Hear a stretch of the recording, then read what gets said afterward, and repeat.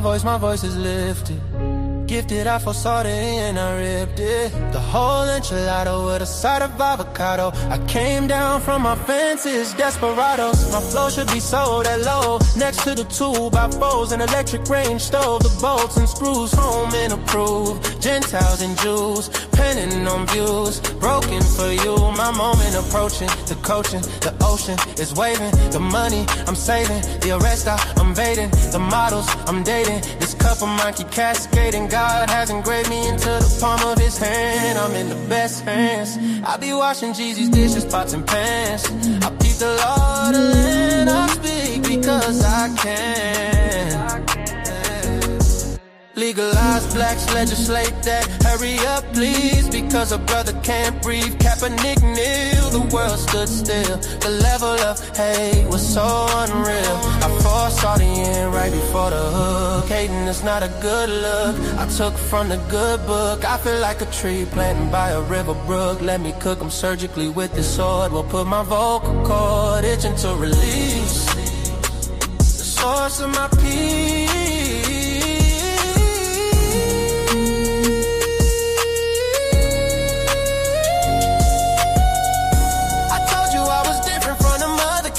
I'm flipping verses on these tracks like an acrobat. Yeah, glory to the Father, he implemented a plan. Jesus carried it out, it is finished. The Spirit empowered, blessing after blessing.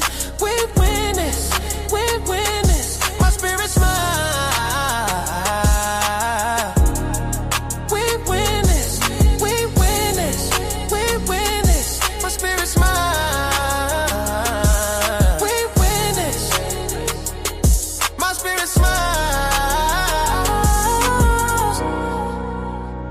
My spirit smiles, my spirit smiles. Do y'all hear what I'm saying? Think about it. Think about it. Man, Jesus did that. We win this. We win this. My spirit get it. We win this. Do you hear what I'm saying? We win this. My knees buckle, my spirit chuckle. We win this. We win this. Oh.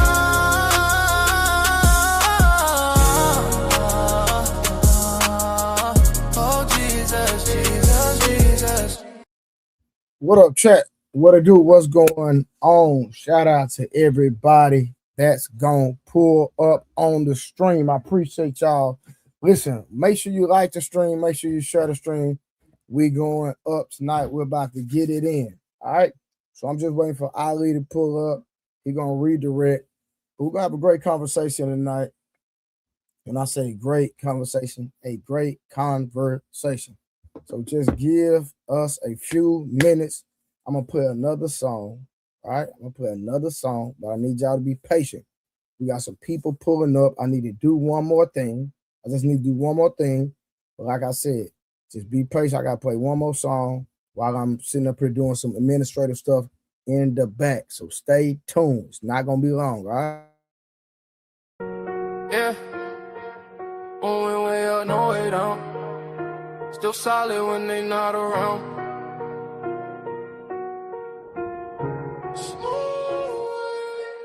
I've been winning, I've been hustling, and I stayed on top. Came from nothing, now the whole world wide. I don't fold, I don't break, I don't stop. Every move I make turn straight to stop. Had to grind through the rain and the drought. Now my name ring bells in the crowd. I've been up, I ain't coming back down. When you build like me, you don't drown. Yo. On my back, but I walk like a king. Had to learn how to boss up, not just dream. They would sleep on the kid. Now they blink, every loss made my vision more clean. I don't talk, I just let it unfold. Silence that's not allowed to glow. Every mile I walk was cold. Now the ice in my watch too bold. I don't chase, sidetrack. Everything I need come back. Real ones only in my pack. No fake love in my lap. I've been winning, I've been hustling, and I stayed on top. Came from nothing, now the whole world wide. I don't fold, I don't break, I don't stop. Every move I make turn straight to stop. Had to grind through the rain and the drought. Now my name ring bells in the crowd. I've been up, I ain't coming back down. When you build like me, you don't drown.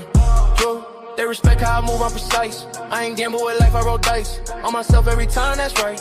Now my future's shining too bright. No revenge, I just level up. When they doubt me, I double up. I ain't rushing, I'm setting pace. Now they follow my footsteps, trace. Ooh, I remember the days.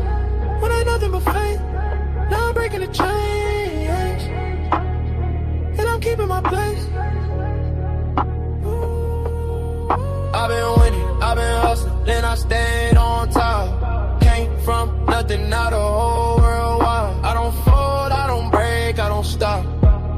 Every move I make turn straight to stop. Had to grind through the rain and the drought. Now my name ring bells in the crowd. I've been up, I ain't coming back down. When you built like me, you don't drown. No joke. Yeah, top floor, no ceiling. Still hungry even when I'm eating.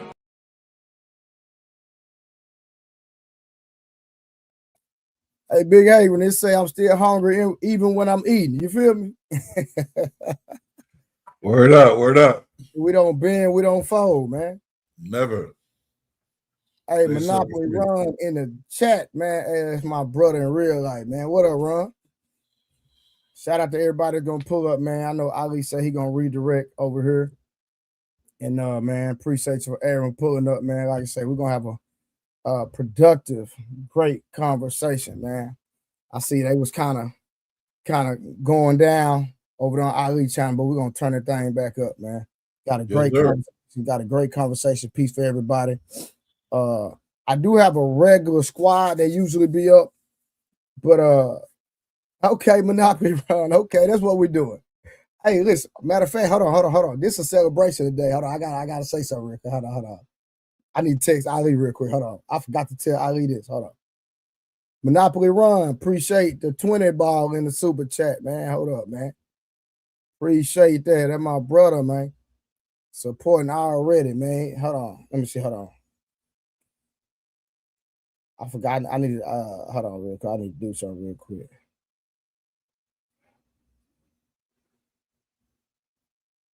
Who that? Hey, Ali, I was just texting you. Man, you on mute, man. Oh, who did it? What happened? Hey, look, bro, look. Look what I got back. I know that ain't you right there. Yo, when'd you find that out? When'd you realize I that? got my monetization back today. That's fire right there. That's fire. Bro, I finally got that joint back. I know you excited. What? Man, come on, man. Hey. Man, you don't even be updating. Look at this. It's your fault, though. This man, it's your fault. It's your fault. You told me, Trey, get back to it. Get off Facebook, come to YouTube. It took me 2 weeks to get monetized, bro. That's crazy. And how long did it take you to actually get on here? They'll tell them that. Oh, shit. Yeah, exactly. You ain't gonna tell them that. God knows, boy. Y'all have no idea. I ain't gonna put you on blast, boy. I ain't even gonna put you on blast. How I no, put me on blast, bro. Go do. I ain't tripping. 2-3 years, man. I think it's longer than that. Hey, Big Aaron. I think it's been 3. I don't want to say 3 years. Hey, man, Ali, I'm about to start up that StreamYard. Ali, I'm about to start up that StreamYard. It's about 3 years, and I swear it's crazy how long this man been not starting it up. That's crazy. Hey, man, shout out to everybody that's blessing with the super chat. Like I said, man, it took me 2 weeks. Hey, Ali, I wasn't sleeping, wasn't it? It don't make no sense, Trey. You should have been doing this, yo. That's crazy. Now you've been going hard, like for real. Shout out to getting it done, because this could be 2027 having the same conversation. So. You're right. No, you're right. You are actually right. Shout out to getting it done yesterday. I mean, today and not tomorrow. No, for sure. We got it done. But hey, so listen, tonight we're gonna talk about, should dating reflect marriage roles? I like it. Yeah. Hey, good. Karen, where you at? You need to pull up, man. Come on, stop playing. Don't jump on the stream. I should have some regulars pulling up, but if they don't, it don't matter. But we're gonna go ahead and get started with the conversation. Should dating reflect marriage roles? That's what we're gonna talk about today. And I already have a line of questioning for the people. So let me drop the string. Karen, bring your peanut head up here with them with pretty eyes. And Hold on, I'll be right back. You good, family? And I don't know if the other people gonna pull up. Some Rebecca. I don't know where Rebecca at. Man, you know you ain't got to turn your goddamn camera on. You already know that, Karen. So I don't know why you playing. You know you good. Certain people have to turn their camera on. You good. You don't have to turn yours on. Me, Flo say she in the bed too. All right. So you married, right, Aaron? Yes, sir. Gotcha, for sure. How many years, you don't mind me asking? Yeah, no, for sure. We got married October 13th, 2017. So that makes Okay. About 8 years, but I met her back in high school. Right. This high school sweetheart. I left out fucking around, Yeah. you know what I mean?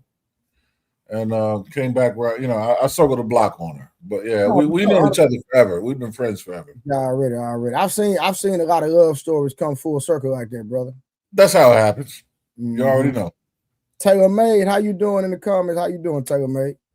Again, like I said, we're gonna acknowledge the people that's giving. Shout out to my brother Monopoly Ron with the 20 ball 1999. Then Miss Karen came through and gave me enough to get a bag of chips and a soda. You hear me? Then we got 30K, one of my brothers that been rocking with me for a minute, man. Appreciate 30K. Always give him wisdom when he pull up. And shout out to Cool Kid, man. We steady rocking. So I appreciate everybody that's pulling up. Thank y'all. Ali, like I say, Ali been on me. Tough. Trey, get on YouTube, go hard, take care of the business. And that's what we doing, man. So we rocking out. Again, hey, Will, what up? Will in the win. All right, so since it's just me and you starting when Month Ali come back, we're gonna go ahead and get this conversation started, even though I know you're married. But hey, maybe you can give somebody some wisdom. All right. So the first question: should dating be previewed of marriage behavior? Should dating be a preview of marriage behavior? Yeah, yes, sir, 100%. Especially if you're intentional, right? I think if you're between the ages of 22 and 30, and if you've already decided that the married life and a family is what you want, then yes, 100%. Your dating life and your dating patterns should absolutely predicate what your marriage is going to look like. It's only right. It makes sense chronologically. Okay. It's essentially an interview period for what it is, for whoever it is going to get the job. But Aaron, now, if you're not intentional, then that's your thing. But Aaron, a lot of women say that they're not going to give you marriage. Hold on one second. Let me bring somebody else in. They're not going to act like they're in a marriage if they're just in the relationship in the dating phase, or is dating just a testing phase where nothing is locked in yet? Yeah, you know what you tell them women? Agitate the gravel. Kick rocks. Because the first date, I've already paid for the first date, which is the first indicator that I can provide to you a meal. And through the dating phase, throughout the dating phase, I'm showing you that I can lead you through a relationship. Even if she pays for a date, that's fine. It's not the first date, but I can show you that I can manage your money well based on the dates that you pay for. Okay. But I'm treating you like I would treat a wife in preliminary phases, right? It's an audition. So if you're going to sit here and tell me that you're not willing to audition to be a wife, you got to get going, because I'm already auditioning to being a husband. That's why I say you got to be intentional. Okay, Karen, what do you think? Should dating be a preview of marriage behavior? So I'm gonna say definitely it should be a preview. It may not definitely replicate what marriage is, but dating is that like screening process to see if you even want to get married to that person.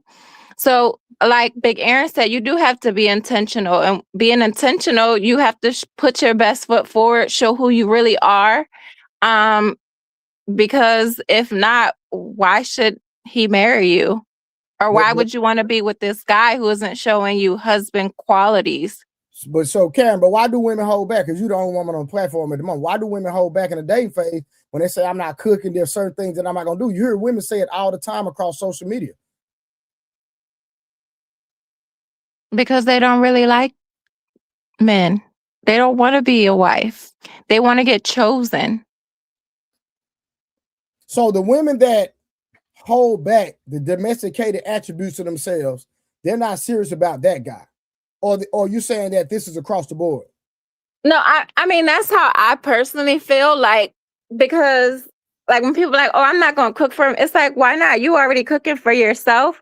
If you have kids, you cooking for them. You could probably even cook Thanksgiving, Christmas, holidays, dinner. But when it comes to this man, you'll share your body, but you won't share a meal with him. Like, so to me, it like kind of never really made sense why we're doing things so backwards, because I feel like, you know, your body is your most prized possession. So you're willing to do everything else. But Karen, listen, this is no lie. In Big Aaron, whenever you get a chance, I don't know if you got your own platform or what you listen, ask women this all the time. Have you had sex with more men that you cook for? And usually the answer is most women say that they've actually not cooked for that many men, but they've given a lot of men, or whatever the body count number is, their body more than they've cooked for men. That's backwards. That is backwards. It's crazy. I think what we found right here, brother, is a good one. Come on. Oh, you think Karen a good one? I have my flaws. I've only seen she got one flaw, Aaron. I would expose it. Hey, we'll find out as the night goes on. Hey, Father Time is no joke. But for you know what? I'm glad. Listen, I'm glad Aaron on the platform. Let me ask you this, Karen, because I ain't never asked you this. So, from my understanding, I think I just heard him say he's a military vet, right? Yes, sir. So Karen, if your husband was let me not even say husband, because I know if your boyfriend was deployed, would you wait on him? Absolutely. And I've actually dated a bunch of guys in the military. So Trey, my issue is not being able to de-escalate situations. My issue is your first course of action is violence. Hold on, Karen. Because I know where you're going with this. I know why you asked me that. Karen, hold on.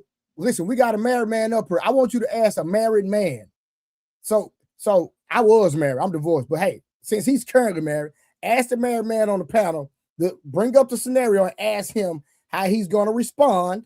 You create the same scenario and then see what he see how he say he going to handle it. Okay, let me ask you this. You and your wife, y'all go out to a nice lounge or whatever, y'all at the bar, enjoying yourselves, minding your own business, and a guy next to your wife either says something disrespectful, touches her, whatever it is.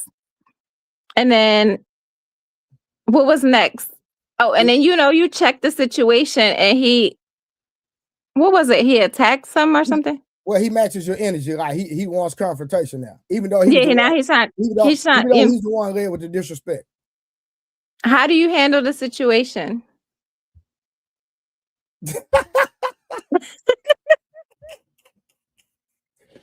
Listen, when you said touch his wife, he already zoned out.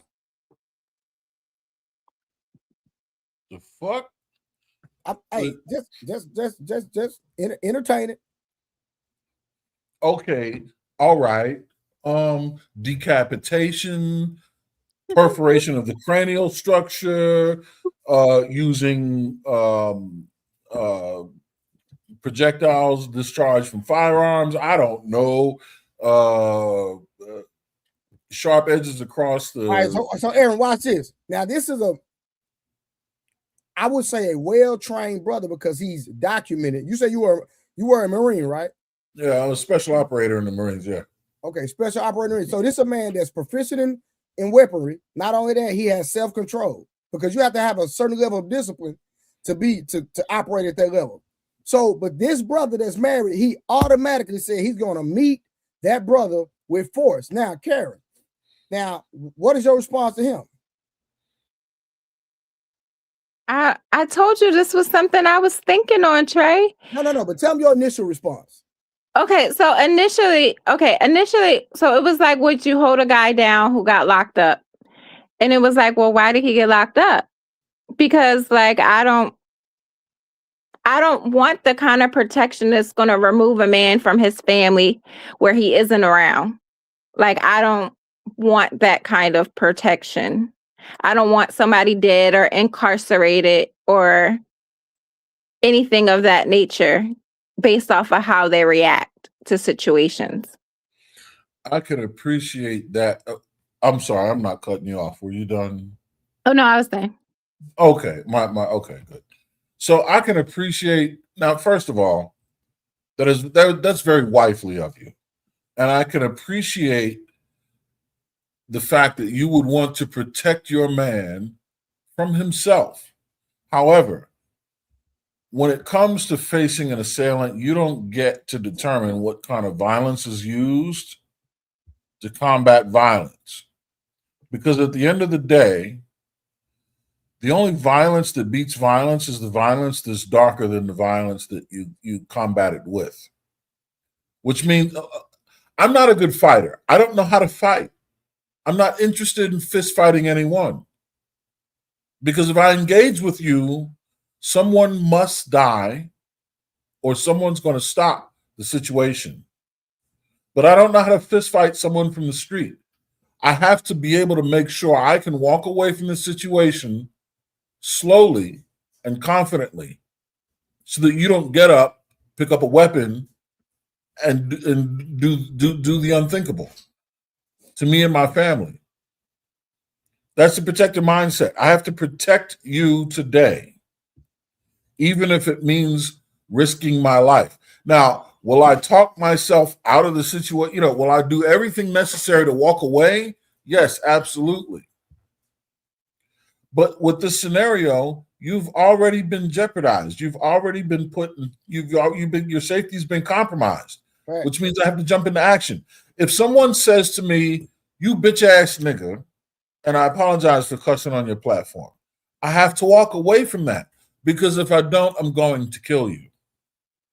But once you do something to establish a clear and present threat, I have to neutralize that threat, even if it costs me not only my freedom, but my life.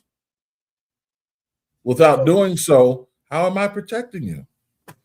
So she said, based on that scenario, if her man chooses violence and using violence after she's been compromised, then she's not going to hold him down if he gets incarcerated for protecting her. Okay, wait. I said if it's that's what you said, Karen. No, wait. I said no. I did say if it's self-defense, he shouldn't be going to jail. We did have that whole conversation. But I don't want somebody that every time we go out, I got to worry about, are you going to get into it with somebody? Like, I don't hang around people who are like that. I don't go to places where fights usually break out. That's not the type of life I live. I'm accustomed to being around people who have things to lose. So they kind of think about situations before they're in them. Yeah. Because I don't want to be in a relationship where a situation was preventable and now he's locked up. He can't be there for his children. He can't be there to live life. Surely. Or he's dead. I don't want that kind of situation. I 100% agree. But there's a point in time where you have to draw a line in the sand to determine when is it go time and when is it not, right? And I don't think, unfortunately, it's not for you to determine that point in time. It's up to your protector to determine that point in time because your protector knows what he's capable of and what he's willing to go through and what he's willing to lose. But what you're saying is right and it's righteous. You want to protect your protector. You want to keep you're essentially saying you want to save them from themselves, right? And I totally agree. And that's where we have to start talking about discernment and discipline. But at the end of the day, if the job to protect you is not in your hands, then you don't get to determine how that job is completed. Because think about this, Aaron, right? So, and this really goes on with the topic, right? Should dating be a preview of marriage behavior? I would assume that the average woman, we know on the internet, anytime a woman is talking about a companionship, it's always, I want a provider and I want to protect her. Me right. Protecting you is a part of showing that I can protect you in the dating phase. So it would give you confidence of marrying me. What woman, listen, I don't know a man on earth that's going to be in a situation where a man disrespect him or his girl and then he walks away and you expect that woman to respect you. I'm just sorry. So go ahead. I agree with you 100%.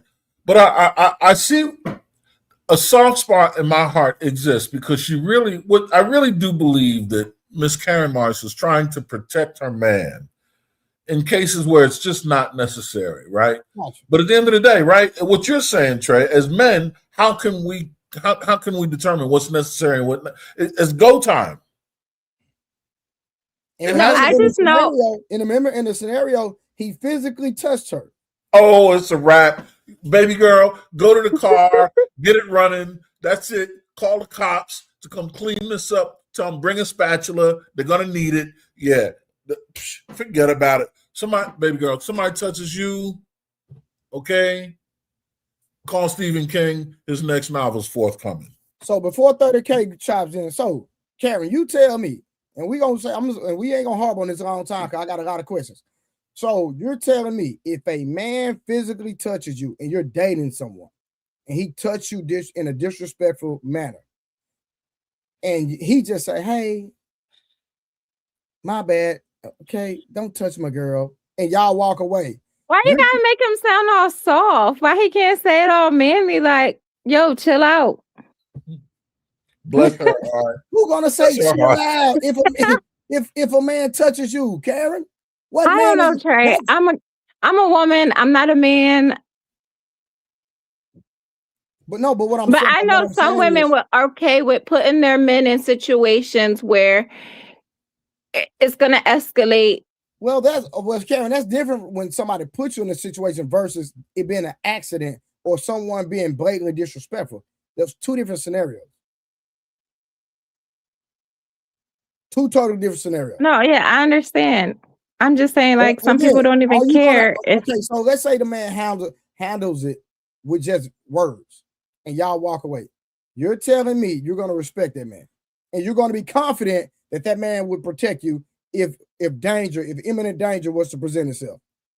It really depends on how the situation unfolds, because I do think you have power in your words. So there are times where you can, calm the situation down with just your words. And like I said, I guess if I've been in a situation, it would be more realistic to me. I just never been in like anything remotely close to understand it. We had to give you a protective scenario because women say they want protectors and providers. So we had to give you a real life scenario, even though it hadn't happened. Yeah, I know. I'm saying maybe I would feel differently if I was in that situation. And your response was, if he goes to jail, you're not going to stay. You're going to leave. You said that. I know what I said. 30K, go ahead. I said anything different, am I? Hey, Karen, I have a question for you. Do you have personal space? Yeah. How do you feel about people violating that? I mean, I don't like people in my personal space, but I don't hit them. Would you consider someone who purposely violates your personal space as disrespectful? Yeah, it can be seen as disrespectful. You said it can be, or it is? No, it can be disrespectful. I understand not everybody understands boundaries. So yes, it can definitely be disrespectful. So in the scenario that they gave about a person who disrespected you, which means it was intentional, was that themed as disrespectful or was it disrespectful? No, it was disrespectful. Okay. All right, so I'll get my piece on that. The reason why I started off with that is because the key word is intentional. If a person is intentionally trying to disrespect like my girl, that's a serious problem, especially if I'm in the vicinity. That means that's blatant disrespect towards me. Now, I mean, you do have some individuals out there that, I didn't know that was your girl. Like, I've been in situations where I wasn't with a person, but I was with some friends and we went to a little club. And as soon as I got up and walked out, the guy went and asked the girl, I was like, hey, are you with him? He was like, no, that's my friend. And then, he proceeded to talk to her.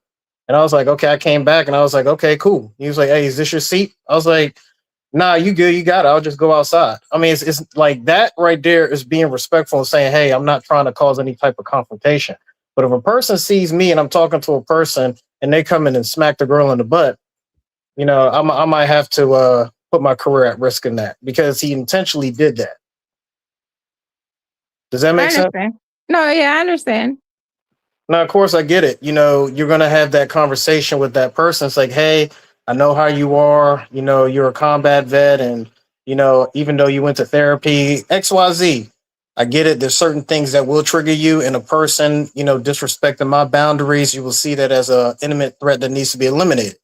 I get that. But we're talking about in the sense of a person that is purposely seeing you, seeing the person that you with, purposely disrespecting. They want to go meet Jesus, and that's fine. I can help them with that. I mean, that's my page. All right, real quick. So the next question: so do traditional roles apply before marriage? Should men lead, protect, and provide while dating, or only after commitment? Let me say it one more time. Do traditional roles apply before marriage? Should men lead, protect, and provide while dating, or only after commitment? Miss Karen, since you're the only lady up here at the moment, the ladies in the comments, if you comment, I will bring it up. Matter of fact, I'm gonna drop the link. If any ladies want to come up, you are free to come up. You do not have to turn your camera on. I don't be tripping on that. Now, sometimes if I don't know you, then it's different. But if I know you, I really don't care. All right, but go ahead, Karen. So I feel like personally, I don't think traditional roles should be taking place before traditional commitment. I think we can work towards that, but I wouldn't want someone paying my okay, I guess it's like some aspects of it, yes. But I wouldn't expect a guy who was like, "Oh, I'm gonna pay all your bills" as my boyfriend. I wouldn't expect that from him. Okay. Yeah, like I wouldn't expect that at that stage. Now, I guess as you got closer to marriage, like, you know, you are combining your lives together, I can understand, but we're new to dating. We're still seeing the potential in one another.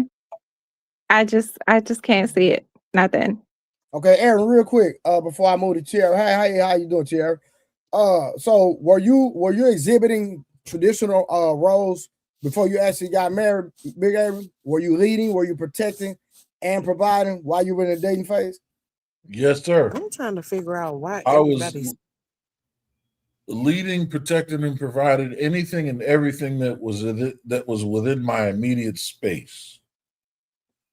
And so in marriage, that's an invitation to invite you permanently within that purview or within that circle of provision, protection, and leadership. But my leadership, provision, and protection has always been.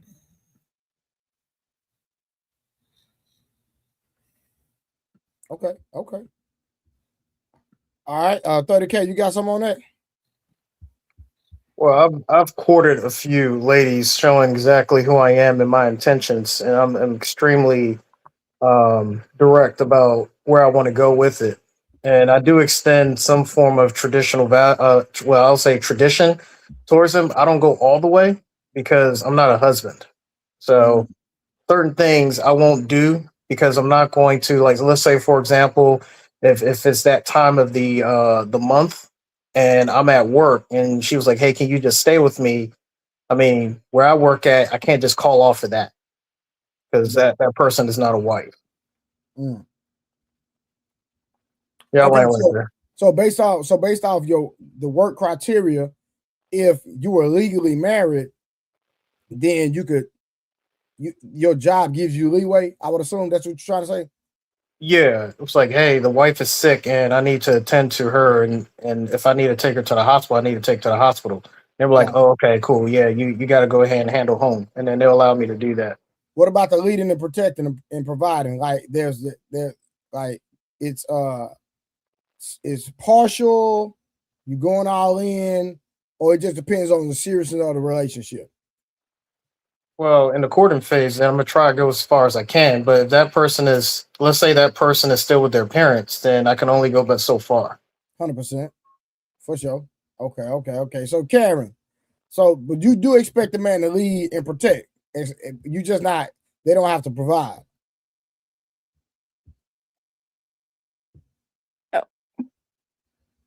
Well, yeah, I mean, I think that the man is always going to be the leader, regardless of what part of the relationship it is. As far as protect, we're working on that one. So, you know how I feel about that one. But provide, I mean, you can be there for support or what you feel is generous on your part, but a requirement, absolutely not. Okay, so you're not the type of the woman that put expectations on a man while you're dating. So if he do for you, he do for you. If he don't, it's not going to be a deal breaker. I'm not going to judge him or lose interest just because he's not providing.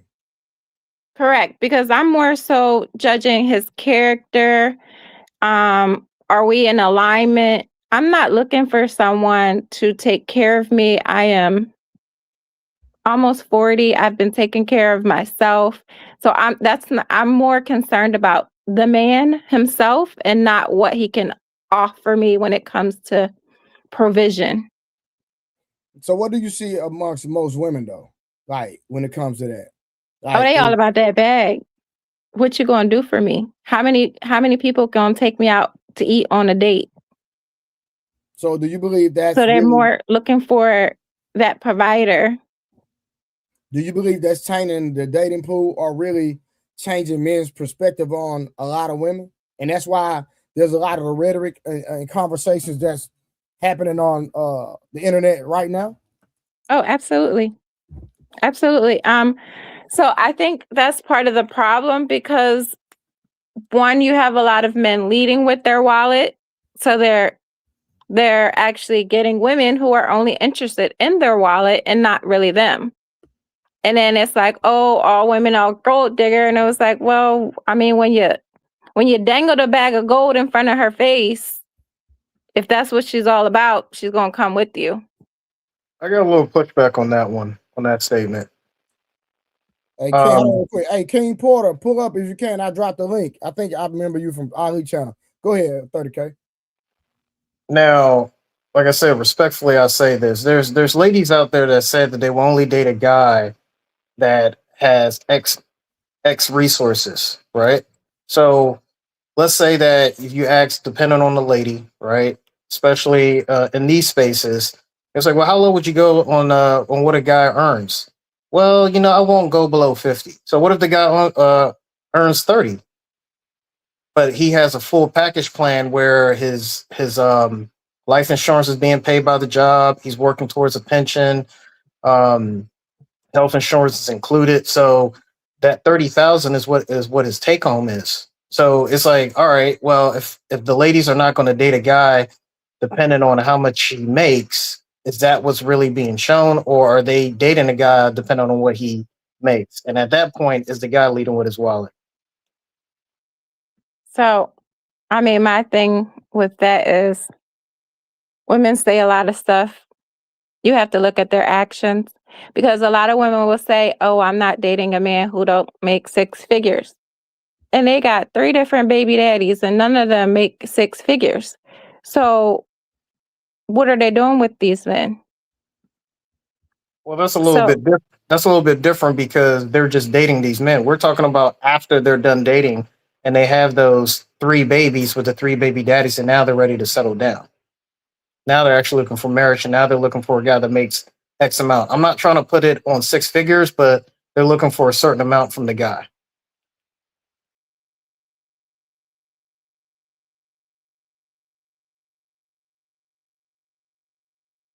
I think I'm a little lost. Um, Yeah, I think I kind of missed a piece of it.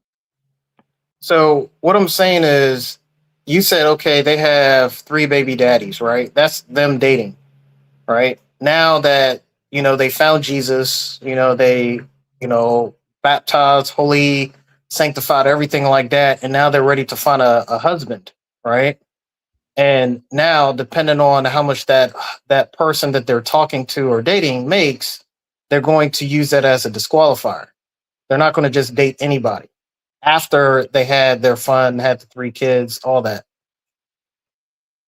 Yeah, no, I understand what you're saying. I'm not sure what's the question you're asking me. No, I said I had pushback on the statement that men leading with their wallet. Well, the thing is, Oh, okay. what's happening is they're looking at men that has a certain amount of resources or makes X amount of dollars per year. And the thing is the man really leading with his wallet if these women are only talking to men that can provide at a certain amount? So I think a lot of times, so from that scenario, I feel like a lot of times when men lead with their wallet, they're getting women who don't actually like them, regardless of either they're being disqualified because they don't meet this income limit that she set on the relationship that she's probably also not qualified for, but also you'll run into where they don't like you, they like your resources. Okay. Like I said, I'm just listening to certain talking points, and it seems as if there's a timeline on that man having to reach a certain dollar amount, or they're not going to stay. And that's during the dating phase, to the courting stage, to the marriage stage. Okay, cool. Okay, well, we'll move to the next question. So, our next question is it realistic to turn on masculinity only after marriage? If a man says, I'll be masculine once we're married, is that fair or foolish? And basically that sets the premise for a lot of the women that say they're gonna hold back certain things until marriage. So should a man hold back masculinity until only after marriage? Karen. Yeah, this is why I want to be up here. If I'm gonna always have to be first. Hey, I'm waiting on Becca. She hadn't pulled up Rose. Hey, they ain't pulled up yet. So I mean, no, that sounds ridiculous because I feel like a man is always masculine. Well, if he's a masculine man, then he's always masculine. It's not a switch that you turn on and off. Like that's either who you are or you're not. And I mean, I'll do you one better. The same applies to women. Either she's feminine or she's not. Okay. So you just basically saying somebody should just be themselves instead of putting on and being performative when it comes to not exposing certain characteristics or attributes about themselves. Correct. Because people do hold back. You hear it all the time. It's sad, but it's true. You hear women, and then it be double standards in the presentation, especially when it comes to women. Not more on the men's side, but more on the women's side. That we're not going to do this. I'm not going to do that. You're not my husband. They say those things. Yeah, and I wouldn't trust that they're actually going to do it afterwards either. Most of the time, that's just the rail you in where they don't have to do that. Because if a guy told me, oh, I'm not going to show you that I'm masculine to after marriage, that would be a red flag. I'm out of there. Like,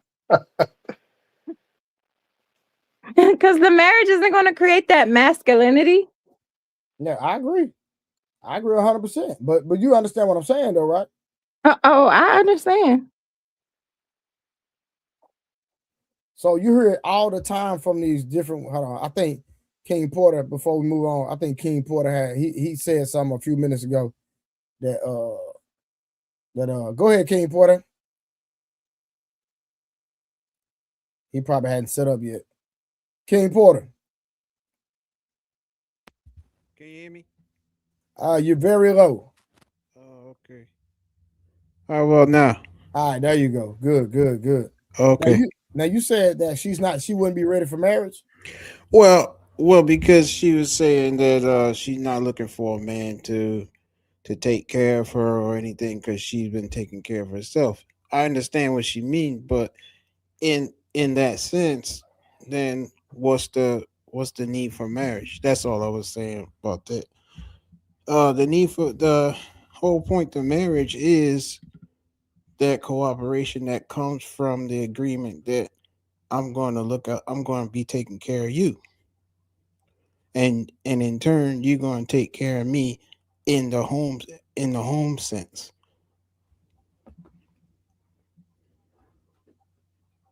Karen, what's your response to that? So what I'm doing in the dating phase is like I said, there are certain things you can do in the dating phase, but I think it builds up to marriage. Like I'm not allergic to support. I'm not completely against support. I just don't feel like I need to outsource being an adult.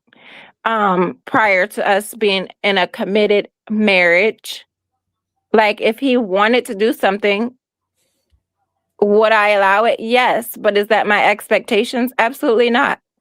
So King Porter, let me ask you this. Are you saying that, let's say, and I'm using hypothetical, right? She gets a husband, and then the husband continues to let her work. She can keep her money. You're just saying that you're just gonna take the responsibility of the bills and taking care of her in that regard? Or you saying that you'll come in, she moves in with you, she can't work anymore, you're just 100% the provider? No, if she moves in with the man and he's taking care of the bills of the house, my belief in that situation, if the woman has been working and she is working, see, the woman is supposed to be a helpmeet, and that's depends on whatever the man is. That's what she's supposed to be helping. She's there to help, to be a helpmate to that man. If that man is a plumber and has a plumbing business, then she's supposed to help in his household whichever way he needs the help. I have a problem when women say my money is my money and your money is our money. I have a problem with that because your money as the wife is supposed to be able to be accessed to help the household whichever way the man sees fit. Okay. And that's the level of cooperation that is not going on, and why we have these discussions right now. Because women are always ready to say, well, you're supposed to protect and provide, but to turn it back, you're supposed to help. You're supposed to be a help meet. And with whatever way that man needs help, we got to stop this shaming men on if the man might need help on the financial end. That doesn't mean he's less of a man. If she's able to help, that's where she's supposed to come in as help. If he's lacking on the spiritual end, if she can help, she's supposed to come in and help. If he's lacking on a physical sickness, she's supposed to come in and be able to help. Whatever way that man needs her to be the help, she should be able to fulfill that. Well, I don't think Karen was saying that she wouldn't. No. I understand. She wasn't saying she wouldn't, but I was just saying in the context of I was just coming from the point when she was saying, well, I don't need anybody to do anything for me. I know what she means now. I understand. No. Yeah, because like me personally, right? I'm just saying for me personally, right? Mm-hmm. I don't want no woman sitting at home gaining weight. Right. Talking to her friends on the phone, on social media all day. No. If a woman spending all your money. If a woman gonna be with me, she gonna bring something to the table. Right, exactly. Let me say something to that point, because you're saying something very, very poignant. A lot of people don't understand what a wife is. And a wife was never supposed to be somebody that's sitting at home all day just waiting for you to come home. Mm-hmm. If you really take a look, if people really read that Proverbs 31 properly, that woman, from the beginning of the chapter, that woman is working. 100%. That woman is working, man, and that guy, the husband, is away on a far journey. Of course, that's a metaphor for Christ being away and us, his church down here, doing work. But that husband is away. That woman is working. She got, I think it's something like 5 or 6 different things going on. Yeah. And then her attitude for doing it is because she's concerned about his reputation. 100%. And when he returns, she's ready to present everything and say, "Hey, look what I was able to do for our household." Yeah. You know, she's presenting to him. A lot of people, all this talk about stay-at-home wife and all this stuff, a lot of women don't know what being a wife is all about. And let me get it understand. I'm not against a woman being a stay-at-home mother, right? Yeah. But this is my thing. I've analyzed and sit back. I'm a data person. I sit back and I watch people. And every woman that I know personally that was a stay-at-home mom were messy as hell, two-faced it, Yeah. and all they did was be in other people's business all day. That's all they did. Yeah. Because about time the school, now if you homeschooling, it's totally different. Right. But if you're a housewife and the kids are going to school for 8 hours a day, then they tend to be the playground. We already know what the item is, the devil workshop. Right. I'm telling you, they tend to be messy as hell. Definitely. They're not doing anything productive. You're watching stories all day. That's it, bro. And that's all I've seen. So as a young man, when I seen that turned me off. Right. I'm like, I need a woman that's gonna be productive, a woman that got motion, a woman that's doing things. Mm-hmm. You understand what I'm saying? Yeah. Because I see people all the time saying that men are scared of successful women. No, I'm not, because your success has no bearing on who I am as a man. You can make 10 times the money that I'm making. Guess what? Your money is not going to be an influence on whether you dictate or have a say so, or whether you can close your mouth, open your mouth, and I close my mouth just because you make more money than me. Exactly. No. I'm a man. I don't care what's going on. Period. Right. And I'm gonna demand that. It's like men naturally, we demand respect. I demand my masculinity is not on the chopping block at no time. Right. And nowhere in the Bible does it say follow him because he got money. It says submit to him because he's your husband. Yeah, the order, proper order. Right. Exactly. All right. So you mean to tell me you're not turning on and off your masculinity? No. Why would that be turning on and off masculinity? No, I was just joking because that was the question that Trey asked me. Oh yeah, I forgot. Yeah. I will tell you, the ones that do turn on and off their masculinity is the Simpson Panderers. If that makes sense. Definitely see that. I can see that. But with women having all these different expectations and being entitled, even in the dating phase, don't men have the right to reserve certain things? Yeah, because the premise they're coming from is all off already. So men have to be on the defensive these days. You would not be wise if you wasn't on the defensive, because the way the direction the women are coming from with all these requirements, they're so ridiculous and so outlandish. You had better have your guard up. For sure, 100%.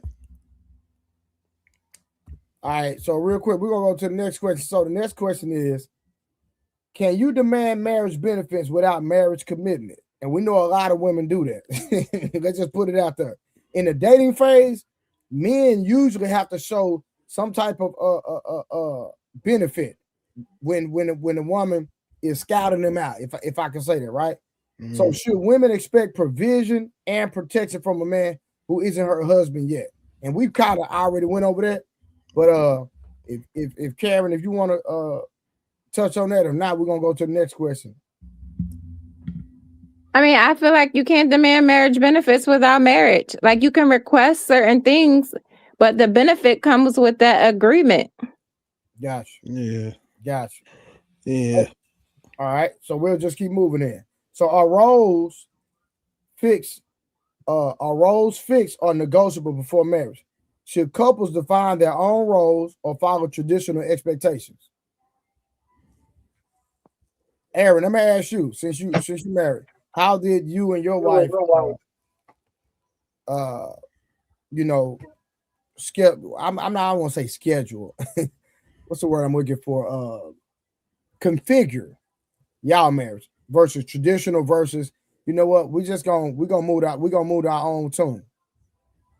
That's a great question. So I think there are some inevitable gender roles that we just can't escape, right? And you don't have to be religious to acknowledge those. Science will tell you that. For example, my wife's role is to incubate the damn children and give birth to them. My role is to inseminate her, right? There's no way around that. Science would suggest that her body type and my body type have their own individual roles. Now, culturally, and culturally is based on religion, there are roles that I think you should discuss with your mate before you get into marriage. And I think that's what the courting phase is for. And that goes back to the first question you asked. Should people approach the dating phase with marital, behaving as if they're, a married person? And I think, yeah, you should, if you're intentional about becoming married, because that's the point where you define what your role is going to be. And to answer your question, with me and my wife, it was cultural, right? She was raised by two parents. Her grandparents raised her, and they were married since the beginning of time. My parents raised me since the beginning of time. So we had certain congruencies that we shared, that kind of came out of the gate as granted. But beyond that, we definitely discussed things like our vocational efforts. She had, degrees, I have a career path. And while we both have a great deal of earning potential, we had to discuss what that earning potential means in a marriage. And what we ended up with is that the earning potential ends up coalescing in one pot. And then that one pot, I'm the ultimate decision maker, but not without her consultation. And that's y'all agreement. Exactly. And even in a place where we disagree, I would be the ultimate, the ultimate say so. But she trusts in that I'm going to give a great deal of leverage and consideration to her perspective whenever making a decision. Gotcha. I'm a pilot, she's a co-pilot. And we're both necessary to keeping this plane in the sky, so to speak. And most of the time where I have questions, I will default to her for answers. But she knows once I make a decision, it's because I have no more questions. Gotcha. And then she defaults to that by virtue of trusting the fact that I've taken all of her wisdom, intelligence, and abilities and incorporated them into the decision-making process. And then she can live a life alleviated from the pressure of having to make those decisions. Because if it goes wrong, I'm the one responsible. But I can't have it go wrong, which means I need to extract the best out of her that she can possibly give. Because I can't afford to go wrong, because I'm not trying to clean this mess up. And therefore, she gives me the best that she can give me. Yeah. And that we both give the best to the marriage. Do you see how the ladder works? Yeah, 100%. Y'all just working together. That's all. There you go. That's it. And in my personal opinion, I believe like that's how most. I don't believe that most households should have a traditional. Now there should be gender roles. Let's just put that out there, right? Yes. But Yes, as far sir. as the everyday functions in the household, hey, do what best works for y'all. The chemistry Exactly. that y'all need for y'all lifestyle, work hours, kids, etc. Do what works for you. And what happens is a lot of time when people give me relationship advice, they try to project their ideology on that person without walking in their individual shoes. It don't work like that. There you go. Like 30 well, just all we got 4 men up here, right? We all will handle things differently, but we're all men. So Right. there's no one set way to do it based on our experiences, our temperament, et cetera, et cetera, et cetera. We could just pile on different scenarios all day long. Mm-hmm. But you got to do what works best for you. And so, especially in this relationship field, listen, you're not gonna do it like me. I don't expect you. Now, there are certain principles in life, universal laws that will go for everybody. Right. Yep. If you violate this universal law, I promise you, I don't know what's gonna happen, but something is gonna happen. There you So go. I'm gonna give you advice from that context and from that lens. Right.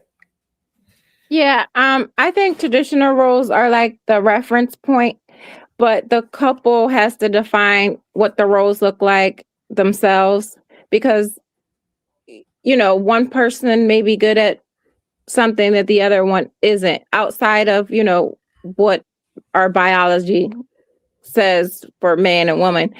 But I think, you can use the traditional role as a reference point, but it has to be that way because it may work another way for another couple. It may work differently.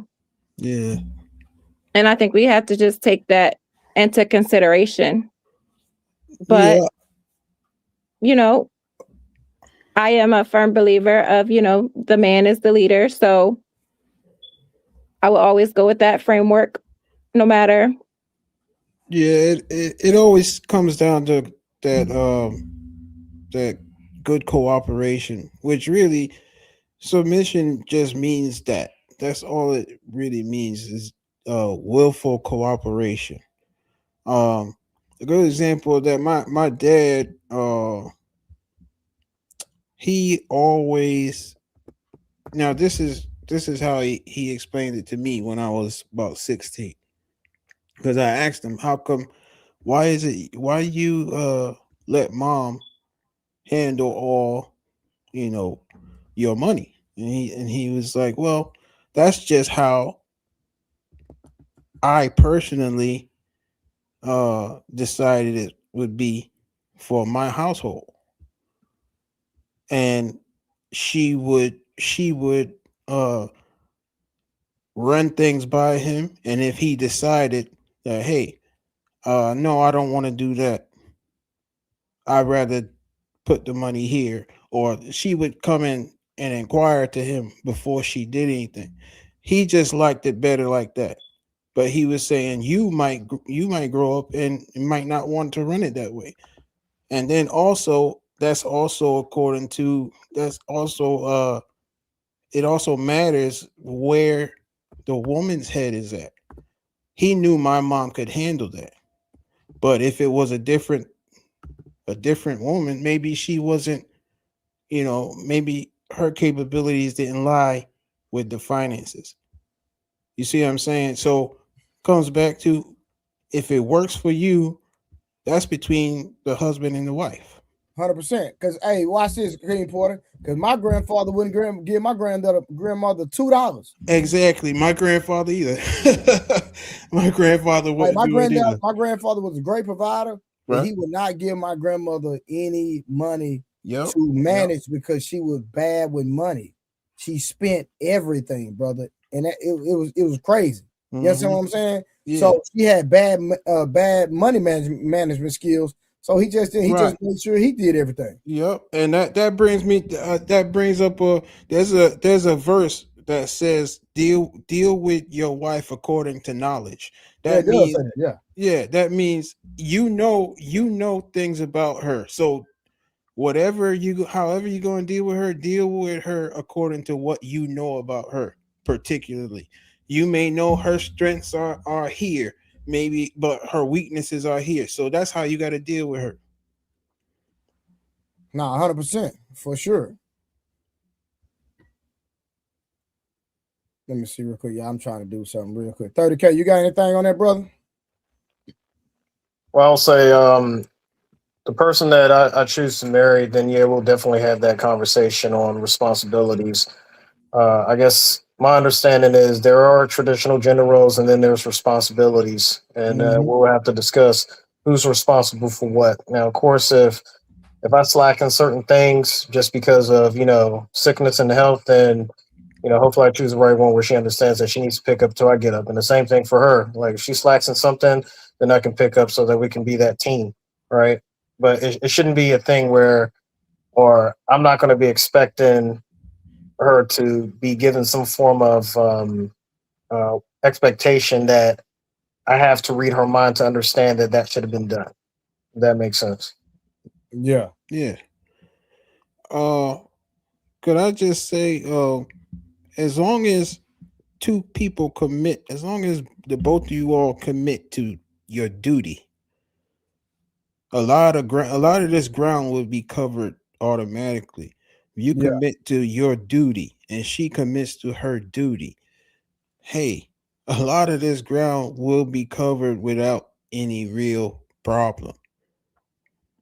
No, for sure. And people just got to understand, man, like if you're going, and I'm just talking about for those that in a serious relationship that's really trying to move toward marriage, you have to serve each other.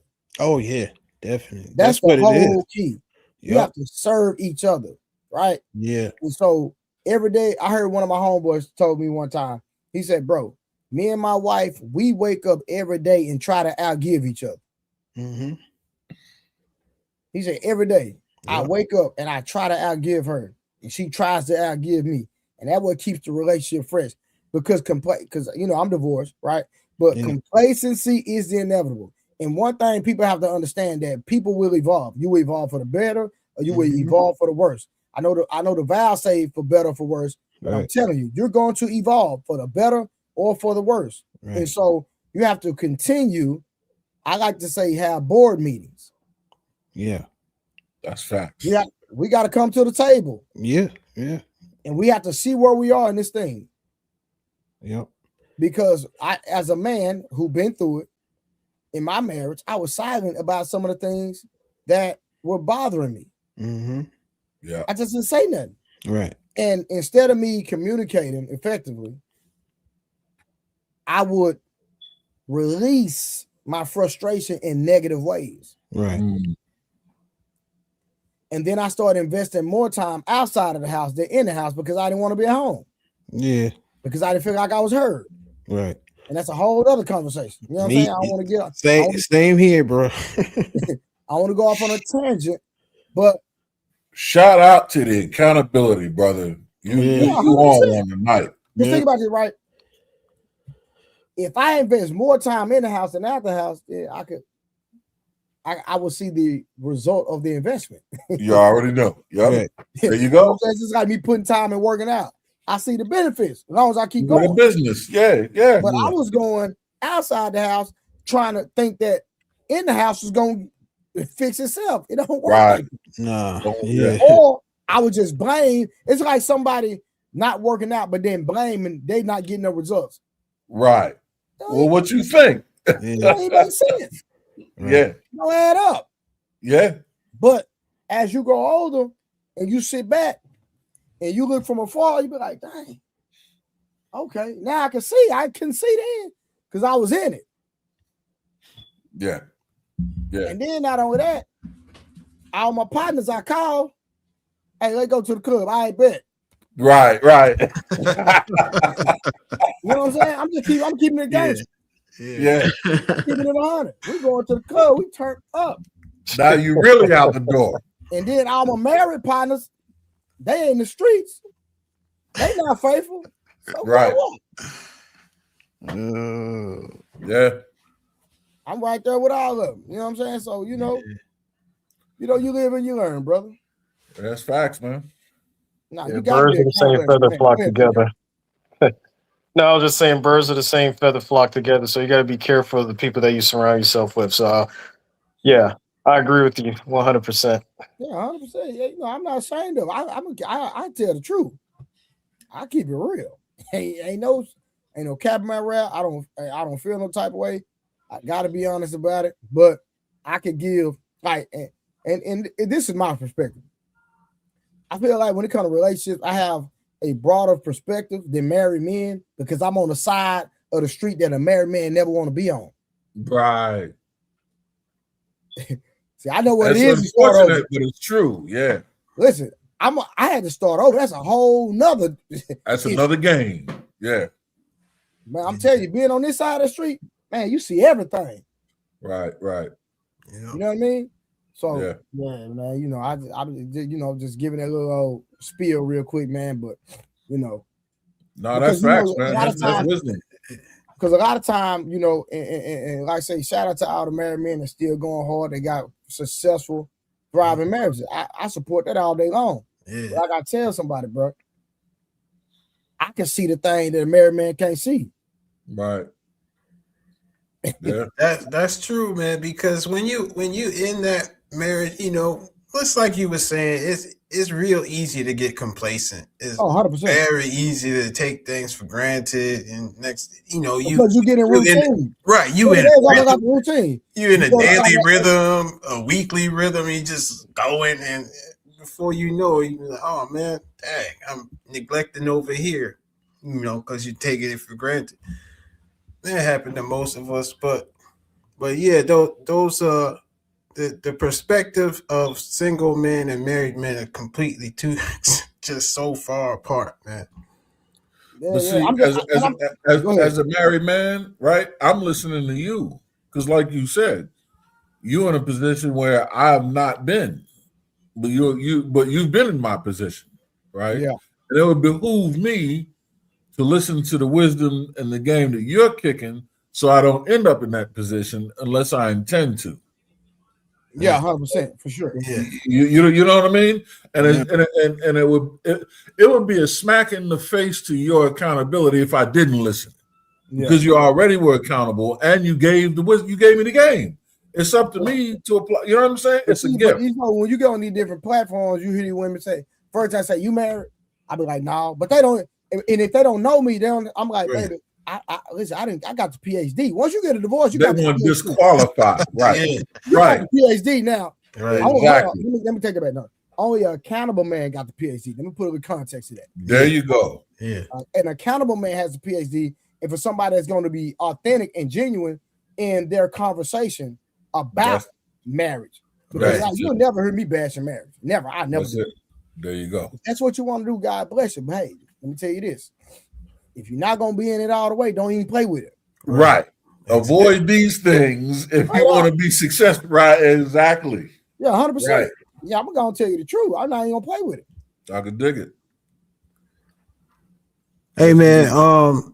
Thanks for having me, man. I got to get going. No, you good, man. I seen the comment that you made. Yeah. So I just wanted to, see the possible smoke you had for Karen. Oh no. Hey, I'm not link in the chat. I think Why So Serious pulled up. Unfortunately, I'm gonna get going, but I'm gonna drop a bunch of info here in the chat, man. Link up with me, man. I love what's going on. I'm always in the cloud watching y'all. You know what I mean? Like I've been watching y'all for a while, but yeah, we got to link up, man. I love what you got going on over here. I want to connect with you, man. Yeah. I usually go live at 10 p.m. Central Standard Time every night. Okay. All right. And I'm going to try to find. Some information because I know I dropped something in the conversation, the chat, saying that dating is derived from prostitution. I'll find the history on that. Well, just to say something real quick before you leave, we understand biblically that dating wasn't a thing. Right. All. Not at all. You were under the covering of your husband. Mm-hmm. of your father until he gave you to your husband. It was that simple. Yeah. That was a process in the arrangement. Hands Yeah, down. and that's why courting and dating is two completely different things. For sure, 100%. Hey, when I got you, brother. All right, man. I'll send you my info. All right, thanks. All right, real quick. Let me try to do this thing like Ali and Fat and them be doing, man. We're gonna try to figure this out. I gotta shout out to all the people that's been giving. Let me figure this out real quick. Hurry, get a glory seed. Get a glory. Empty your checking account out. Empty it out. This is a glory seed. Shout glory seed. All right, again, we got Mr. Monopoly Run with the goddamn 1999 20 ball. Let me see. We got Miss Karen Morris. Thank you, Miss Karen. Shout out to you. Appreciate you for the $5. Like I said, I'll be able to get some fast food. Or you know what, fast food don't win up. We can't get a number one no more, Miss Karen. Stop being cheap. We got 30K, my brother. 30K is about time. Shout out 30K. He's been giving before I got monetized and grinding with me late nights. He been shooting hooker lately. I don't know where he been. Maybe he got him a boot. I don't know what's going on. Listen, $10 I can get me a Planet Fitness workout membership with that $10. You know. All right, real quick, shout out to Cool Kev. Congratulations. Hey, Cool Kev, my brother, I appreciate you so much. Again, we got Male Stay Fitted with the $2. Congrats, bro. Thank you. If you look below, there's 12 male archetypes all within. Aaron, is that you? My bad, man. Yeah. I heard something. I was just trying to see where it was coming from. I got you. James Blair with the $2, just stopping by the show. Support, brother. Thank you so much, James. Thank you so much. Like I say, today is my first day getting get my monetization back. James Blair again. Thank you. I mean, thank God, Big Aaron didn't say partner. Oh man, here we go with that. All right, boom. Let me see what we got next. We got T.O. Listen, T.O. Man, hold up. Man, that dude came through with the goddamn 50 ball. Man, hold on. Where's my fucking money, motherfucker? Where's my fucking money? Listen, man, I had to give T.O. the aggressive gift, man. Appreciate that, T.O. And I think T.O. sent goddamn 20 in the cash out. Man, that man is the sponsor of the show right now with the 70 ball. Man, T.O., brother, I don't know you personally, man, but you've been number generous since I met you, and I do appreciate you. And then he comes back, man, forget all that. It's a dictatorship over here. I'm benevolent. I'm the benevolent one, though. Thank you, T.O., again, with the $5 ball. Man, that man is at $75 at the moment. Thank you, T.O. Let me see. We got the OG. OG been given before I got monetized as well. Keep up the good work. Keep the conversation coming. Thank you, OG. Man, appreciate it, my brother. And we have, let me see, Ice Man Big Aaron. That's you, Big Aaron? Yes, sir. So thanks for having me. Congrats on getting the monetization, my brother. Thank you again. Thank you so much. We're going to get back to the comments. All right. I left my info in the back. I'm gonna dip out, man, but I appreciate you, man. No, I got you. We're gonna tap in for sure. Yes, sir. All right, brother. Take care. Hit the like button, folks. Take care.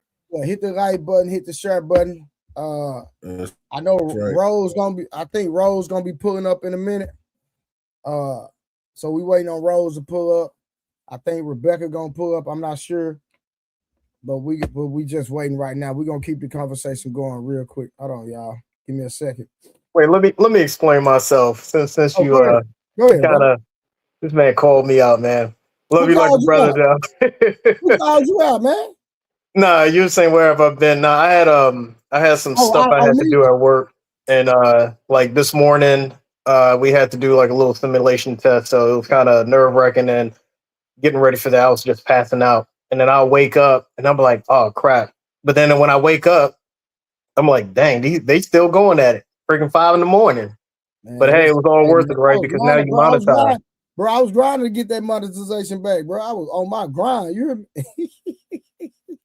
Yeah, I'm happy for you, man. I'm glad that you're at this point now. So now you can keep on moving up. Yeah, man, bro. Listen, I'm 7 days a week with it, man. Listen, we thugging, man. I'm a hustler for real. I was a hustler in the street.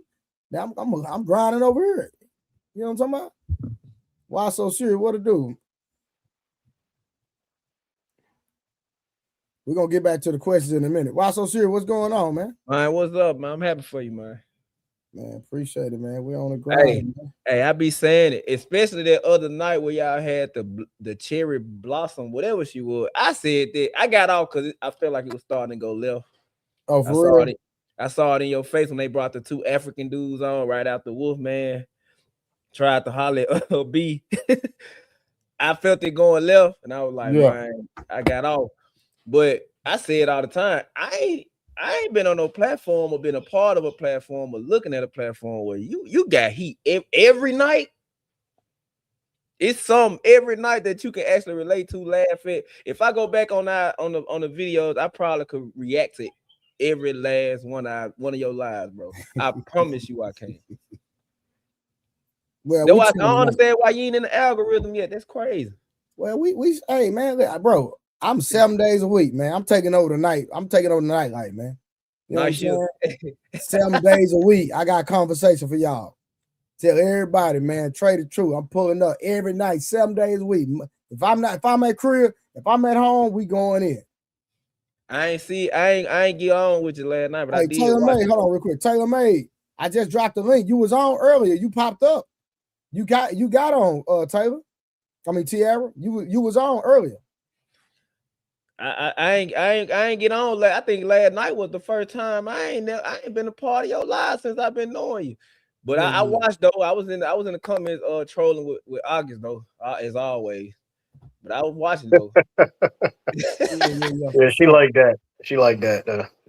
Oh, you talking about August? Yeah, August yeah, she enjoys that. Yeah, August crazy. I want to talk to her husband. He got to be crazy. He married her. I told August in the comments, I was like, man, tell your husband to blink twice if he in danger, bro. Cause man, August, she good people, man. She just think men are the problem. That's all. But she with a man though. Yeah, she got her. Hey, Tiara, you were up. Oh, there she go. Hold on, let me see. How you doing, Tiara? I done missed everything. We still rocking. What you talking about? I got 1,000 more questions, especially. Oh, okay. Well, keep going. I'm gonna listen and then I'll chime in. All right, so this is where we're going. So now, my next question: if roles are negotiable, talking about roles, right? If they are negotiable before marriage, can a man refuse to pay for dates, refuse to lead, and refuse chivalry? Hey Trey, can you put up where I'm at? So she's up top. Do I need to read that again? No, yeah. Huh? Yes, please. Because you said, wait a minute, you talking about roses? No, roles, like relationship, gender roles. Oh, roles. Oh, yeah, roles. Okay. Yeah, roles. ROLES, roles. Mm-hmm. If roles are negotiable before marriage, can a man refuse to pay for dates, refuse to lead, and refuse chivalry? Because think about this, right? A lot of time women say they're not going to do things in the dating phase. Are you one of them? No. Ooh-wee. No. No what? I'm not one of them. But I do believe that there's boundaries and limits, but okay, explain. Elaborate. Well, I just it's like this. What are some things that you're not gonna do before you get married, or just in a dating phase in a relationship? Well, I mean, I think that there's definitely times to assist with certain things, but I just believe, and I just would hope that if two individuals are adults, that they are learning or they have learned how to quote unquote like fend for themselves, because I've ran into those situations too. It's like you get with somebody and then all of a sudden you're their caretaker, or they expect for you to do everything, or it's like every time something. And when I'm sorry, what'd you say? Tiara, you talking about a grown man? Yes. You ran across a grown man Elaborate. So it could be like, okay, if they need some, I don't know if they need something done. Like if they need, like if they have an appointment that they need made, like they want you to call and make the appointment, or if they What's wrong need, with that? but that's why I said it depends on the timing. I just feel like they should be capable, because in these instances they act like they're not capable or confident enough to do it. Okay, so Tiara, no, if I'm dating you and I want you to make an appointment for me, what's wrong with doing it? I want you to do it. There's nothing wrong with doing it. But I'm just saying sometimes it's like the thing behind it. I want to do it because I can do it for you, not because I have to, because you have like a issue, like a mental issue or a problem to where you can't do it. But so if a man just asks you to make an appointment, that means that he has a mental issue? No, and that's why I said it depends on them saying that person and the situation. That's what I'm saying, the person. Because there's some people that just start expecting you to do stuff, and they perfectly capable of doing it. Okay, don't you? You know what I'm saying? And then there's others that. Okay, hold on. If you're dating a man, right? If you're dating a man and y'all go out to a restaurant and a man disrespect you, are you going to expect him to defend you? To a degree. So I heard what the young lady was saying earlier about that. And that's why I was saying that I think it depends on, like, you have to know when to blow up and when not, because everybody that you deal with, some people, they mental ain't all the way together. And then it depends on what was the disrespect, because I was going to ask, when you say touching. You're low key trying to move the goalposts. Is a real direct answer. No. Are you going to expect a man to defend you and protect you if you're dating that man and y'all out? Yes, but in a particular way. Yeah. So why are we picking and choosing? What you mean why we picking and choosing? Because you don't want nobody that's crazy and hot-headed and just blowing all up. You know what I'm saying, over different things or whatever. So that's what I'm saying. You have to use, like, it's a certain mindset and a wisdom, a certain character to take care of the issue. So now is all I'm saying. Okay, since we're moving the goalposts, I'm gonna go play on this goal over here. Then I'm gonna roll with you. Moving the goalposts? No, yes, you are. Okay, but it's fine. So let me ask you this. So you're telling me if you're out with a man that you're dating, and a man touches your butt and is in a disrespectful, touches your butt, okay, in a disrespectful manner, how do you want that man to respond? I think I would, him letting him know that that's not okay for him to do and it's not appreciated would be fine for me. I don't feel like my man has to, like, beat that man down because he did that. Okay. Because the guy already know. I mean, it's disrespectful. I mean, at the end of the day, what is all that gonna do? It's done. So, what, you just gonna beat the man down or whatever it is? Because I feel like, I almost feel like if a person does that, we're gonna go through that for sure. Something wrong with him. No, it's not. Why is he touching on the butt of a female that's with her man? Because a man would do that. Not, you got men out there that, but that's ignorant though. Why would a man do that? That's ignorant and stupid. But you gotta realize you got men out there that will do that, not even want your woman. I know. They're doing it to try you, to see how much of a man you are. Another reason is, how did this man get? He gotta be suckerish or something. Ain't no this woman with this, like, they'll do it. So if he gonna be ignorant, I gotta be ignorant, because a lot of women say what you say. But when push comes to shove, you can be ignorant without necessarily beating the person down. You still can put him in his place. I'm letting it be known, because people put their phones and cameras out. If a man step to my wife, my woman, and disrespect her like that, this was gonna come to you too. Like, women don't live in the man space like that where you got. Yeah, I understand how men feel because they don't. At the end of the day, they don't want to feel like a sucker. Okay, now we got off on exit 365. Let's get back on the highway. So again, okay. So you're telling me you're not going to expect your man to protect you if y'all are dating? Yeah, I'm going to expect him to protect me. But I just feel like So again, so if you're going to expect that, why can't I expect you to make an appointment? I can make an appointment. I didn't say I had a problem with it. I would sometimes it's the stuff it's the stuff behind it. It's the things. Okay, It's so the elaborate on the stuff behind it then. huh? Elaborate on the stuff behind it. Well, like I was saying, is like I had said, it's like because they don't want to do it, and because they're acting like they're not capable of doing it. Because I feel like if something was to happen to me, I want you to be able to talk to these people and get things done. If something on my behalf. Yeah, can I keep real with you? If I'm dealing with a woman, I don't want to do nothing. Well, female don't want to do anything either. Guess what? Because guess what? I'm not gonna let you do nothing manly. So it's like. So if I'm rocking with you, I need you to do everything around this house. I need you to do everything administratively. That's just but I feel like, but then that's you're not gonna have to listen. If you get a flat tire, you're not gonna ask me to change the tire. You're not gonna ask me to come through. If you need your oil change, you're not gonna ask me. I'm gonna do it. Anything, but that's a part of your character, and you're gonna do it, even though I got roadside assistants and they can do it. But I'm just saying that's a part of your character, and you can do it. Some cats ain't. It's sad because some cats ain't gonna do it. They don't even ask. They don't try to fill up the tank for you. They ain't trying to go take your car to get washed.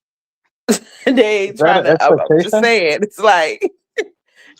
You basically still doing everything, saying like you a singular individual. So I don't know. I think the lines is thin when it comes to dating versus marriage. Well, I'm gonna be petty. I'm gonna say like women say, choose better. Yeah, you have to. Once you realize, I was thinking the same thing. Once you realize that's what you're getting, then you have to decide if that's what you want or not, because you don't know right away until you deal with the person for a few weeks or whatever. 30K had a statement. Go ahead, 30K. Mm-hmm. Yeah. So, like, what is based on the question that was just given? Then what is your expectation? What was the question?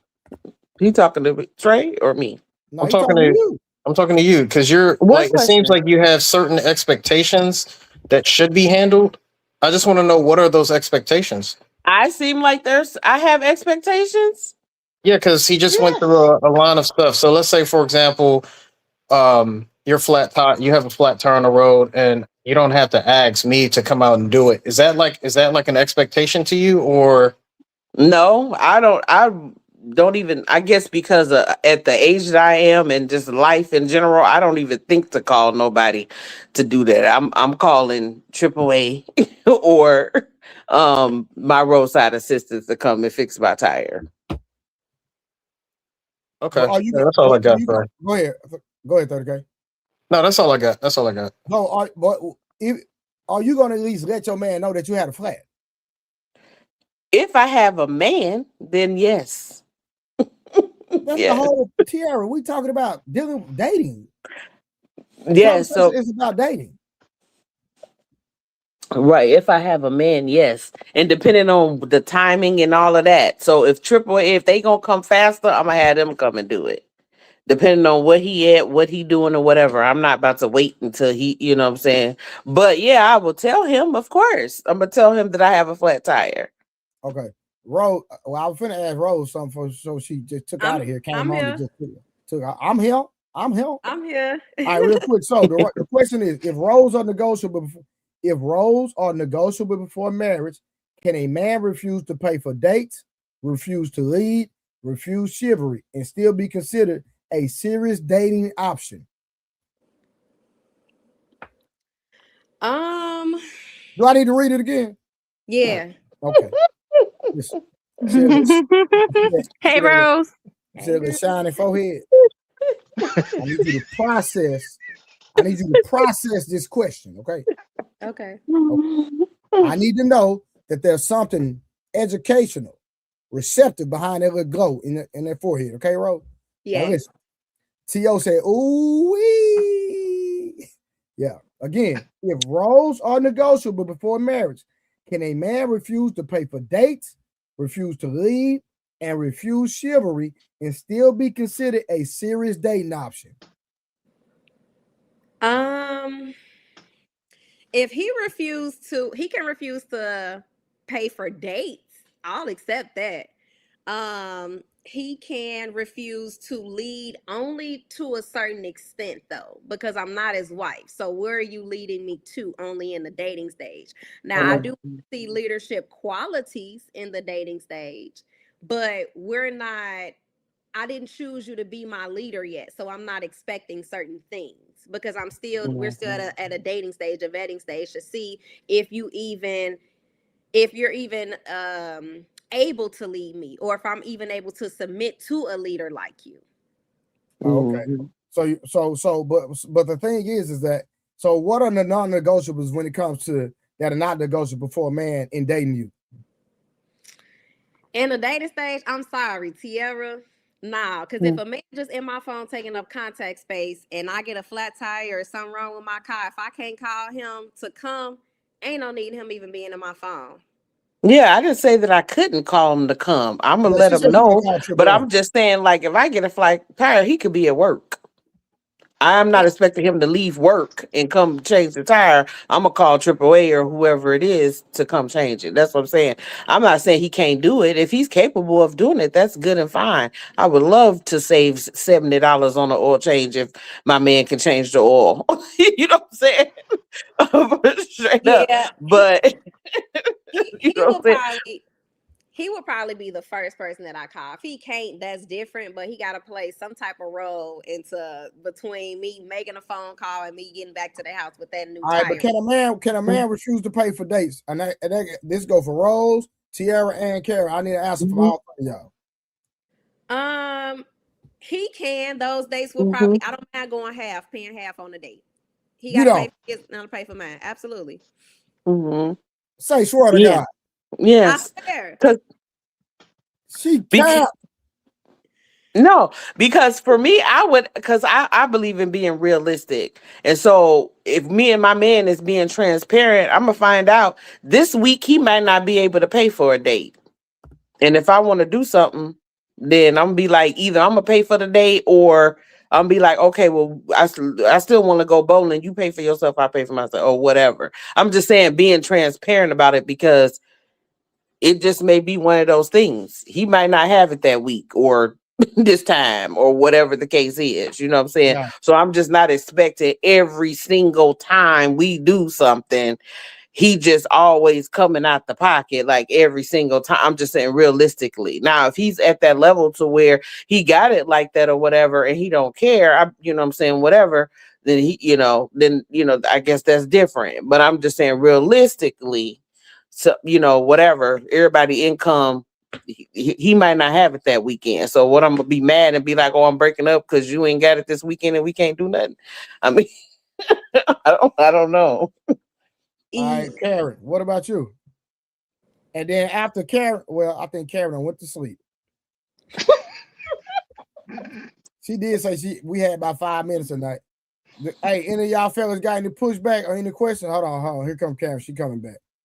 Karen, you got anything to say on that before we what I was gonna say is like he can refuse to pay for dates, refuse to lead and refuse chivalry and all that. But honestly, I don't know if I would consider that like a serious dating option because like during the dating phase, I'm evaluating to see, like we're both evaluating to see if we want to take this further.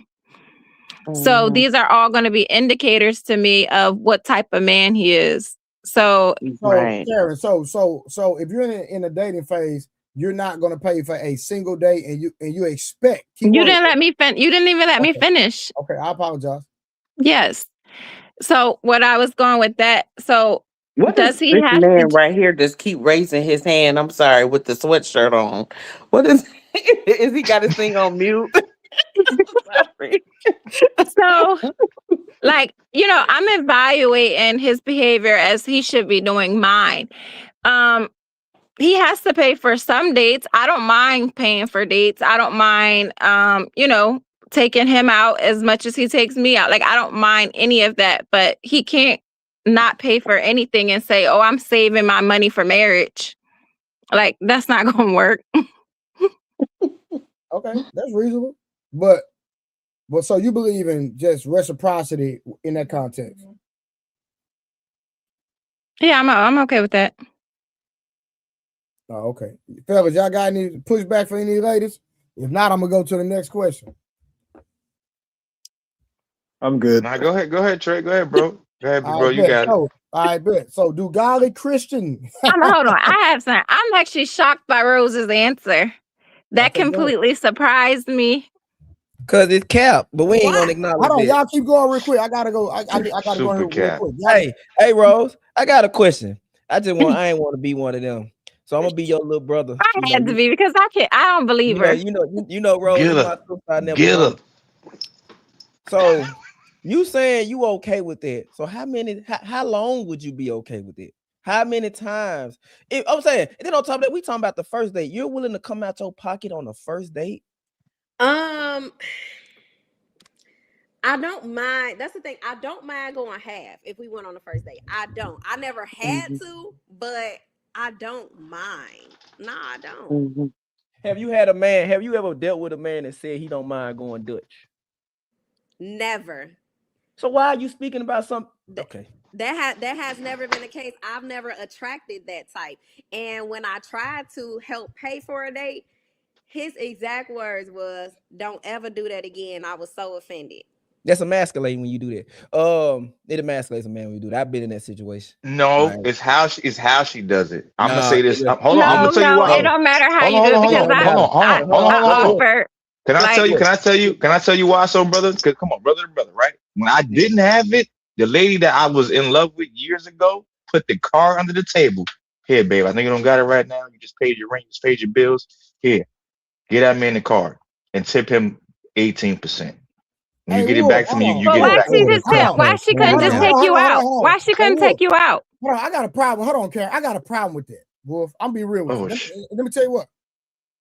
Okay, go ahead. I'm sorry. Go ahead. If I can't afford it, let her get a man the card. I'm not tripping on that. Listen, I'm not gonna feel no type of way about her handing that man that card. Because if she gotta pass the card to me and then I pay for it, that's being fake. So get what hurt. And they gonna read the name on the card anyway. Exactly. Hand the card. You're not Jessica.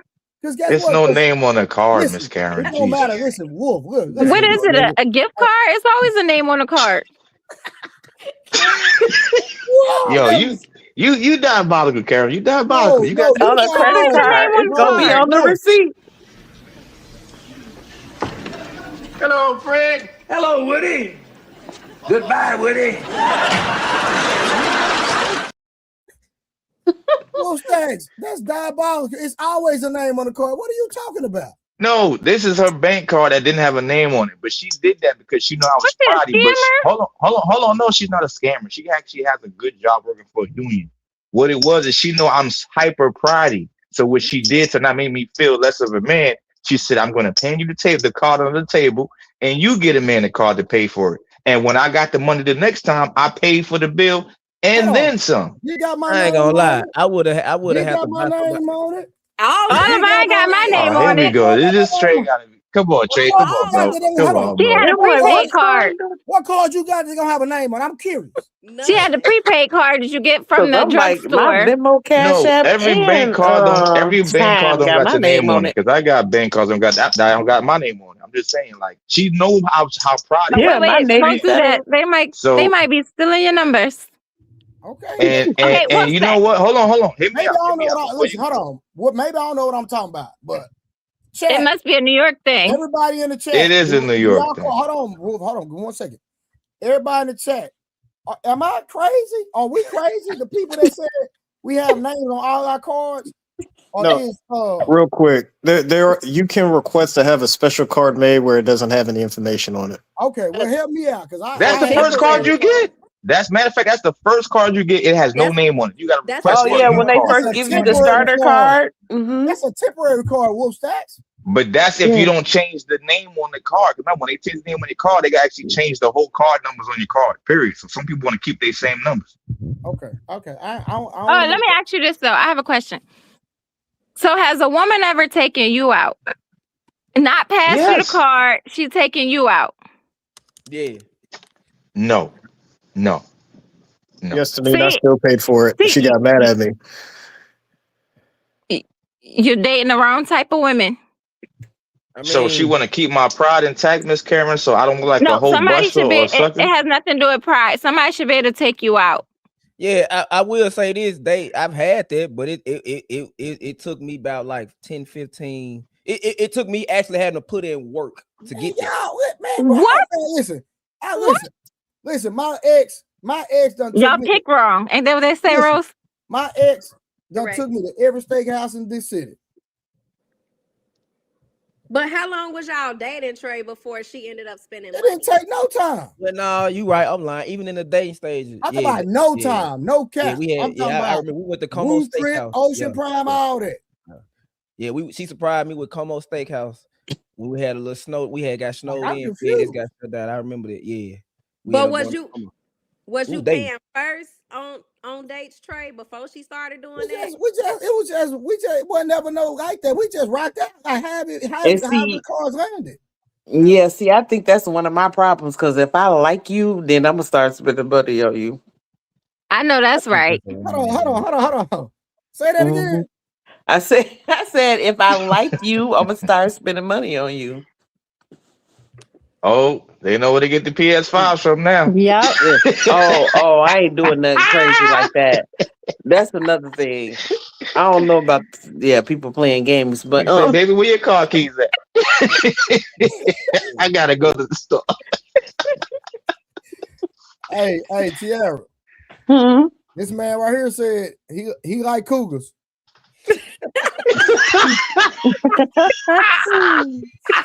Yo. Oh my God. That's what he said, man. I'm just putting it out there. You know what I'm saying? I'm gonna need your car for a couple of days. One thing about me, I'm not no hater. If somebody gonna come up on this platform and get some action going, listen, I'm not no hater. Just don't be like this nigga. They look like they the same age as my son. Don't be He like would this have a nigga. fit. See this But anyway, don't be like him. That's all I'm saying. Oh, your son is 28.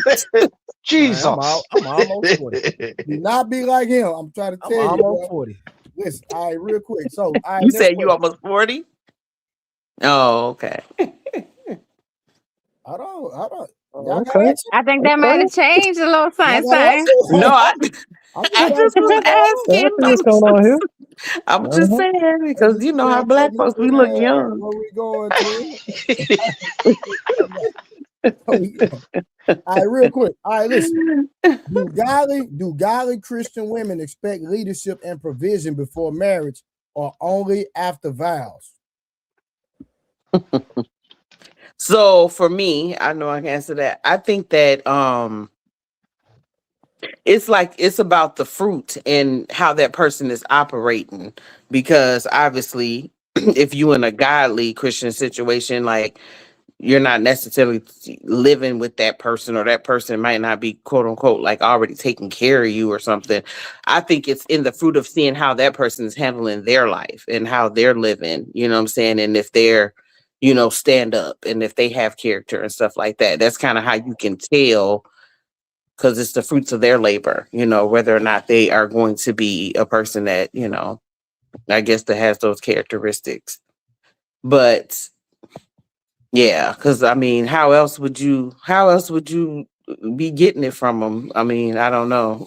If you were supposedly in a godly Christian situation and not shacked up or whatever, I don't know. I think I'm just saying, y'all always, all the Christian women always speaking on Ali platform. So we here. We want to hear what the Christians got. They be on Ali platform. How they be on his platform? Because I don't they even know say why they waste their time talking to him. They say, quit talking about my brother. We love our brother Ali. We love. They say the Christian women be wearing red flags. Why they say that? That's not even good. Ask Rose. I don't know. Ask Rose, why they say that? Girl, look, my first mistake is conversing with people with unbelievers anyway. Here we go. Right. So that's what I'm saying. I don't even be trying to go back and forth. Yeah. I understand what they're saying, but when you're from the outside looking in, you're never gonna understand that journey. So I try to actually avoid those type of things. But to answer Trey's question, I think that that's definitely something that that a wife benefits from, because in the Bible, under that umbrella, you got God, you have the husband, then you have the wife, then the kids. So God never even acknowledges a boyfriend or a fiance. So I think that is something that only a wife should be looking for. But I would be misleading myself and others when I say that women don't look for some type of leadership traits to show that, hey, I could trust you in certain situations. I can trust you as a leader in our household. So we definitely look for certain things, but to just have a full-blown leader and we're not a wife, I don't think that we should be looking for that. Karen, you got anything on that? No, I don't have anything on that one. She done nodded off. Bro. Hold on, I got some on that, brother Trey. Go ahead. How many women say they're looking for a leader but don't follow a comprehensive, serious-minded leader? You're not my daddy. I do what I want to do. What's the purpose of having a man that you know is a great leader, but you don't want to follow? So I think if I that have goes like, back to what she said. It's like she got to be in a position to want to be able to submit, and you know what I'm saying, and be able to recognize if that person is a good leader. She yes, obviously ma'am. don't have the training or ain't had, you know what I'm saying, to know or recognize that person's a good man and somebody that she should be following. And But can I I say say this this. too? Oh, wait, hold on. I Go say ahead, this just to go ahead. I'm piggyback sorry. off what she said. Like, stop listening to what people say and start watching their actions, because their actions will tell you exactly what it is they want. Because they can say they want any and everything, but if their actions isn't aligning with it, watch what their actions is actually saying. And I think too, if you treat her like she's a child, she's gonna follow you like she's a child. Children, as a mother, when I say something to my daughter, it's not optional. Like, you have to. So she's automatically going to do that. A lot of men these days, they lead with options. Do you want to do this? Would you like to do that? Instead of leading and just making her following mandatory. A lot of them guys don't have a backbone in their house. Submit. Right. Surrender. Control. I don't know about that. Control. Oh, you like the words, Rose? Here we go. Undercover picky. Now y'all know how I feel about it, but I'm saying realistically, and I told y'all That's what you're describing. Right, I understand that. You're describing an assertive man. Right. And I feel like that's more so needed, because a lot of men, like when they tell their woman something, if she don't do it, they're just like, oh well, I don't want to pick a fight, so I'm not gonna say anything, and then it becomes a consistent pattern, and now your leadership is subjective to how she feel and what she wants to do. I agree, but that means she's not a gentle follower. But it's crazy how you say y'all want a man to lead in that regard, where we're very assertive, but then when we say submit, control, and things of that nature, then it's a problem. You just it's like an algebra problem. Well, what's asked a question about referring it to a dad and a daughter relationship, and that's why I said what I said, because a lot of men leave stuff optional. I didn't say that. No, I said that based on what you said. Oh. You said women be like, but you ain't my daddy. I'm like, some men lead like they're her father. Stop leaving stuff optional. I mean, that's not what that means. But don't you judge if you have a great father in your life, ain't you gonna compare your man to your dad? Like if you watch your father do certain things with your mama, ain't you gonna compare him to that? Yeah, some in some ways, yeah, some type of characteristics, but not as a whole though, because this is not a daddy and daughter relationship. This is a husband and wife relationship. And then, with kids don't have an option. They don't have a say so. As a wife, as a submissive wife and a helpmate, I can see things sometimes that you can't see. So sometimes I do have to insert my opinion, and you have to be receptive to that. But a lot of men ain't ready for that conversation either, because they think leadership, first of all, they think leadership just means lead. You have to be a servant too. Any pastor that's a leader, they're serving. Servant. You in the right Any who? Name me a king. Name me, because I consider leaders kings and dictators. Name me a king and a dictator that listen to somebody. Well, They have what's called wise counsel. That's all kings let me ask do. this. Does the dictator or king say F what my wise counsel talking about and still make decisions? And everybody. No, they can, but that's the purpose of them having the wise counsels, because they need the different perspective. They need godly wisdom. They need, you know what I'm saying, the instruction of, you know what I'm saying, they have to have those other perspectives so they can weigh out and say, okay, you know, yay or nay.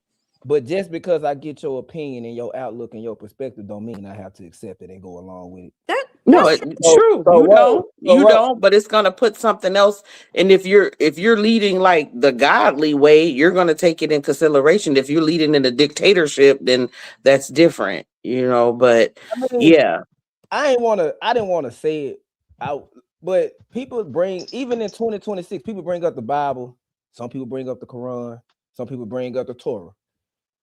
But even in the Bible, we had arranged marriages. Even in the Bible, it wasn't no disrespect to the. That's because that's cultural, but yeah. But I'm saying though, most people like to bring the Bible up, and even in the New Testament, arranged marriages. So that's one reason why I would say we have a messed up way of dating, because back then your father vetted your husband before you married him, and when you married him while you was virgin. Everybody else has their own. We live in a world we can freely choose, and it's not going. That had nothing to do with the conversation, but I just like when people bring up the Bible and talk about, I gotta do this. I mean, most of the marriages even in the Bible was arranged. So, well, to take it even further, I always tell people, like, I don't even kind of like what my sister was saying here with the Bible, like, people ain't even dating, like even bringing like God into the question or whatever. If they not living righteously and they not living their lives according to the will of God, it don't even matter anyway, because they doing the relationship any old kind of way anyway. I mean, I'm just saying they doing it without God, so it's gonna be all kinds of different ways anyway. So it's like there's no structure, because what structure are you going according to? Miss Terry, let's go there. Let's stay on that path, please. Most women have not been taught to follow a structure from any man. Have you ever seen a woman talking to her husband or her baby daddy in front of their children? She normally talking down to that man in front of those kids. So now the daughter grows up not respecting men. The son grows up not respecting men, especially in our community. So once we get back to the fact where we can see the man as the head of the household again, and the respected, the patriarch of the household, we'll be right as rain. I promise my right hand. Yeah. And I kind of feel bad because I could see that in, like, especially like the generation after me, because like I grew up in a 2-parent household and I had a lot of, you know, relatives and other people around me, people, you know, aunts and uncles, just people, older people that were married and stuff like that. So I was able to see a lot of, you know, men and women relationships. But then, you know, as I got older, the kids that were coming up under me, they, you know, because we came through the crack era and all that, it was a lot of, you know, single parent homes and stuff like that. So they did not get that instruction. It was way different. And you can see that now. You can see it. Hey, Tia, real quick. I know this is your first time over here like this. Well, not your first time. I've been knowing you for years. But tell the people in the chat how old your cousin is that's a virgin. How old is she now? Probably maybe 53 or something. Why? You said why? Yeah, why? Oh, I told him, well, initially because after she got out of high school and stuff, she ended up moving. She was down south. She ended up moving up here up north, and she just got in ministry early. And she just had been in ministry pretty much all the rest of her life. She's 53 and a virgin. Hold on. Somebody said that's cap, Tiara. Somebody said that's cap. Oh no, when you bring up So she basically a I nun. mean, I don't know her ins and outs of like what she battled with, if there's like any master, I don't know her personal whatever, but I know she ain't been with no man and in no relationship or nothing like that. You know what I'm saying? So, hey, So she's a nun. So she's like super egg, How basically. about she was a nun? Y'all hold on real quick. 1 second. Hurry, get a glory seed. Get a glory. Empty your checking account out. Empty it out. This is a glory seed. Shout glory seed. All right, real quick, shout out to Fred Howard for the $2 super sticker. Appreciate you so much. We're going to shout out to my boy. Listen, man, I don't know this dude in real life, but when I say this dude has been blessing me and so generous, sir, I really appreciate you. I tried to warn y'all from the chat about rotten cherry ops.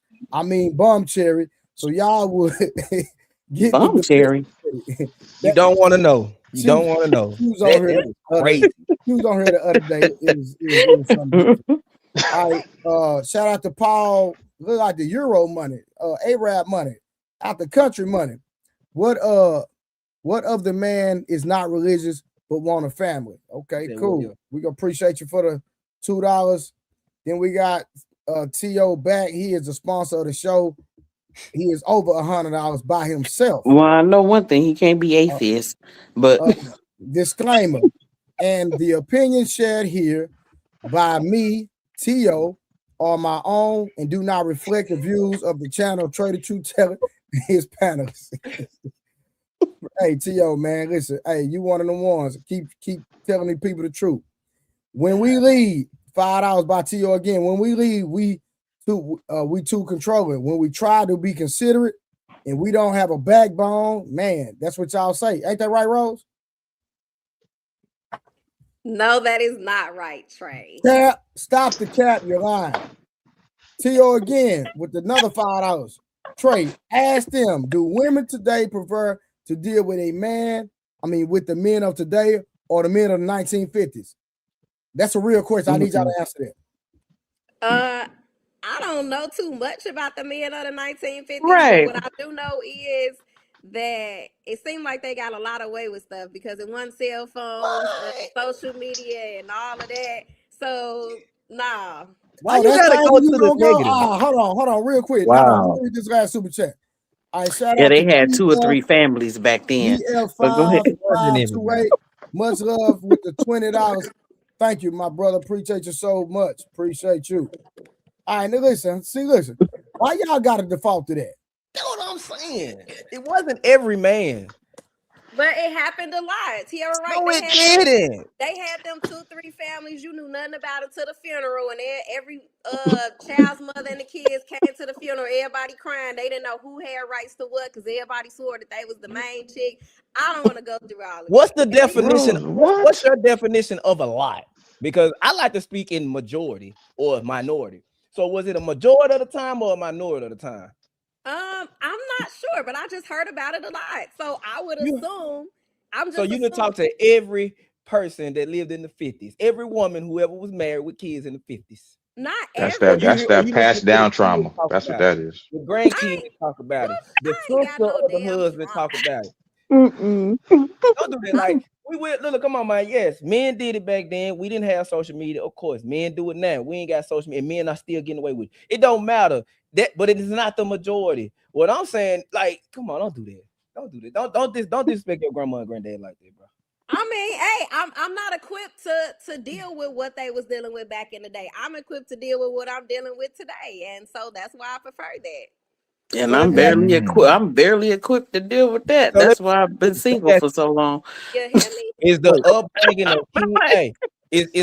Is the upbringing of kids better today than it was back then? Hold on, real quick. Hold on. I want you to answer. I want you to ask that question.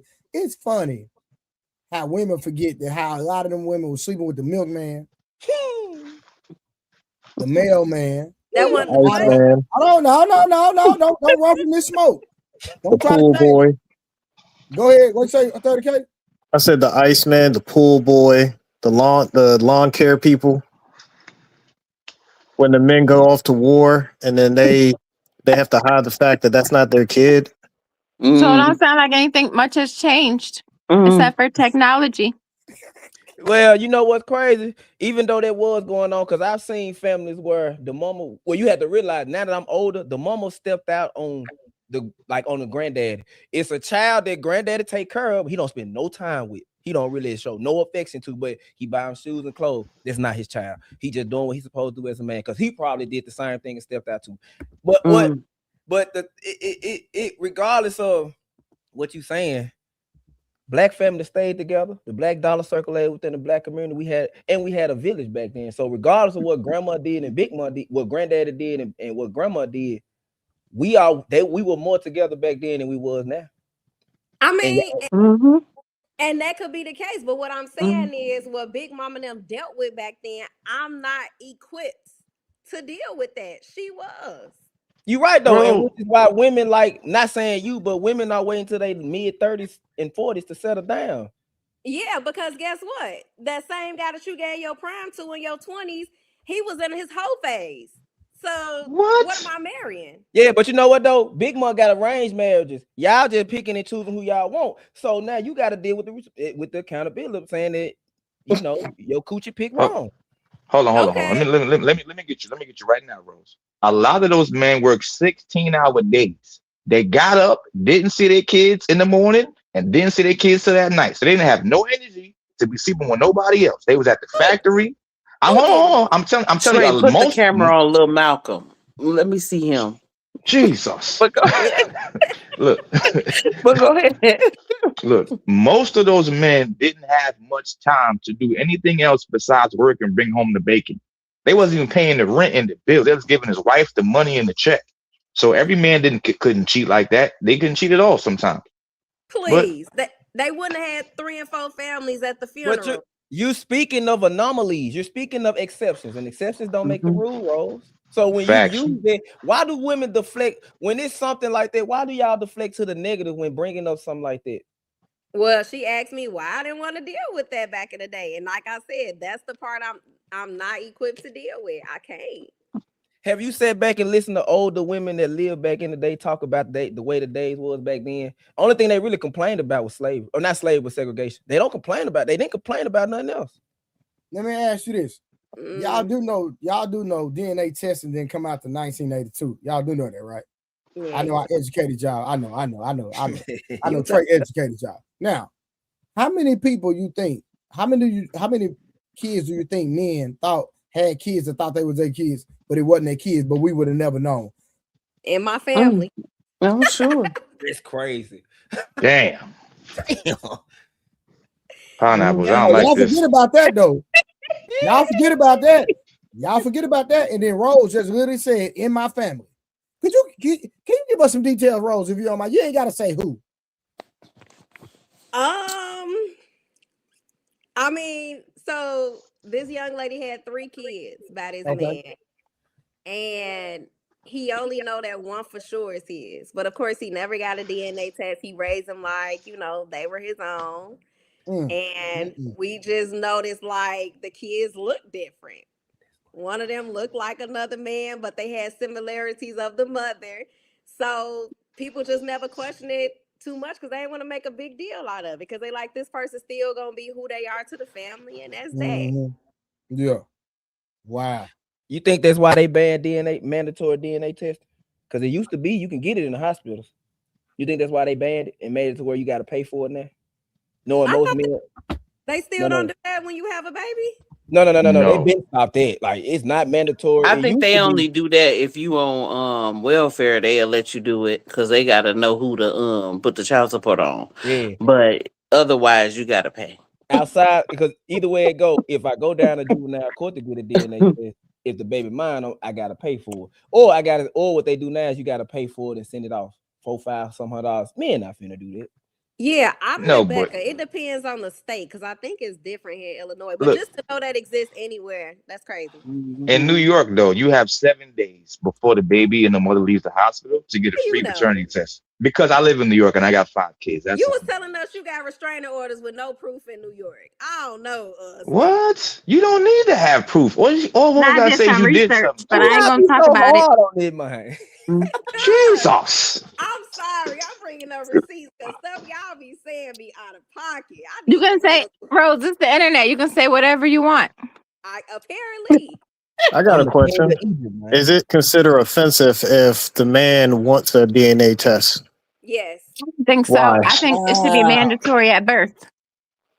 Why is it offensive? It would be offensive to me because I feel as if you're saying that I've been sleeping with somebody else. Because the only way that the baby would potentially belong to somebody else is if I've been sleeping with them. So obviously there's some doubt in your mind that I probably was sleeping with somebody else. So I'm offended because I haven't been. You know what's crazy, Rose? You like to speak in exceptions. Most women get offended because they know the baby not here. That was my point. That was my point. Yeah, I didn't I say always married. say, I didn't say married. I have a slogan that say offenses for the guilty. But yeah, go ahead. Yes, ma'am. Yeah, I mean, I Yes, wouldn't be Lord. offended Yes, because Lord. if I know that's his baby, why would I be offended? Like, Make 'em and feel I like- think men should be able to have the same amount of certainty that a woman has that that's their baby without. I mean, I feel like I would want to know too, consequence. but yeah. I'm just saying. 'Cause I'm just saying. we see how these we see if how he questioning it, like he gotta have. I hope he got a reason why he questioning it. But yeah, like we see how many cases where the man actually is not the father. So I think given those cases, I don't think anyone should be offended because I think he should be able to have 100 or 99.9% certainty that that's actually his child without any recourse. The other reason too is that there's been cases where, yes, that the couple think that's their kid, but there was a switch up in the orderly room at the hospital. Oh yeah, I've seen cases like that. That's crazy. So that's the reason why I asked that question. But if you're saying that you're offended, it's like, hey, we got to make sure this is our kid. But if you're offended by that, that's interesting. Well, I mean, if it's for that reason, we want to make sure we leave the hospital with the right baby. I can understand that. But if you're questioning me, the only reason that you will be questioning me is you think the baby could possibly belong to somebody else. And the only way the baby could possibly belong to somebody else is if I slept with somebody else. So then I'm going to feel like you're accusing me of something that I'm not doing. Yep. 30%. 30%. Yep. That's the number. 30. And that's of the men that's getting tested. That ain't the men that don't know or not getting tested. 30%. But I'm saying if oh my God, because you just internalize. If a person come to you and say you're gonna, never mind, bro. Like it's crazy. Cause that's why men don't come talk or express themselves like that. Cause you ain't gonna do nothing but internalize and sensationalize what I say. I could just want to know the baby's potential. It doesn't matter if you believe it's mine. Why make a discourse about it? Why make a point of contention about it? If you find out, it's mine, I want to make you look stupid. Because we know Leah had a test, so you can be looking stupid. Yeah, because we gotta pay for it. We know 100% the baby yours. We don't know 100% the baby ours. Why you want to pay for a child that ain't yours? So let's say 16, 17, 18, college. That's not my child. Now I'm just sitting here with you. You lying to me the whole entire time. No, let's find out. What you mad about? All right, real quick. All right, next question. All right, next question, y'all. So look, let's find out. What you mad about? Who got YouTube on? Yeah, somebody echoing. All right, next question. Would you marry someone who said I'll change after the wedding? No. No, absolutely not. No way. If they directly said that, no. Hell no. Men don't say that, but women say that all the time. Oh no, men say it. Some of them have. I've definitely heard men say, maybe not to the women, but to their boys. Man, you know I'm gonna leave these hoes alone as soon as I, tie that knot. Or I'm a. I don't heard Here we go. I can't even Yeah, you lie need to about have that. worked on that, baby. I gotta keep it guys. You ain't lying about that. Change. That's it, though. That's it. Cook Becca. Hey, she ain't lying about that. I was the same You way. heard it from all your boys, you know. Yeah, I mean, but you will. Hey, Y'all done heard it from all your boys. I'm guilty of that one. I'm gonna keep it gangster. I'm guilty of that one for real. Yeah. Trey, you guilty of that? 100%. Wolf with the shrug. So serious that I had to cut. How many of y'all had to delete y'all naked picture private files after y'all got married? Hold on, I still got mine. I still got mine. What I say? I didn't. I know this gonna be strange. This is gonna be crazy, but I don't like that. Okay. You don't want no naked pictures. I don't want no, because I'm gonna see you naked in real life. What am I want pictures for? Okay. Well, that's good. You're not taking pictures either. I'm talking not just sitting. No, I'm not sending no pictures either. What type do I do? No. I mean taking pictures in real life. Know what you mean? Like you in front of somebody, y'all getting it in, you taking pictures. You're not even I doing don't do that, no right? cameras, no recording. Oh, you mean video? No, I don't do none of that. No, I don't do videos. I don't do videos. I don't do pictures. I don't do none of that. I heard a couple people that made group. No cap. I'm trying to get a highlight reel. No cap. I still got all mine, right? See? He deleted that for that. It's memories in my mind. Like I'm keeping. No, if you want to do all that, that means you done it before. I'm gonna put you in the thought category. Oh God, I had 100 yards receiving, 200 yards rushing, 3 sacks, and 4 interceptions. I want a highlight reel. I know I can't stand with. Oh my God, that's another thing that's a turn off. I hate when people get to asking for pictures and pics, and I don't want to send my nipple. Like, no. I heard of somebody married, and he asked his boys. They created a group email so they could upload all their naked picture people, so they could delete it off their phones and keep it on their email account. That's some sassy, man. Hey man, what is going? You must know the same person or multiple people doing this. The way I do something like that is, hey, you know this little bit? You know her? Hey, you good over there, man? Yeah, what I do? I'm straight. What I do? I should have known you had pictures because you a porn addict. Every night. No, that's not healthy for your brain. Can we talk about that? No. He said, here we go, man. He said he watch it every day. That's his That's bad for your brain. We'll stack. See, and that's what's messing up the people too. Is all that corn, all that corn that they watching. That's what's messing them up. Listen, I do, and I work out a lot. He be working out, but not at the gym. Wow. You know what? I'm gonna leave you alone. But if you read, you need to. A man needs to release himself 21 times a month to be healthy and not get colon cancer. That's with the female or without. Porn literally messes up your brain chemistry. You can't do that with your wife or with your girl or whatever. No, you gotta He's healing right now. Listen, sometimes you ain't got no girl. Sometimes he can't. He's healing. Oh. Hold on, he can't. He's healing. Oh. Yeah, he don't need to be in this right now. Hey, I ain't saying shit. Oh, you talking about the time? He talking about when he's single. The times he's single. Hold on, everybody stop. Mm-hmm. He's healing, so we gotta.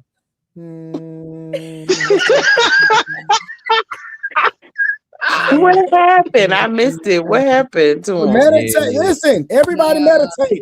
He's healing. We gotta help him. Yeah, Wolf Stacks, you did that to yourself, brother. Certain things you gotta keep to yourself. I just keep it real, man. You gotta be transparent. I keep it real. Yeah, keep it real.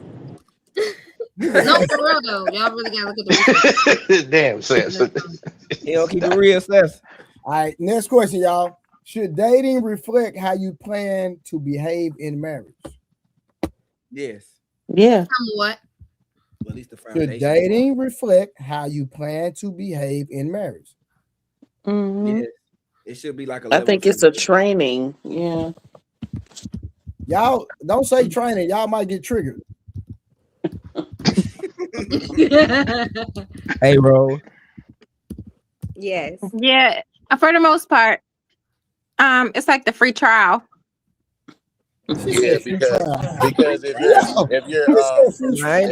you're training, you are setting the standard of control, surrender, submission, and domination. Oh, I knew she was gonna have a look on that one. Yeah, you know, I'm trying to put all the words together in one sentence. Hold on, Karen. Control, surrender, train, groom, pray, dominate, step on top of. You trying to put it all into one in the dating stage so that they can't play with your ass in the real relationship. Cause them niggas, you get them niggas an inch, they gonna take that mile. Goddamn.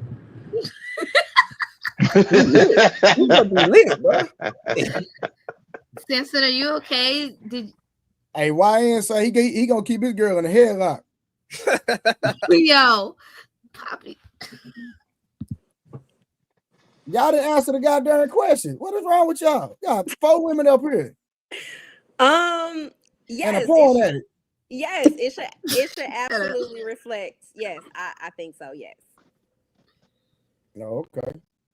Hey Rose, I would love to be your bridesmaid at your wedding to see, are you really the way you present yourself to be, bro?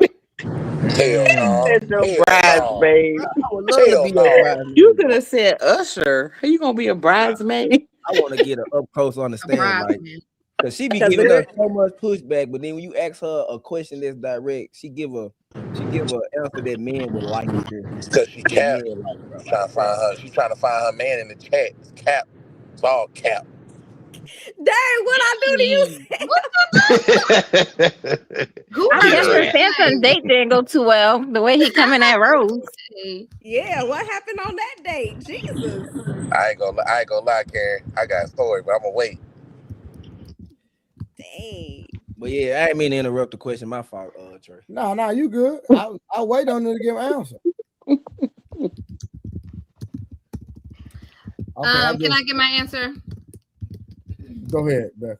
All right. So I do think it should be similar to marriage, but not exactly, right? I think it should be a progression of like intimacy and responsibility.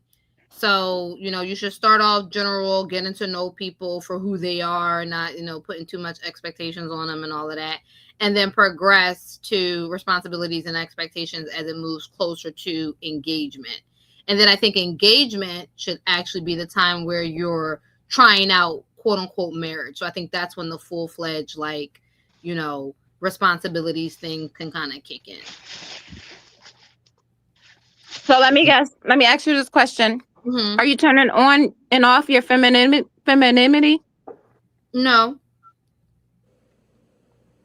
But I think there's certain things that are wife things that, you're doing that you shouldn't do until you're technically engaged to somebody versus things that girlfriends do. I think there's lines of demarcation.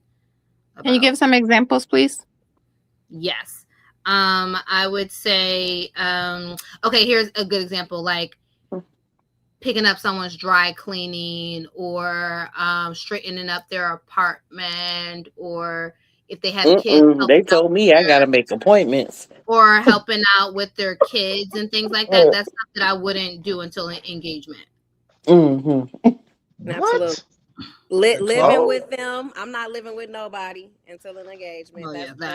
Okay, I'm gonna tell you. I'm gonna answer Trey's question and tell you how y'all tripping, right? A man doesn't know you're a wife until you act and behave like a wife. That's how women get chosen to get married. She's already doing those things, picking up my dry cleaning, cleaning my apartment when I had a long day at work, or just running me a hot bath. Like, that's what you do. And that's what men do on the opposite end. You like, babe, I need to get this bill paid, or my rent ain't paid this month. All right, come stay with me for a little while. I'll pay your rent or whatever you need me to do. I got you. You have to be in that mind state and that mindset before you get married. And you can see the mind state when we go on dates, how I talk, how I carry myself. You know that I clean up based on how my house looks. So if we get together, your house will be clean as well. You will know I will pick up your dry cleaning based on how I pick up my dry cleaning. So you only have access when we're married. I mean, engaged or married. But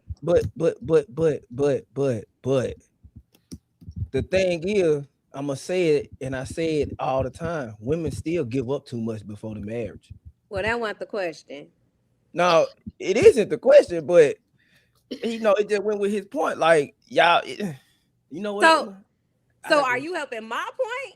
Because I'm helping your point though, yeah. But at the end of the day, women still give up too much. Mary, I'm gonna stay. Question though. When you say too much, are you referring to the box or what are you referring to? Marry before you carry. That is the only way. Right. So that's why I said if you live in a certain way, it ain't gonna matter. But anyway, I don't. Let me ask this. I'm already getting your vagina. Once I get your vagina, I'm getting the best of you anyway. And if I got your vagina when I was broke, you think you're gonna get the best of me when you see what I'm saying? Like I got the best of you when I was mediocre. I might either stay mediocre or get better and leave you alone.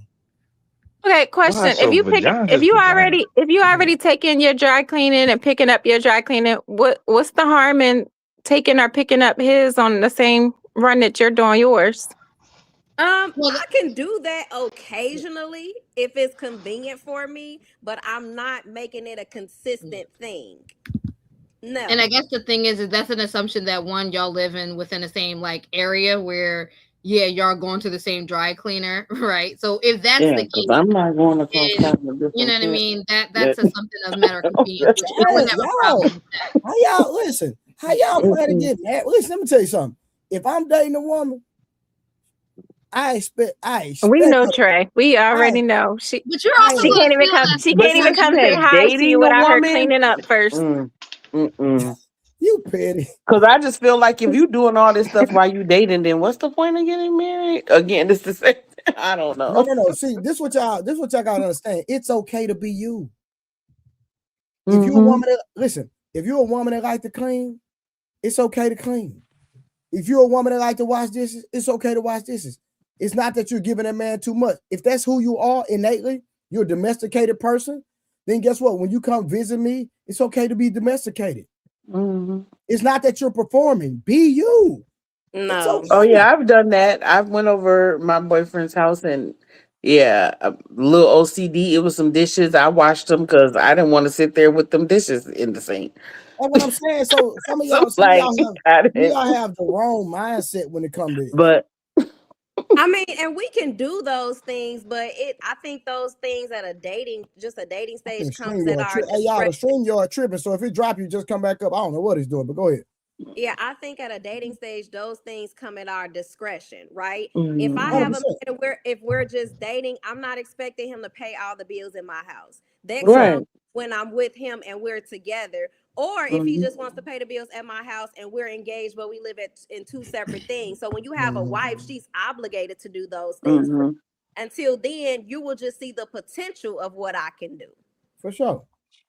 And then again, now we looking for, now we got Superman because he paying his bills and mine. Because again, that's the what percent?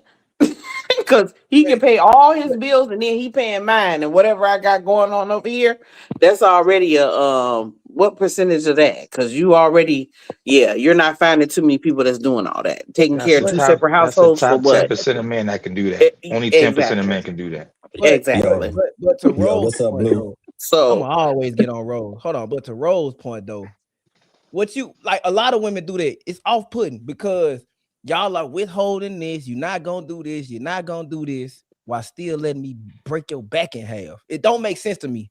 I never understood that. You won't submit to me. You won't listen to me. You won't do certain things. You won't do this and that. But then you also get mad because I'm tired. I don't want to have sex. It's called out of order. What I say the other night, bro, if you are having sex with a man, he is kind of like you should be. You already being submissive anyway, because that's the most ultimate submission a woman can be for a man. Letting a man be inside her, and he's releasing his energy in her. But then y'all won't listen. Y'all won't do this. You said I'm not gonna do this. I'm not gonna do that till I get married. You telling me this while I'm already having sex. I already know how it's gonna be when I get it. When we actually put a ring on it. And that goes to your point. I think you said we giving too much. So that's something that needs to go on the list of giving too much. I mean, I say married before you care. I say married before you care. Hold on, one second. Rod Neal, what up, fam? What's up, Blue? What's up, panel? So this is me jumping in real quick, and Blue right know my story. That's why I made everybody stop. Go ahead, fam.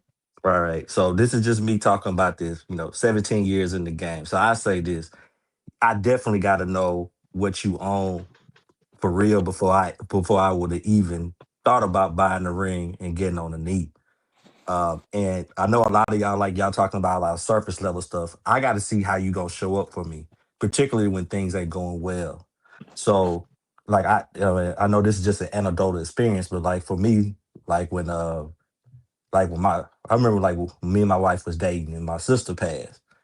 I'm looking to see how you show up. You know, if a situation where if something don't go right to where I get laid off or something, how do you show up? I ain't even saying you got to help me with the rent, but how are you encouraging and all those things like that? Like, those type of things matter. So those are the type of things I'm looking for, right? So I know like as far as sex and all this other stuff like that, yeah, that does matter. But I'm looking to see how you show up, how you treat me when things don't go well, and how you gonna work with me to ensure that we bouncing back. Because if you're not doing stuff like that, if we not helping, instead of you always looking to me to help improve your life, are you helping me improve mine? Because if you're not helping me improve mine, then what you here for? I don't need you. So I got to see how you show up for me at the end of the day. Because if you ain't Rose, get showing back up, on the then you know camera. what I'm saying, get Hold gone. on, Rose, get back on the camera. That man been married 17 years. I'll see if you're gonna have a rebuttal to that, young lady. Man, I can't hear Blue. I gotta restart. What's your rebuttal to Rod Neal? He been married, been in the game 17 years. He said he had to see something before he married that woman. What do you think about that, Miss Rose? And you can see something. You can see I cook on the regular, because guess what? We gonna be talking. You know that I cook. I'll probably bring you something to your job. You just can't come in the house and kick your feet up and want to eat on a consistent basis. If I cook one night and it's a date night, you can see that I cook very well because I'm gonna lay it all out for you. You gonna get a picture of what you would get if we were living with each other and we were married. We were sleeping with each other consistently. You have that in-house, those in-house benefits. So you're not going over there and cooking at all? You're not making a plate? That's wild, honey. Yeah. So Rose, how he know you gonna be there for him when he fall on his face? Right, and that time has to be the opportunity has to be presented for me to show you. That's crazy. Rose, do you know a man will marry you 10 times faster if he sees when he failed and you with him before y'all get engaged and married? Like, that's just what most men want to see. You my wife before you my wife. That's what make me want to marry you. That's crazy. It's And not. so let me We don't add know this. what you gonna do. So let me add this too, right? So again, like when we graduated college and stuff like that, we was living in separate towns, and so I was doing most of the driving. So I was driving 2 hours and stuff like that to see her and stuff, and so. And when we went out and stuff like that, most time I paid, but it was cool was when she'd be like, "Hey, babe, I see you done drove, you drive down here just about every week to come see me and stuff like that. So I got it this time." Or, you know what? I see your work. I see what you're doing. So let me take care of you. Let me cook for you and stuff like that since you here and stuff like that. So again, I'm looking to see how you show up. You know what I'm saying? So if I'm already sacrificing and you ain't even at least trying to meet nobody nowhere, and you trying to put all these stipulations in. Again, I'm trying to figure out what am I here for if you're not gonna do nothing. So again, I'm using those as examples. Like, I got to see how you show up when I'm doing stuff as well. So I need to see what you're giving. Like, I can't imagine somebody sending me a picture of them out on a date. Like, versus taking me out on a date when you say you're going to send a picture of what you cooked. Yeah, that's crazy work. You want to be a wife, but don't want to be a wife. Who said we don't that? know if you. Yeah, We don't know. We don't know. I don't remember her saying that. No, you say you'll send them a picture of a food. Yeah, that's what you said. Maybe that's not what you meant, but that's definitely what you I said. don't remember her saying that. She said she'll take him a plate. Like, if he at work or something, I'll show. If I'm cooking, he at work, I'll take it to him. Or if it's a date night, you come over, I'll cook for you. Or sometime, but like I said, those things are at my discretion, and I can do those things for you. But when you're a wife, that's an obligation, and that's on a consistent basis. And a lot of men want all of those benefits on a consistent basis, but I'm not your wife. And if you want, but we have no idea if you're going to do that though, Rose, on a consistent basis. Just because you brought me some lunch every now and then, we don't know if you're going to be consistent with that when you get married and you take them vows. We have no clue. Right, and guess what? I don't have a clue that you're going to be the provider and the protector that I need you to be because I'm not used to living with you. So how do I know that? It's a risk either way. We will. Don't do that in front of me. Before we get married. You trying to ration it out. You said The what? difference is we're going to show you before we get married. You're trying to ration that out. You're trying to ration out wifely duties. We don't know if you're going to be that. Wait. How are you going to through experience? Through experience in dating. The In same what way you way? got the opportunity to show me that you would do the same things for me. Like you telling me that you only gonna cook for me every now and then instead of cooking for me whenever. Let me know that I don't know if she'll cook for me like that. And when we get married, I wouldn't know. But that's the same thing. I wouldn't know either because you can only show me at certain points of time when we're living two different lives in two different houses. It's the same. Give me an example. Like I said, I don't know if you're going to be able to if you're going to provide for me consistently. I'm not used to you paying my bills 24/7. But Well, when the one thing you can check out and see how I even plan stuff even for my own life. I mean, right, and you and can how see how and my decision making, right? So as you're dating, you're learning these things about people over time. And so as you get to a certain stage in your relationship, you should be able to see as far as my decision making, how I take care Exactly. of things, how I take care of people around me. That should be able to tell you whether or not I'm a person that's able to provide and protect and stuff like that.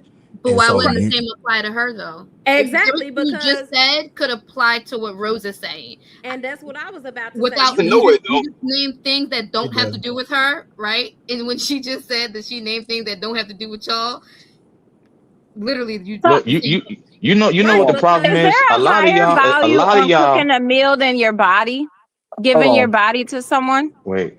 What Becky just said is cap. Is there a higher value for cooking a meal for a man on a consistent basis than giving a man like your body on a consistent basis?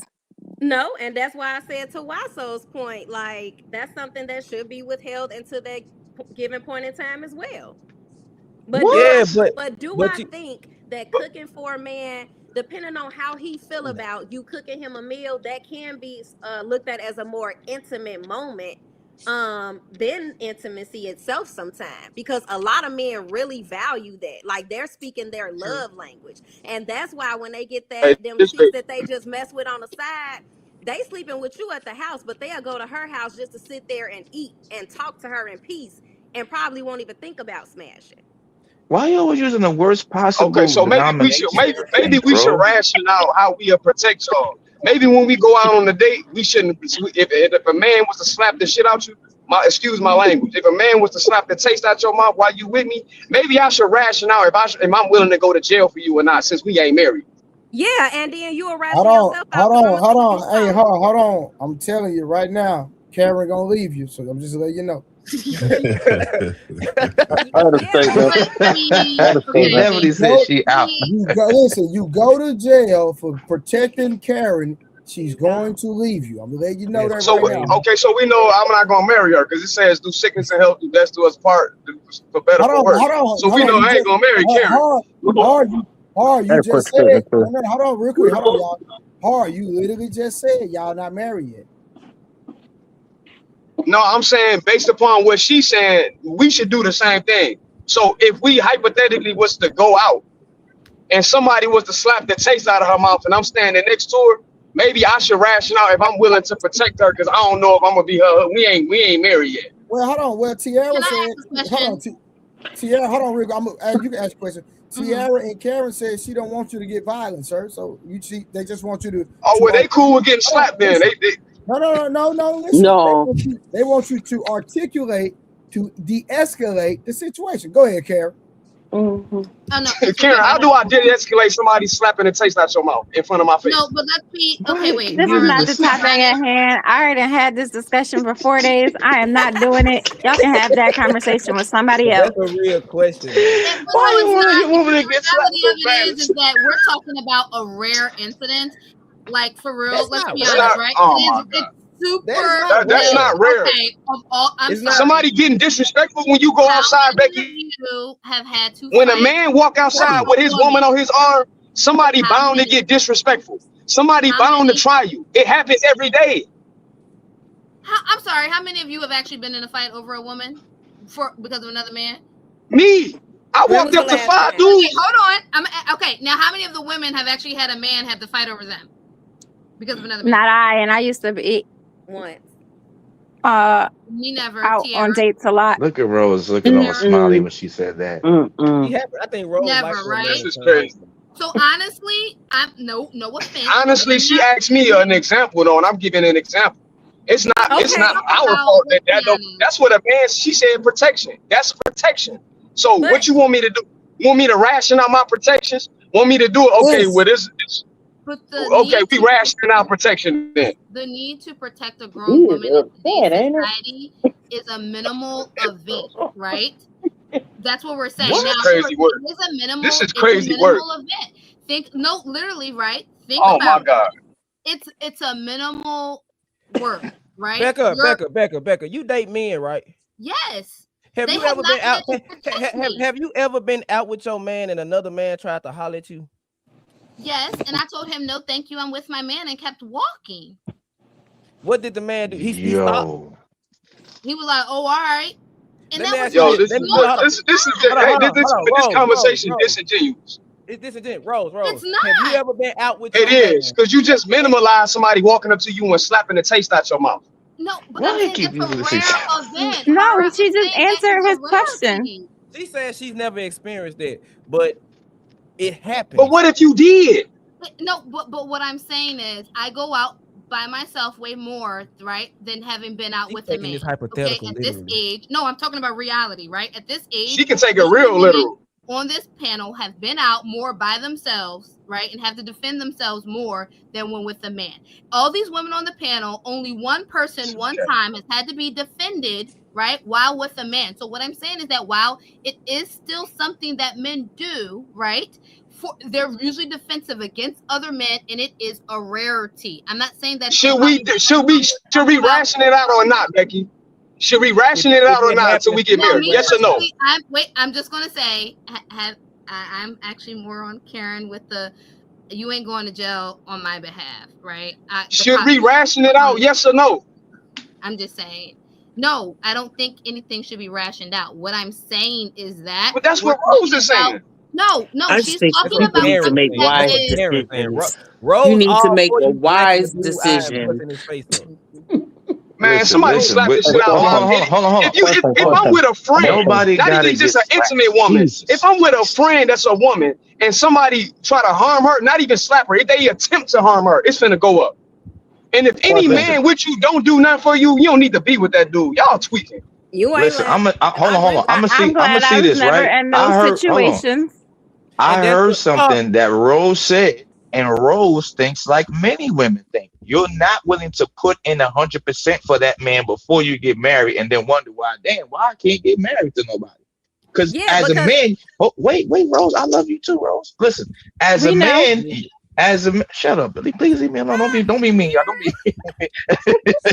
Listen, as a man, you are charged with giving 90% before you even get engaged. Then when you get married to her, then you got to give the last 10% you have. I've never heard a man say before I married that woman or I got engaged to her, I didn't give her 100%. I've never heard a man say that. I have. Of him. No, but okay, so you saying a man is gonna pay 100% or even go 50-50 on her bills? Why did it go to money? Why did it go to money? Because that's the first thing. Because at the end of the day, if I didn't say money. Hello, if I love you, I will die for you. That can happen in the talking stage. That can happen in the dating stage and the courting stage. Exactly. 100% of my life to you, and you're not even my wife. What is you talking about?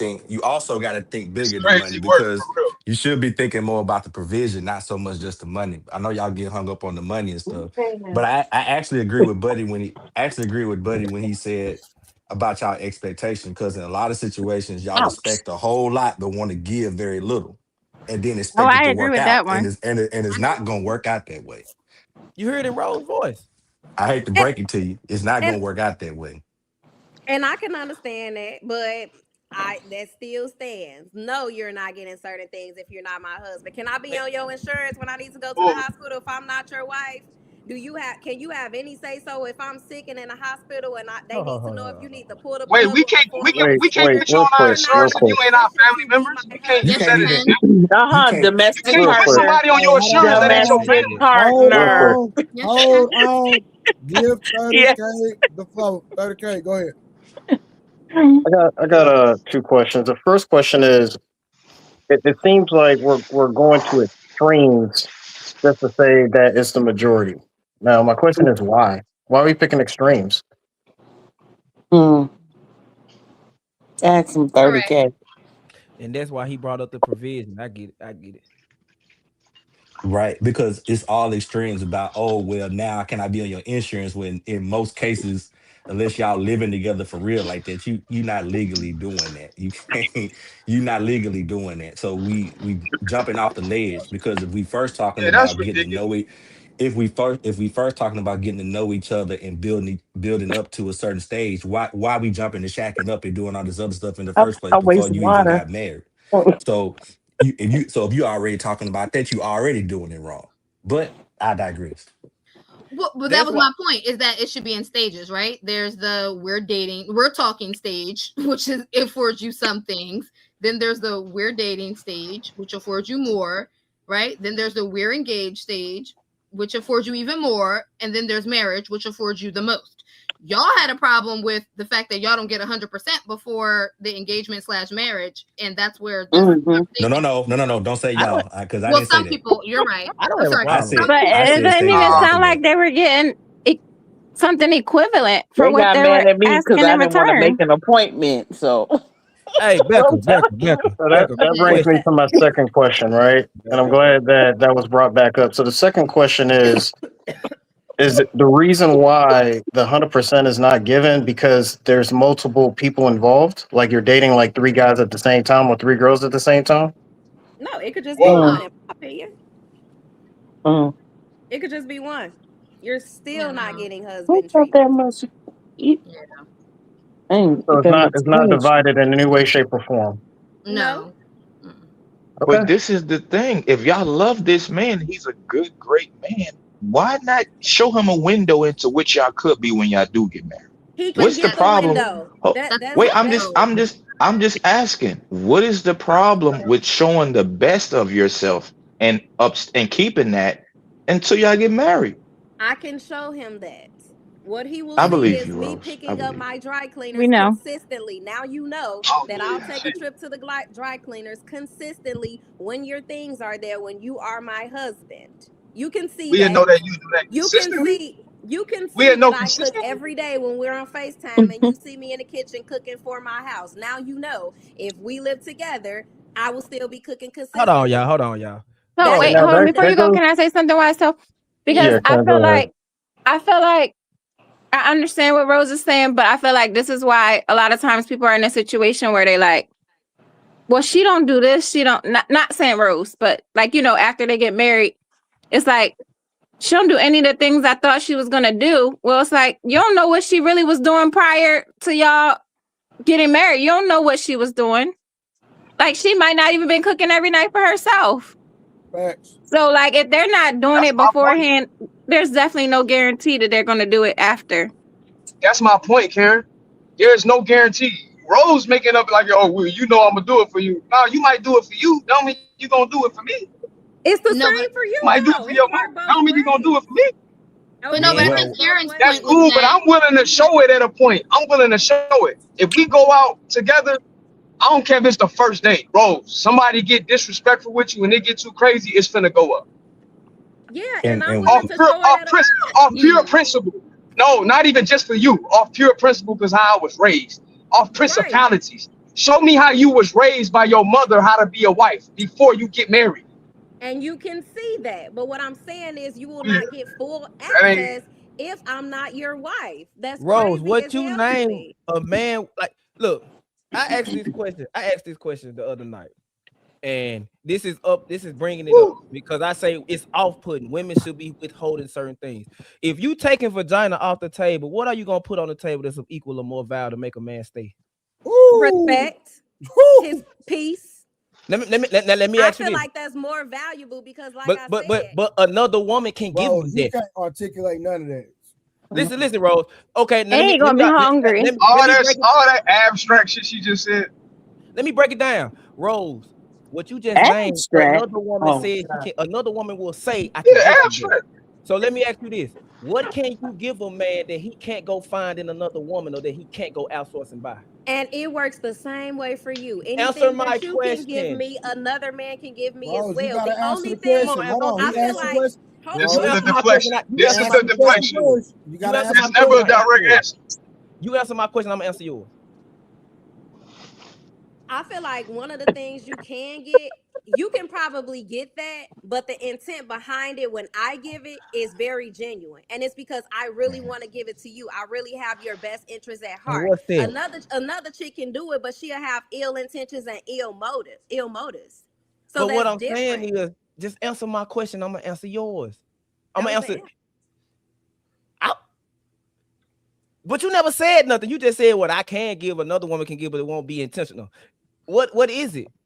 The only thing that, can I answer this? The only thing that any woman can give a man that another woman can't is who she is as a person. You cannot duplicate someone's soul, spirit, mind, all that, right? That's literally the only thing that a woman can give a man that another woman can't, because you can always find other women who are going to do everything else that you're going to do except for who you are on the inside. That's the answer. You know, I nothing. would say, That's some I Disney fairy tale you know shit. what, honestly, This is and wild hunters. I know y'all may not, It's I know the crazy. fellas may not agree with me on this, but I partly agree with what the lady said. And here's why: because if what I need you to be is the best authentic you, and yeah, another woman could come in and do it, but what the lady's trying to say is basically, if that's not their character, they're not gonna keep it up. And so what we'll end up doing is, she may do it short term, and then once she fall off, we're gonna be like, well, you used to this, but you don't do this no more, right? And so what I need her to be is the best authentic self, so that I know that she gonna give me that all the time. So now Real I quick. got something really to hold her accountable to, instead of her being fake and then So me finding out later. So, Rob Neal, I understand what you're saying. This is the thing that's probably going to trigger a lot of people. And what Watson Series, what he's actually trying to say is this. Yes, this person is talking to me, but there's other women that's going to try to compete and say, well, he's going to see that I'm better than her. That's what he's trying to get to. So yes, Well, if he's in a showing her a 10 of relationship, 12, you always gonna be competing regardless, right? Against the next Correct. person, you're gonna be competing against the person's past. You're gonna be even if you get married, you're gonna be competing against yourself, because you're gonna be seeing if you're gonna be the best version of yourself each and every day, right? So I'm not the same person that I was 17 years ago when I got married, right? I'm competing to be a better version of myself all the time. So you always competing against something. There's always going to be something to compete against. Now, the problem is a lot of ladies don't like to compete because they think they should be the only thing. there So we go. ladies also need to get out their head that they shouldn't have to compete, because you competing against this man, what he used to, of somebody who may be better than you or whatever the case. And you also competing against yourself too, ladies, because you should be getting better each and every day as well when you choose this man each and every day. So really everybody competing. But if you ain't up to competing, then you need to get out the game, get out the way for somebody else. I disagree. I disagree with that. Okay, I'm gonna that's say cool. why. I'm gonna tell you why I disagree. You gotta Grandma and Papa did not have to capitulate to nobody. They was satisfied what they had when they know they had a good person. If I love you enough and you bringing me what I need on a daily, yearly We basis, just hold on. Yeah, I got you. I got you. My bad. I didn't My cut bad. nobody My off, bad, brother. but my bad, I'm not homie. upset. I'm just saying, if you love somebody enough and they bring you exactly what you need to survive and get through life, you do not have to compete with no other woman. I promise. Oh, come on, man. Okay, but we just had the conversation about how everybody, like not everybody, but how Paul had a family across the street. And we just had a conversation about I just how was about to grandma say was that. lifting up that skirt, and then Mm. so not everybody was happy, That's not right? every man, though. Every man wasn't Rod, I doing just that. Rod, I don't just worry. Everybody He said, was stir cap a miserable lot, either. come on, so bro. Everybody he just wasn't miserable talking. either. Everybody. When a man cheats, it's like one person washing hands in Here different you bowl. go. one person washing hands in different bowls. Blu-ray cutting up, man. But when a woman cheats, it's like different persons washing hands. Jesus. In one bowl. Blood of Jesus. Blood of Different person washing hands. Is that a lady in the blue hat? In one bowl. It's okay. Now you know the difference. I will always be here to assist. Right on, Professor. Professor. Hey, but on real, y'all, hey man, it was good talking to y'all though. I do got to Hey, drop. before you leave, but I just wanted to ask you a question because yes, sir. Trey been in the game. Trey been married. Past history. He Wolfstack's been married, and you still rocking. How long should women actually wait to show their real value to a man? And how long should a man actually date a woman to see if she's not just acting? She's not just showing a mask. How long should a man really date and vet a woman before he actually commit to her? I think it just depends on where you are in the stage. I can only speak on my anecdotal. I met my wife young, was 20 years old. Now we went on and off, right? And stuff like that. And then we, got back together and stuff like that. Then got married at 27. So in a situation like that, I had a chance to see a lot. Now, if you're talking about later on, like what most people are doing now, then it's different because a lot of times now you're not meeting the best authentic. You're not meeting the most authentic person when they get older, right? In my opinion, I think you meet the most authentic person when they're younger because most times, especially like when I met my wife in college, most times when you meet each other, both of y'all on the same page, you can't really front because don't nobody really had nothing. You trying to see what you're trying to be when you trying to grow up, right? But as you get older, people put on masks. They got more trauma to sift through, and a whole bunch of stuff. You know what I mean? So I think it just depends on what that person's actually, and your own traumas too, right? So as you get older, so I think it just depends on what stages you both are. If y'all able to work with each other, it ain't no set rule to be like, to me, to be like, oh, well, you need to be able to know where she at in like 4 or 5 months, or where, or vice versa. Right. But again, I do think you can tell whether or not they are, wasting your time. I mean, you just got to pay attention, just not get caught up in, how she looked, all those things like that. I think that's where we get in trouble a lot of times, worrying about surface level stuff and trying to look past some things. I think we all and where the applause hand? Boop, boop, boop, boop, Yeah, listen, Rodney is my bro. I love him. Hey, I respect everything he said. I'm not looking past no looks. Ain't gonna happen. Sorry. No, Blue. I'm not saying it don't matter. I'm just saying that not gonna do that. We can't get hung up in that. We gotta look further. That's what I was trying to say. I didn't say it. I'm not Rodney. Hold on, listen. I respect what you're saying, my brother. Listen, but I'm just saying for me, I gotta speak for me, right? You not finna be arguing, getting on my nerve, and I can't look at you and you change my mind just from your presence. I can't do it. See, that's where that's another issue too. And I'll go into this because the one thing I don't do is I don't do a lot of arguing. It's one thing I'm not gonna do. And I can say probably the last time we had a real argument for real was like 14 years ago. Now, but do you understand what I'm saying though? Yeah, I understand. That's why I'm not gonna do no arguing with you. Wife all in their face, breast but hanging, booty hanging. They not even attracted to their wife no more. I done seen it. I hear you. If you gonna be my wife, I'm gonna be attracted to you from the beginning to the end. I have to be. You're gonna have to be in the gym, just like I'm in the gym. If I'm out here looking good, you gotta match my energy. I hear you. It's okay to be attracted to your wife and still not be arguing with her. Because I'm not gonna argue with you. But I got you, bro. But what I'm just saying, if I'm not gonna get what I want, I'm just not gonna get married. Period. That goes That's for fair. that goes That's for fair. that when I'm talking about a wife, we talking about somebody I'm gonna spend the rest of my life with. But again, I agree with you. But that's the part that you need to be able to see and vet out before you even, I agree. get married. But Right? we not getting over the looks. So that's all I'm saying. Oh, I just said that it need to be more than a looks Blu-ray. I didn't. I never said it wasn't important. Yeah.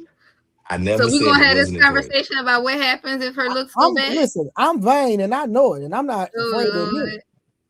Well, here's the thing, right? And again, I can only speak for me. Again, when you've met, well, again, when you've been with somebody or somebody been a part of your life for basically 23 years, and I'm 44. So when you've been a part of somebody's life for 23 years, you gonna see some things change. Kids happen, everything else. I understand not every woman's body snap back, but she do her best. And so I don't hold that against her. As a matter of fact, I can stand to lose about 10 or 15 myself, right? But I'm still attracted to her. I think again, you gotta be where you are. So Blu-ray, he got a different standard than I got on that because of where he is on fitness. And I understand it and I respect it. And so that makes sense. But but again, I think when you spent, with me Ryan, almost Ryan, basically you a think I don't lifetime, care? I'm gonna look at it differently though. But Ryan, you think I don't care about character?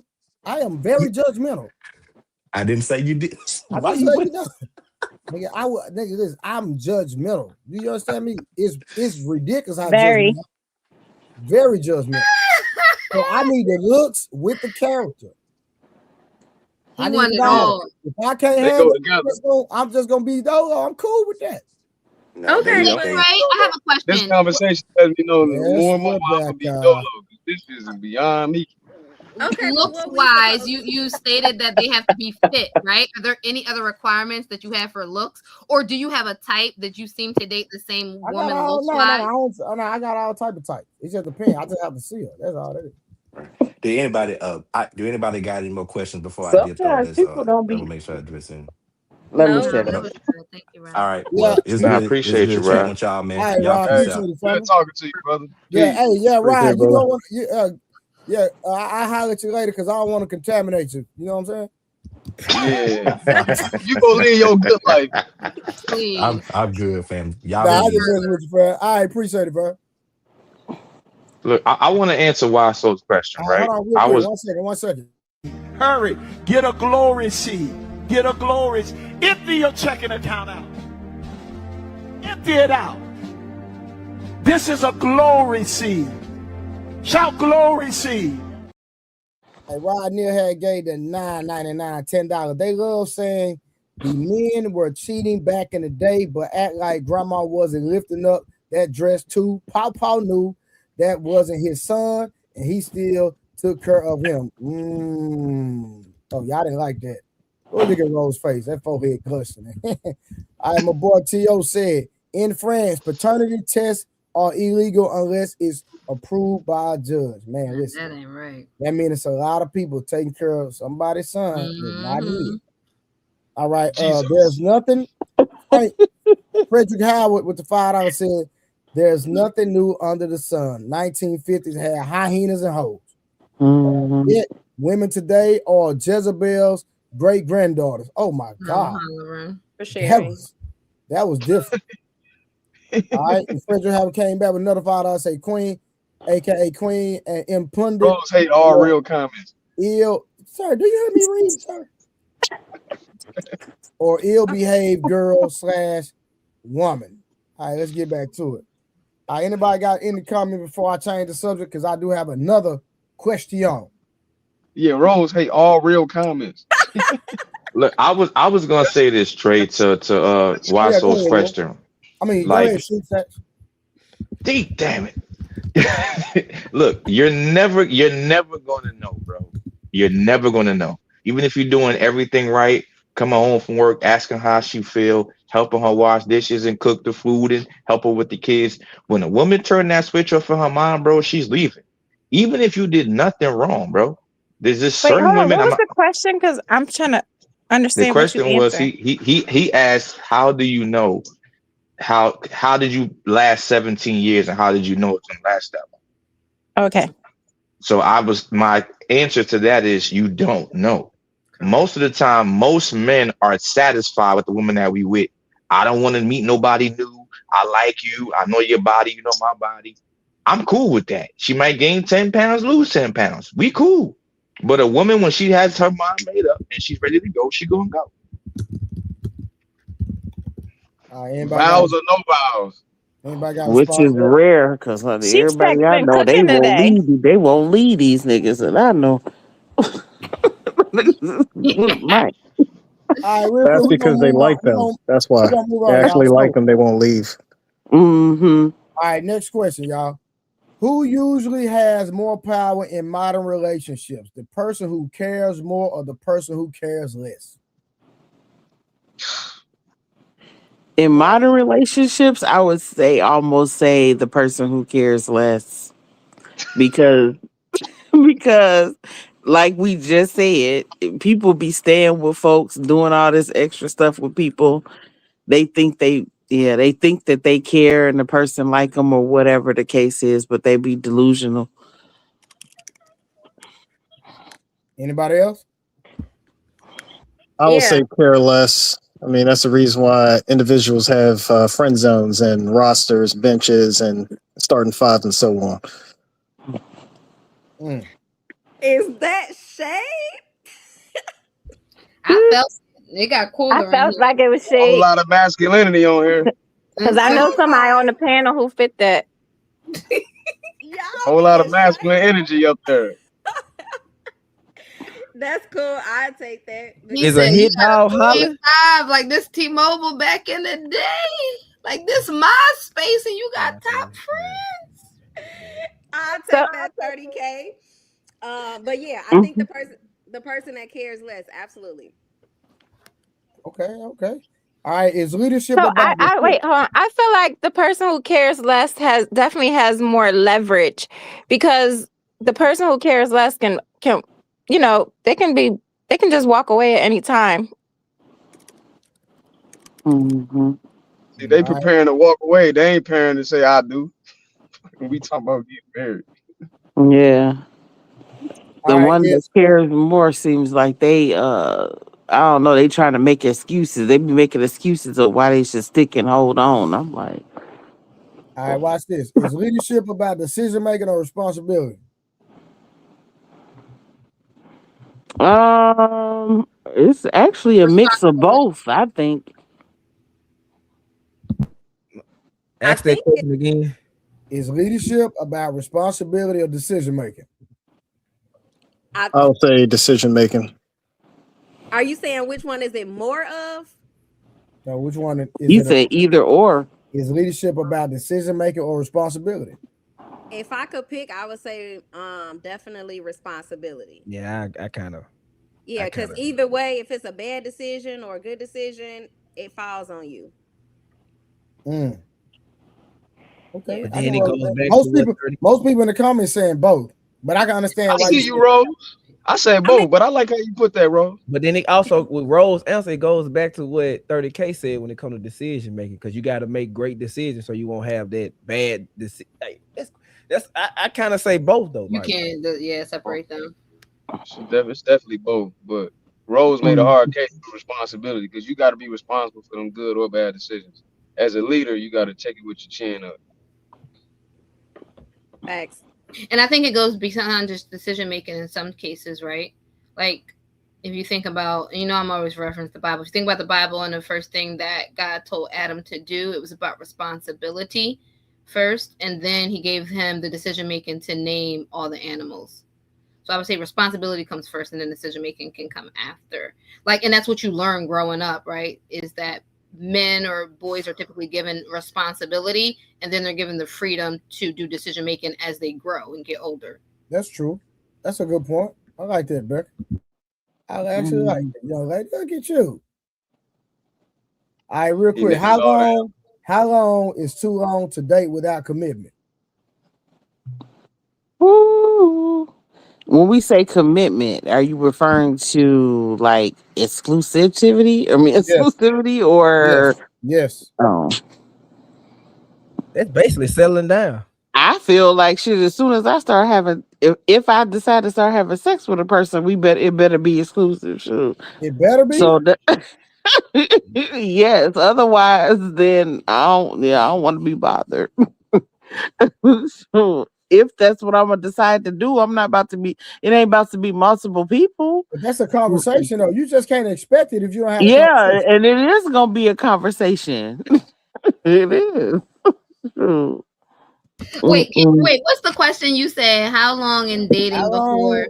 How long is too long to date without commitment? How long is too long to date? So commitment is like getting into the relationship, right? Yes, basically, yes. Okay, so if both parties are moving with intention, I say a couple of months if y'all are being intentional. Now, if it depends on where y'all at in y'all lives as well, because I mean, I wouldn't expect that same time frame for somebody who's still trying to figure out life. But for people who are established, intentional in dating, I would say within a couple of months, a few months or so, where you stop dating other people and y'all are exclusive. Same time you start fucking. I don't think it's no Well, I time mean, at I all. wouldn't suggest having sex with anyone you weren't in a committed relationship with anyway. Right. So that's what I'm saying. And most people can't. I think the perfect person to answer this is Rose. I knew somebody was coming. I had to think about how I was gonna answer this because I knew y'all was going straight to my roster, and y'all ain't playing fair tonight. I was just being silly. I was just being silly. Hey, Wolf Stacks, you never had a chance, my boy. Go ahead. Not one shot. Should have stuck it out with B. I remember a couple of shows ago, I think I asked a similar question, and the answer was 2 to 3 months. Right? Yeah, I was on that same show. So the dating phase should take up to 2 to 3 months before it's considered too long.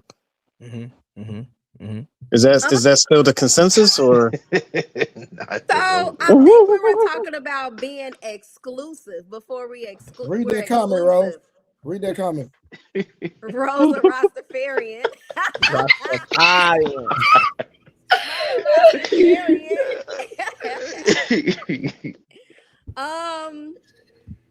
Yeah, the 2 or 3 months. I think we were talking about before we become exclusive. So we're talking about dating before getting married, because y'all definition. No. You said commitment. He literally said commitment. I would say a year, and I say that because if we're going into something serious, I want to be able to see you, like Trey said, in kind of different seasons in your life. When you're upset, when you're happy, when you're broke, when you're up, when you're down, and I don't think you can see that in a couple of months. Facts. So the dating phase is a year now, 12 months? Yeah, I think if I honestly had to answer, I would say a year. Yes, if I'm taking you serious and I know that, my attention is just all on you, we have to be consistently dating just each other for a year. I say 6 months, because that's when you start catching the butterflies in your stomach, around 6 to 8 month mark. And right, that's the honeymoon stage. The honeymoon phase is when you first meet. Yeah, I wait till the honeymoon phase. I kind of break the honeymoon phase by pissing her off. I want to see how she is when she mad. Toxic. It's not toxic. I need Wait, how long into the talking phase are you breaking the piece? I mean, after about 2 or 3 days of me talking, I'm just gonna stop talking. Oh no, that's toxic. Yep. I mean, that's what I do. But I've been in a relationship for the last 6 years. It worked. Yeah, I would. So when y'all this 12-month period, y'all are still dating multiple people during those 12 months? What I said was no. Like, and I said, because if I'm intentionally dating you and I know we're going somewhere with this, I know we're moving into a real committed relationship and potentially marriage, and I know that I like you like that, I'm only giving you that type of energy for that year. Because I need to be focused on you, because after that year, I'm basically telling myself after that year that I want us to be together on like being exclusive and potentially being married in the future. Okay, so there's the talking stage. How long is the talking stage?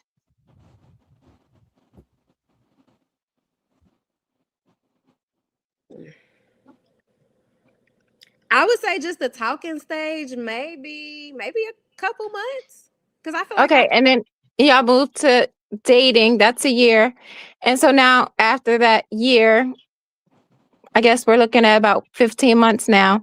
After that year, now y'all are in a relationship. So how long would you expect to be in that relationship before it moves to the next level, I guess, as engagement? I don't know. Sound like a 3-year process to me. Isn't that more predicated on a man though? Say that again, Trey. I mean, yeah. Isn't that more predicated on man, the engagement aspect once it gets to the point of being engaged? And Yeah, but aren't you going to date? Aren't you going to be in a relationship longer than what you dated that person? I'm just trying to see like the real trajectory of how long it goes from talking, get the number to like we could potentially get married with this time frame.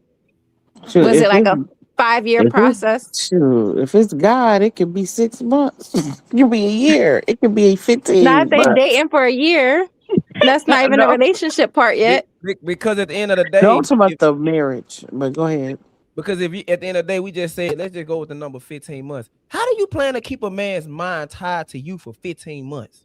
Well, he's actually going to be consistent like that.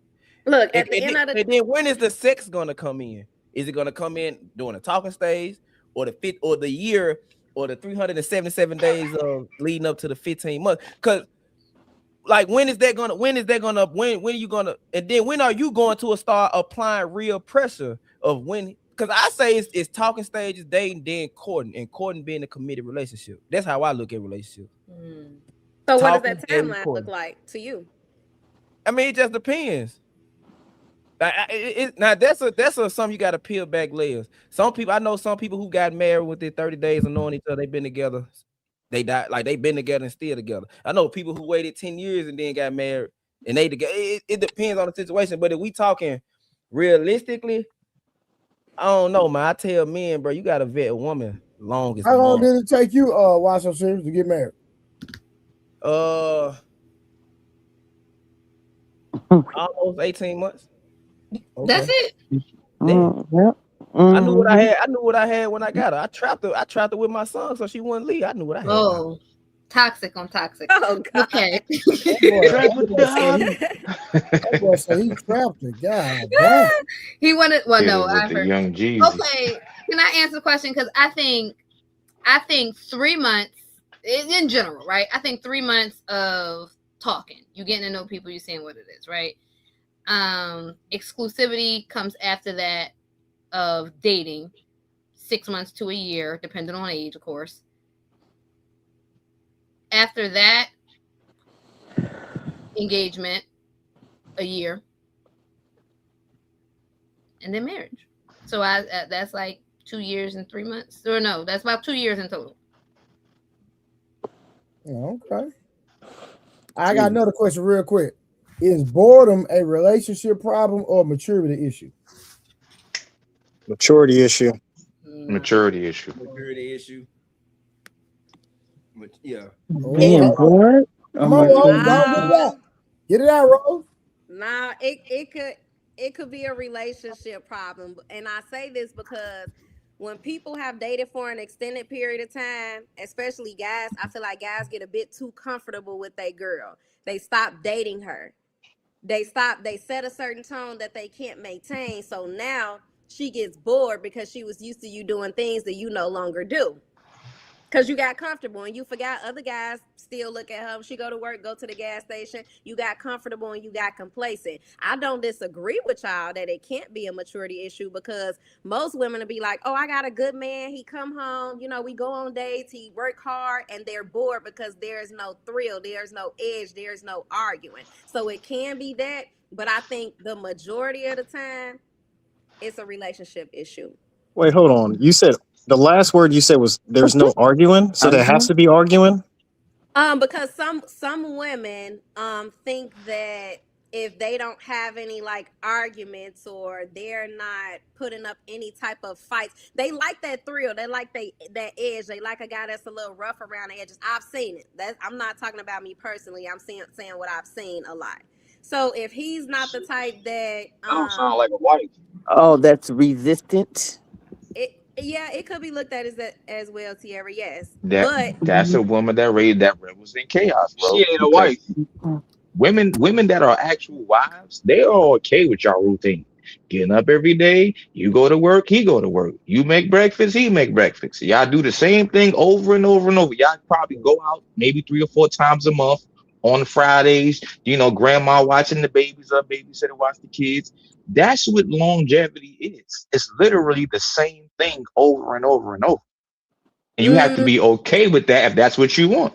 I mean, those are more so of the core values of the foundation of a relationship. That's what that routine is. But I'm saying, like, are you still dating your girl? Do you still give her quality time, taking a few hours out of your day and one day of a week to just sit down and just talk to her to see what's going on in her world? Do you spontaneously say, baby, you ain't got to cook tonight, let's go out to dinner? Are y'all going on trips with each other? Do you take her to events with you? Things of that nature. That routine that you're talking about, Stacks, that's a routine that everybody should have. That's the foundation of the relationship to keep the house going.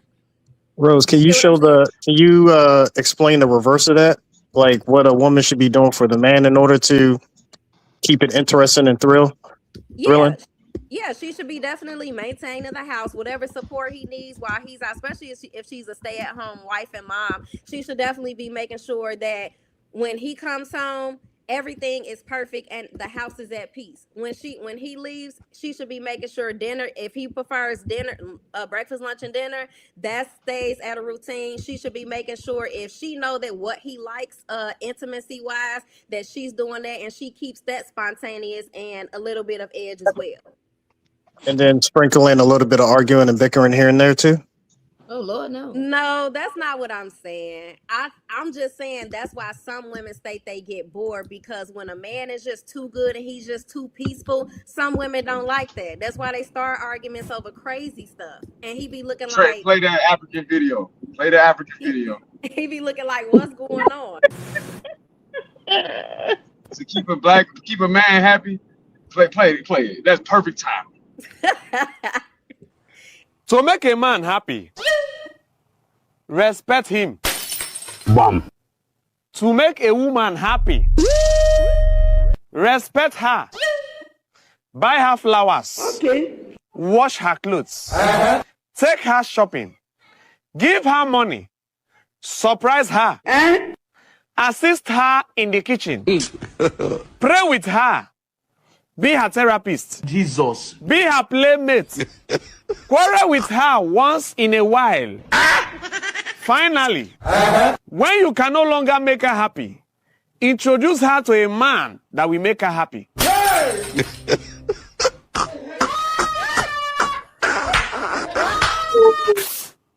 I'm mad when they do. They like Jesus.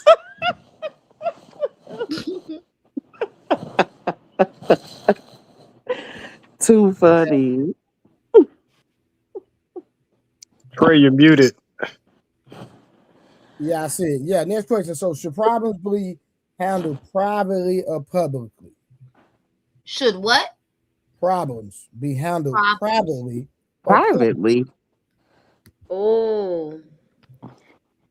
I'm going to say privately, but we got too many I would examples. definitely say privately. Why would you want to be handling problems in public? I'm gonna say privately, but unless the only time I feel like it might need to be handled publicly is if you disrespect somebody in publicly, don't try to come apologizing privately. Yeah, I agree with that for sure. Yeah. I once knew a couple who handled all their problems in real time, and it's very uncomfortable. Fantastic. Yeah. Is it uncomfortable for you or is it very uncomfortable for them? It was uncomfortable for everybody in the room. You felt like you were in their bedroom. They were like talking to each other, like in the middle of things, and it wasn't like quietly or anything. They were like having a regular level conversation, and the room just kind of got quiet, and nobody knew what to do. Like, Are they still together? yeah, they married. I mean, it worked That's for how them. they handle things, but it felt so like kind of weird as for everybody. Like, and there were other married couples there that was like, I don't know how to feel about that interaction. And everybody just like, Okay, somebody bring up a random topic. Like it's so weird. Hey, Rose, for who? For everybody. Fam. Okay. Cause we got a full. Somebody gonna have to drop this. Sam trying to come up. Oh, I'll get off. Y'all have a good night. Are you gonna go to sleep, Karen? Yeah. Hey, I bet Karen will go to sleep. I bet you still see her comment. How much you want to See, now I'm not gonna be able to comment. You're not gonna prove me right or wrong or whatever. Y'all have a good night. Right, I'm not Good night. commenting. I may or may not hear it, but I'm not commenting. All right, Karen. You be good. Samson, where you at? Try to come back up. I know Sam. I'm about to go to sleep too because I got a meeting in the morning. Oh, okay. See, our Hey, school's Trey. open? You said, is our schools open? Yeah. Yes. I forgot y'all get snow all the time. Our school's still cold. Right. I'm like -10 is regular right now. I'm like, they're not shutting the school down. We got to be like -46. Oh, I wish so. All right. Let me see. Hey, Sam, so you gonna swing that jawbone, or we chilling tonight? I don't know. It depends on what I hear, bro. It depends on. He fired up from his date. He's swinging it. Yeah, what happened on your date, real quick, man? What happened? Wait, what you say, Rebecca? I said he's swinging it after that date. What happened? It was a good date. It was a good one. It was good. You didn't tell us what happened, brother. We went to she wanted to go to Steak 48. What's the hype? Was it actually worth it? It was worth it. It was Did she worth leave it. a tip? Nah, she didn't do nothing. She didn't do nothing. That shit was high as hell. Did she ever reach for her wallet throughout the day to try to pay for anything? I think she tried to pay for some. Yeah, she tried to pay. We went bowling, and she tried to pay for like the game, for the bowling game. What'd you say? I was like, because it was like they was just like you only can play one game because they had booked the whole bowling alley for this whole company or something. So he's only gonna let us play one game. We weren't gonna be able to do much. So I was like, I don't want to waste my money on that. So, okay. Yeah. But yeah, went bowling. We did a little 3D ride. Shut up, Becca. I like Black Boy Joy. You go ahead and smile, boy. I'm always smiling. Cut it out. No, we went to bowling with this little 3D ride thing, and then went to went to Steak 48. And yeah, we was talking, chatting it up. She seemed real nice. She seemed real cool. I think we only had one disagreement. Other than that, everything was cool. What was the disagreement y'all had? She was trying to turn me into a bitch, and I ain't no bitch. How is that?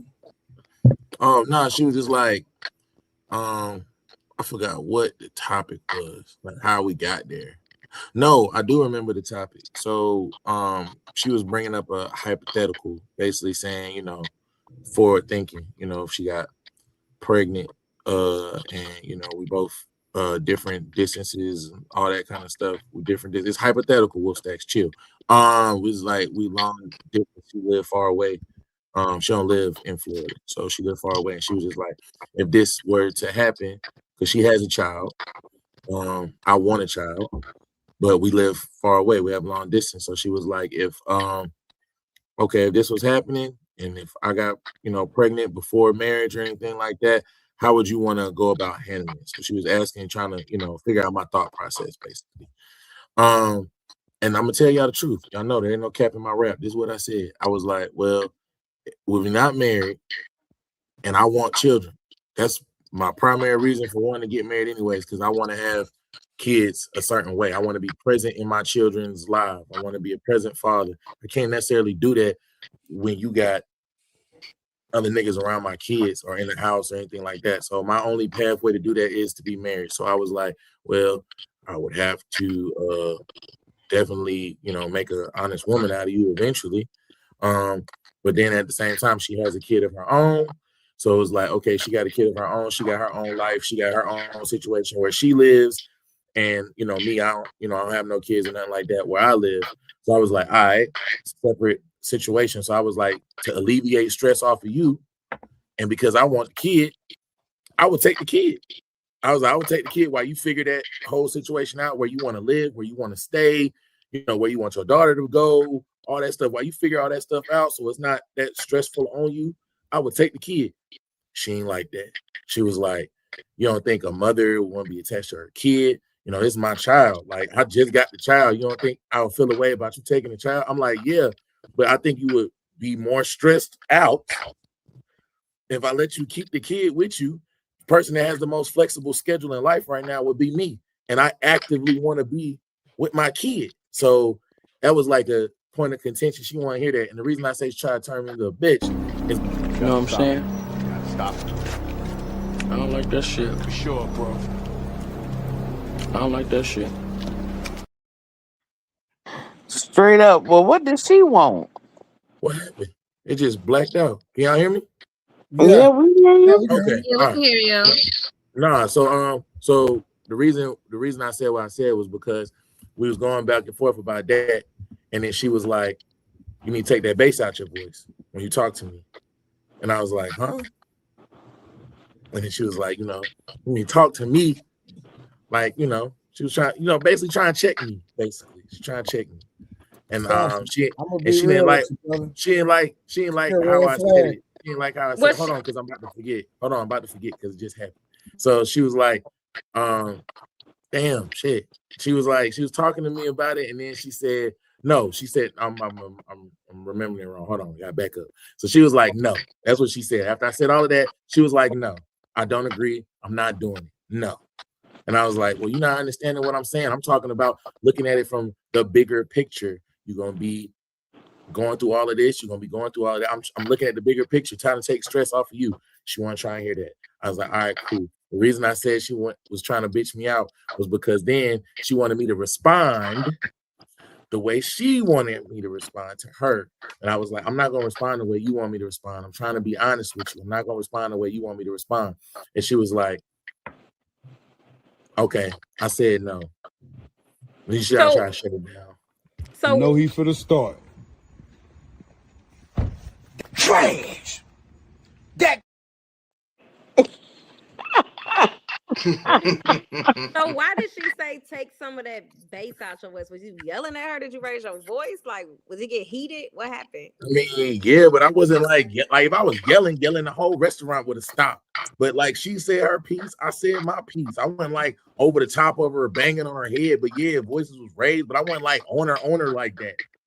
But she was saying, take that bass out your voice, and she was trying to sun me. And I was like, I ain't no bitch. I said what I said. I was like, if you want a bitch, you can go get a bitch. I'm not a bitch, bro. And then she was like, she said some shit later on in the day talking about yeah, because I after she said take that bass out your voice, I said okay, I guess I conceded the whole thing. After I conceded the whole thing, I said, yeah, okay. And then I said yes. And then she was like, say yes, ma'am. She's like, yes, say yes. And I was like, oh, shit. So I said it again. So I reiterated. I was like, and I said it later on in the date. I was like, you hear how you was talking to me? And I was like, bro, you want a bitch. That's what you want. You want a bitch. I was like, you need to go get a bitch. Like, I'm not that. I've never been that. And so in her defense, she did say, she was like, you know, she might come off a little masculine, but she said in her masculine, she's working on that. She said she's working on her masculine ways. Hey, go here on your own. But she was like, she's working on her masculine ways. But she was like, she's working on her. Wait, hold on, y'all gonna make me laugh. She's working on her masculine ways. And then she said, but she's always been like that. She's always had to be the top dog.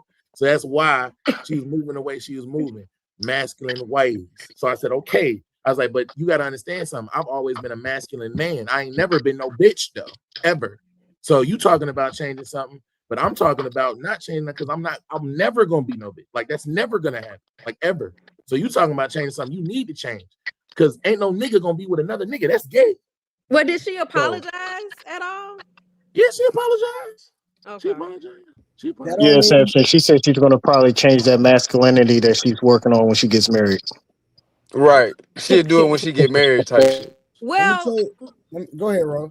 well, so she said she didn't want to do that. Leave the baby with you. Y'all in two different states. I mean, I cannot kind of understand that as a mother. If I have a newborn, I'm probably breastfeeding. You know, the doctors require you to do a touch to touch with the baby every so often.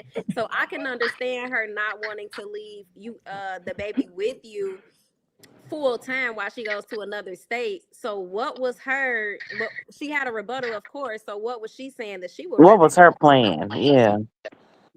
Well, she was basically saying similar to what Rose was saying, you know, especially the attachment that a mother is going to have with their newborn on top of the breastfeeding aspect. You know, the child wanting to be breastfed and make the child more healthy and everything like that. So she was talking about that and how that's important, which I did give validation to. All I was saying was, again, not saying what she was saying, her points were incorrect. I'm saying I'm looking big picture. Big picture is you already have a child that's your priority. You have a life that's your priority. You have a job, you have a career, and a kid. So a newborn is going to add on to that stress. I don't have those other things that you have going on. So I'm going to take stress from you. I'm going to take the kid while you figure all that stuff out, figure out, you know, where you want to go, where you want to live, where you want to stay, where you want your daughter to do, all that stuff. And then when we But come back to the table, we be all good. That's all I was saying. Samson, no. I'm sorry, brother. You're tripping. No mother is going to have a baby at a hospital and then go to another state while her baby is with you. I know you're the father, but no mother is doing that. I've never seen a mother doing that. What I would say is, because she actually, that's a very good point. So she should not do that. But what I would say is, why wouldn't she just come? Why wouldn't y'all just make sure that y'all are in the same state before giving birth? Like she can move Because with that you, was or she can. that was the whole point of the hypothetical. She's in another state, I'm in another state. It's going to take time to figure that out, to plan that out, to figure out who's going to go What where. is somebody doing in the background? Y'all don't hear that? Like somebody That's need to put Poppy. their phone on Poppy. mute. Blanco. It's me. It's me. Go on mute, Blanco. Somebody needs to put their thing on mute. One of the people that aren't talking, because yeah, there's a lot of something going on while they're talking. Now Okay. it's quiet. Yeah, go ahead. Yeah. Can you Yeah. hear me? I would No, definitely say she's not tripping. No mother is leaving a newborn I baby didn't with say you. she was tripping. I didn't say Well, she was tripping. I'm going to say it one more time for everybody in the back. I said I was looking big picture. That's it. I was looking big picture based on all the stuff that she had laid out. That's all I was saying, based on all the stuff she had laid out. Because frankly, if we do it her way, she's gonna be stressed out anyway. You're gonna talk to me about how stressed out you are. Men are problem solvers. I'm solution based. I don't do all that extra. I'm trying to find a way to solve the problem. If I see the problem coming and I can find a way to fix the problem before it could be a problem, why wouldn't I try? That makes no sense. So if I'm based on this hypothetical scenario, all I was doing was the best thing I knew to do in the meantime to help the situation until you can figure out where you want to stay, what you want to do, what you want your child to do, and all that. That's all I was trying to do. But okay. at the end of the day, it's a difference of opinion. That don't mean you get to try to bitch me out in a restaurant. I don't give a fuck what you Yeah, want. I I don't agree. care about what you talking about. Don't I matter. agree. Because everybody disagree. You don't hear me talking about some yes, sir, no, sir. That's how you talk. That's how you talk to me. Do it like that. You don't hear that. That's what The I'm other saying. thing that Samson said that was easily glossed over is that he said I will make an honest woman out of you, which means I will marry you. But that was glossed over, and then it went into all the other stuff that she said. Well, I think 30K that was after the fact, because you got to think like right now the baby is already here. She lives, works, and she has another kid. Her house is in another state than him. So it's like when you leave a hospital, you got to make a decision. Is the baby going home with her or with him? Well, And also, well, go ahead, Becca. no, and also I think one, never have raw sex with her would be my first suggestion. Suggestion number 2 would be like the aspect that she has another child, depending on how involved that person is. I would highly suggest she not do that if she was planning on trapping you, because I know people who thought they were about to move with their new boo, husband, whoever, and the judge says, absolutely not. You and your baby father live in the same county. Guess what? This kid is staying in this county where it's been residing with both of its parents in his life, even if their arrangement was every other weekend. You have to actually get permission to move out of state for most people. And it was something I'd highly suggest that before anybody talk to someone who don't live in the same area, if you really do end up with this girl, that's something she's going to have to talk to the other person if he's in his child's life, because I've seen it go. I've personally seen it up close and personal where someone had to move back into state, or the judge said, I will arrest you and send out a search warrant in another state. So it's like this hypothetical, while I get it, she asking, I do think it's something to seriously consider, because I done seen people in situations, real life, and life got messy. And a lot of judges nowadays, they not just giving no woman, no kid to move out of state. It's not happening in 2026. Trump's America. My thing, my issue is when he presented the scenario about what's best for the child. I can care less about you breastfeeding all that, even though breastfeeding all that is very important. Please don't get it twisted. But when he presented the scenario that's best for the child, that shows me red flags that in the long run, she's not going to make the best decision based on whatever the scenario is. So the fact that you don't want to make the best decision for the child, that's a red flag for me, period. And I was looking at it from the standpoint of she had already let me know like about all the stuff that she has going on and her having a kid. So I'm looking at it from the standpoint of if I didn't go with my plan or some version of that, and I just let it play out, and we just gonna figure this out while you have a newborn, your child, and everything going on at one time, it's gonna stress anybody out, no matter how many times I come to visit you or not. All I was trying to do was cut it off at the head and try to eliminate as much stress as I could. That's all. That's all I was trying to do. Do you think moving, maybe since you said you're more flexible with your schedule, maybe moving in with her, moving to her hometown with her, and y'all care for the baby there until y'all? That's still gonna take time, and that's time that she's gonna have to sit with said baby, new baby, her child, and her stuff that she said she had going on. It ain't gonna take you long. You got flexibility. You know, you don't have. It is gonna take me long to move there temporarily. I got to either decide if I'm gonna sell my crib or not sell my crib. No. And then I gotta wait to get the crib sold, and then I gotta move, and I gotta move all my stuff. That is gonna take me time. No, I'm just saying temporarily, like, you know, from the hospital, maybe a month or so, you stay there with her, you know, until y'all come to a concrete solution of what y'all want to do. Now, of course, 2 live screens. Now, of course, that, you know, any permanent decision making is gonna take time. But I don't know. That's still me. That's still me. Like I said, that's still me. Like visiting. You know what I'm saying? Like even if I stayed there for a month, I gotta go back. You know what I'm saying? I'm still visiting, and that means the majority of the time, the majority of the stress from the child that we made together would be on her. All I was trying to do was solve the problem. That's it. I get that, but ain't no mama like separating their baby when. Wait, do you work remote, Samson? I do. That's why I said my schedule is more flexible than what she got going on. That's all I was saying. But I can't up and move. It's gonna take me time to just up and move. So I was like, instead of me going back and visiting, you know what I'm saying? Because I'm saying, like I said, the majority of the stress would fall on her. It would. Like that's unavoidable. All I was trying to do was take care of that part. That's it. So y'all broke up over the hypothetical argument? That was a date, man. That was a date. Oh. That happened on a date. That was a first date. That was a date, man. Was it a first date? Yeah, it was. Yeah, it was. Red flag. Red flag. And she got masculine like that with you, bro? She a red flag backer? Yeah, no. Even asking that question on the first date, unless you hit or whatever before, I ain't gonna get all in your business. I ain't hit nothing. But asking that kind of question on a first date, I'm sorry, if you hypothetically knocked me up before we had sex, where would we reside? But it had to. What's the context? Because it had to be some type of conversation that led to that. Nobody's just asking that random. No, she didn't just ask it out the blue. We was just like we was talking about things that we was like looking for in She a was relationship. ovulating. We was like having conversation about Blanco. We was talking about Yo, he wild. Yo, Blanco, right? I think well this way, because that's a wild way to go. We was talking about Yeah, no. different things. We was talking about Wait, relationship no, go ahead. things we wanted to see in a relationship.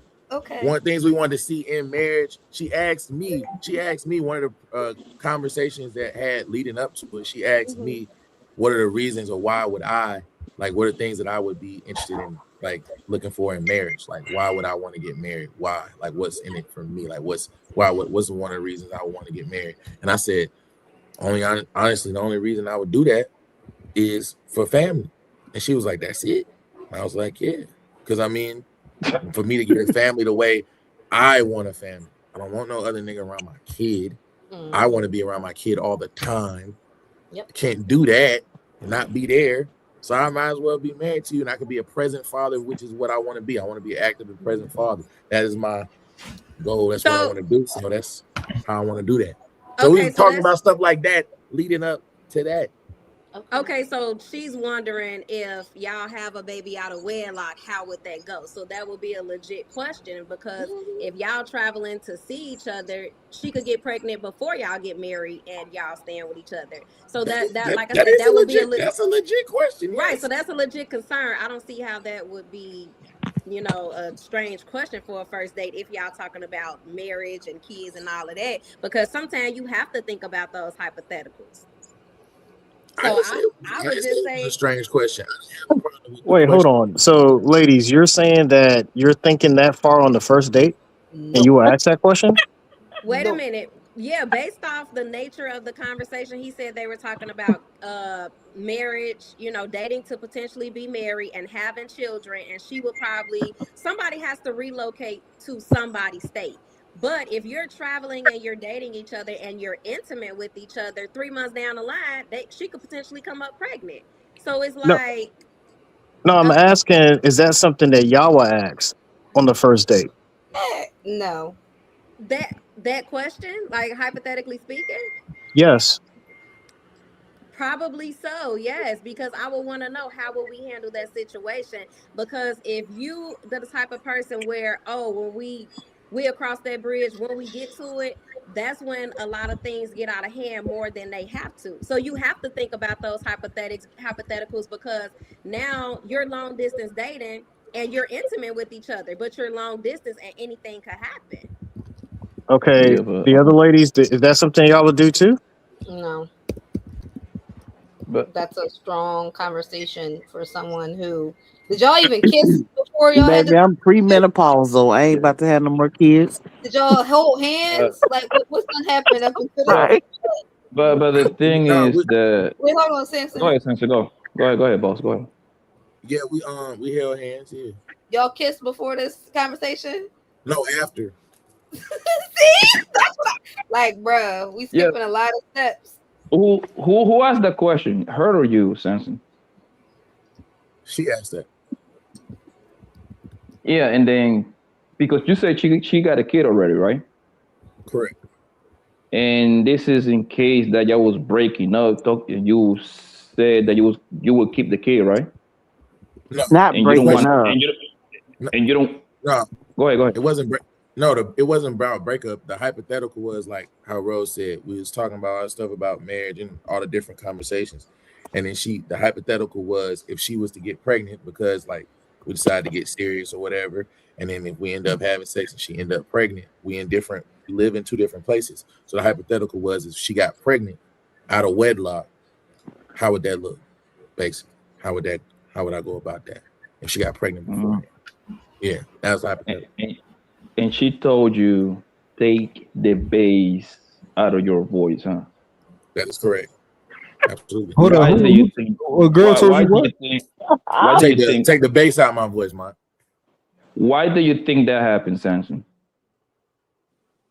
I guess Because you he feel like I had had too that much little. bass. I guess I had loud. too much bass in my He voice. was getting a little loud. Right, his voice changed Well, hey, Tara, tell you. if it was really loud, I would have shut that restaurant down. Steak 48, like it wasn't like Yeah, right. No, I understand. You know, I'm just teasing y'all. Red flag.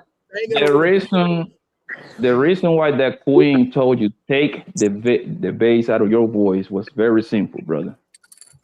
Do you want to know why? Tell me, sir. You are light skinned, my guy. I'm sorry, man. A woman gonna treat your light skinned niggas like a girlfriend. I'm sorry. I'm telling you the truth. All right. That's what she told you. That's why she told you, hey, nigga, you better talk to me like Maria, Christina, and Chanik would talk to me, nigga. You're a little too light to talk to me like that. Because I'm telling you, that doesn't happen to a dark-skinned Negro, brother. Hell no. Them girls know better. They know better, nigga, to even say something like that to a dark-skinned guy. And people know that I'm telling the truth, bro. I never told me take the bass out of my voice, bro. Hey, maybe I am too light skinned. Maybe you're right. Yeah, you gotta go get tan or something, bro. Like what you say when she said that? When she said what? Take the bass out your voice. Said you want a bitch, and I ain't no bitch. My bad. Mine, was I not supposed to say? Did I say that incorrectly? I should have said that? I'm trying to think what would my reaction be as soon as she say that. I'm asking because I might have a delivery problem. Should I not have said that, Mike? I would have laughed. I must want to get up and leave. She got me bent. No, I what I would have laughed. Even if she drove with me, she'd get left there. I would almost be like not believing that she just said that to me. Like I would have to. There was a who are you talking to? Who you think you are? Who are you talking to? Who you think you are? That happened. That exchange happened. But at the end of the day, I was like, I ain't no bitch. But what I'm trying to figure out is, right, so there's a cause to every effect. What did she say that made you change your tone and take it up a couple of octaves where she told you to take that bass out your voice? Because obviously it wasn't there at one point in time, and you said something and your voice changed that was probably a bit kind of all I did was I didn't poke nothing out. I said what I said. I gave her the solution. She didn't like the solution, and after I said all those words, her answer was no. She looked me dead in my face and said no. I ain't talking about that part. I'm talking about Which part? It was something that it wasn't what you said. It was probably how you said it, because if your voice remained the same all through the conversation, ain't no one say it remained the same the whole conversation. And you leaving that. That's why you leaving that part out. I'm not saying. Why did I leave that out? When did I leave that out? Well, Rose, I thought it was like assumed that he said that in a aggressive manner or like a stern manner because I told the story 3 different times. And I said I didn't yell loud enough. We in Steak 48. I said that multiple times. I said my voice was raised, but it wasn't that damn loud. I'm in Steak 48. I would have shut the shit down. I said that 3 times. That I didn't hear that part. I didn't hear. Did I say that, y'all? Yeah, he said that. No, he did say that. He did say that. I heard him say the part that he said. Not listening. That was part of her problem too. Don't worry. Man, she just a pseudo masculine woman, Rose. You trying to find you looking for a needle in a haystack. The obvious reason is she disrespectful. I didn't say that she wasn't. I said she's not right for saying that. But what I'm saying is, what prompted her to say that? What did you raise her? He disagreed with her.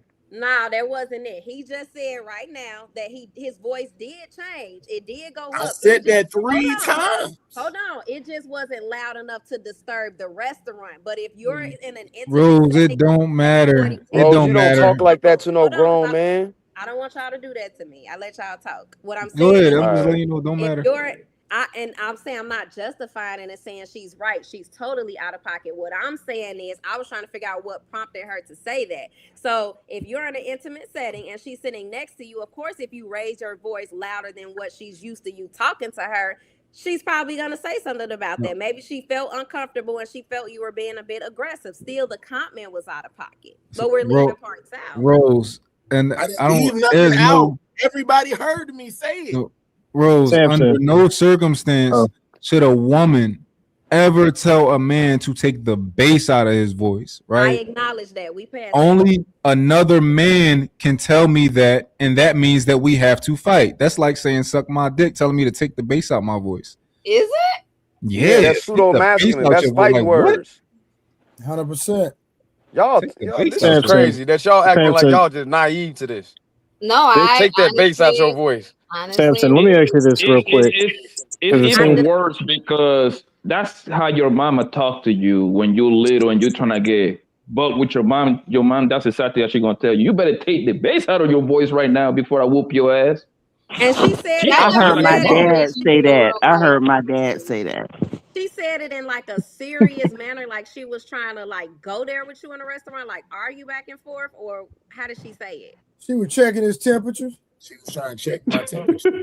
Hey, Samson, real quick, just so that I can get some validity on this. Told this story 3 So times. when y'all went to the hypothetical, right? Just so that we have some balance in this, did she also change her tone and then you changed your tone too, or did you change your tone first and then she changed her tone?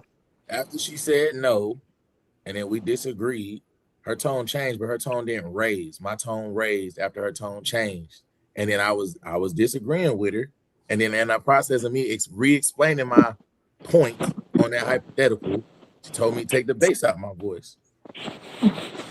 She called him a bitch. Pretty much. Hence me saying, I ain't no bitch. Thus him saying I ain't no bitch.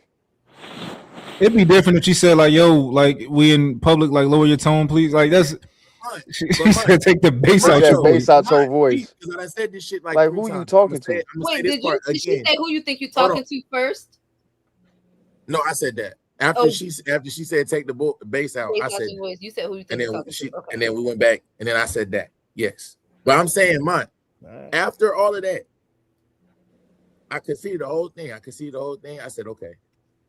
She was like, I said, okay. She said something. I said, yes. When I said yes, she said, say yes. She was like, yeah, that's how you supposed to say yes. And then she said, say yes, ma'am. Oh yeah, she thought you was a bitch. Thought I was a bitch. She must like dating young men. It's the reason I said. Rose still thinking in her mind it had to be something you did to make her, no, man. That's all the story. I'm just. You always got to ask the tone level throughout the conversation, not what the man did, because that's why I asked. I said, did her tone change first? And he said yes. Hey, Samson. Yes, sir. Guess what you should have told her? I said whatever the fuck I want. Who gonna pop me? Nobody. Ain't nobody at home to pop. You single. You can say what you want and go home by yourself. Well, yeah. Yourself a season. I said. Yeah, I would have. So what happened? What happened after that? Any good things? Would you take her on a second date? We don't care. No, I do care. I want to know the answer to this. Hey, you think she Really? did that just so you can? Oh my goodness. Hey, Samson, you think she did that just so you can check her because she wanted to get turned on from you checking her? No. If no. I didn't pick up on that, so maybe I'm wrong. I didn't get that. I'm just missing. Samson, what happened to your relationship after that? Where did it go? It was the first date, so No, it was the third date, man. So no more dates, no more seeing. No, you ain't fuck, you ain't crack. It's nothing like that? today. He just got back from This the happened today. Oh, it's happening today. Yes. He just Oh, got on the platform. We held hands. We talked about it in the car. We talked about it again because Which, it ended up happening again in the car. She ended up saying it again in the car. Oh, She ended up saying it again in the car. She's like, "Me, watch how you talk to me. Take your bass out your voice, woody woody woo." And then I said it. Hello, Fred. Hello, Woody. Goodbye, Woody. exactly. Walk out. I would have walked out the first Why time. she Like, said would've it in got the left at car? table. That's a good question. Why did she say it again? Yeah. Because we was revisiting the conversation again. Who started that conversation again? The second one.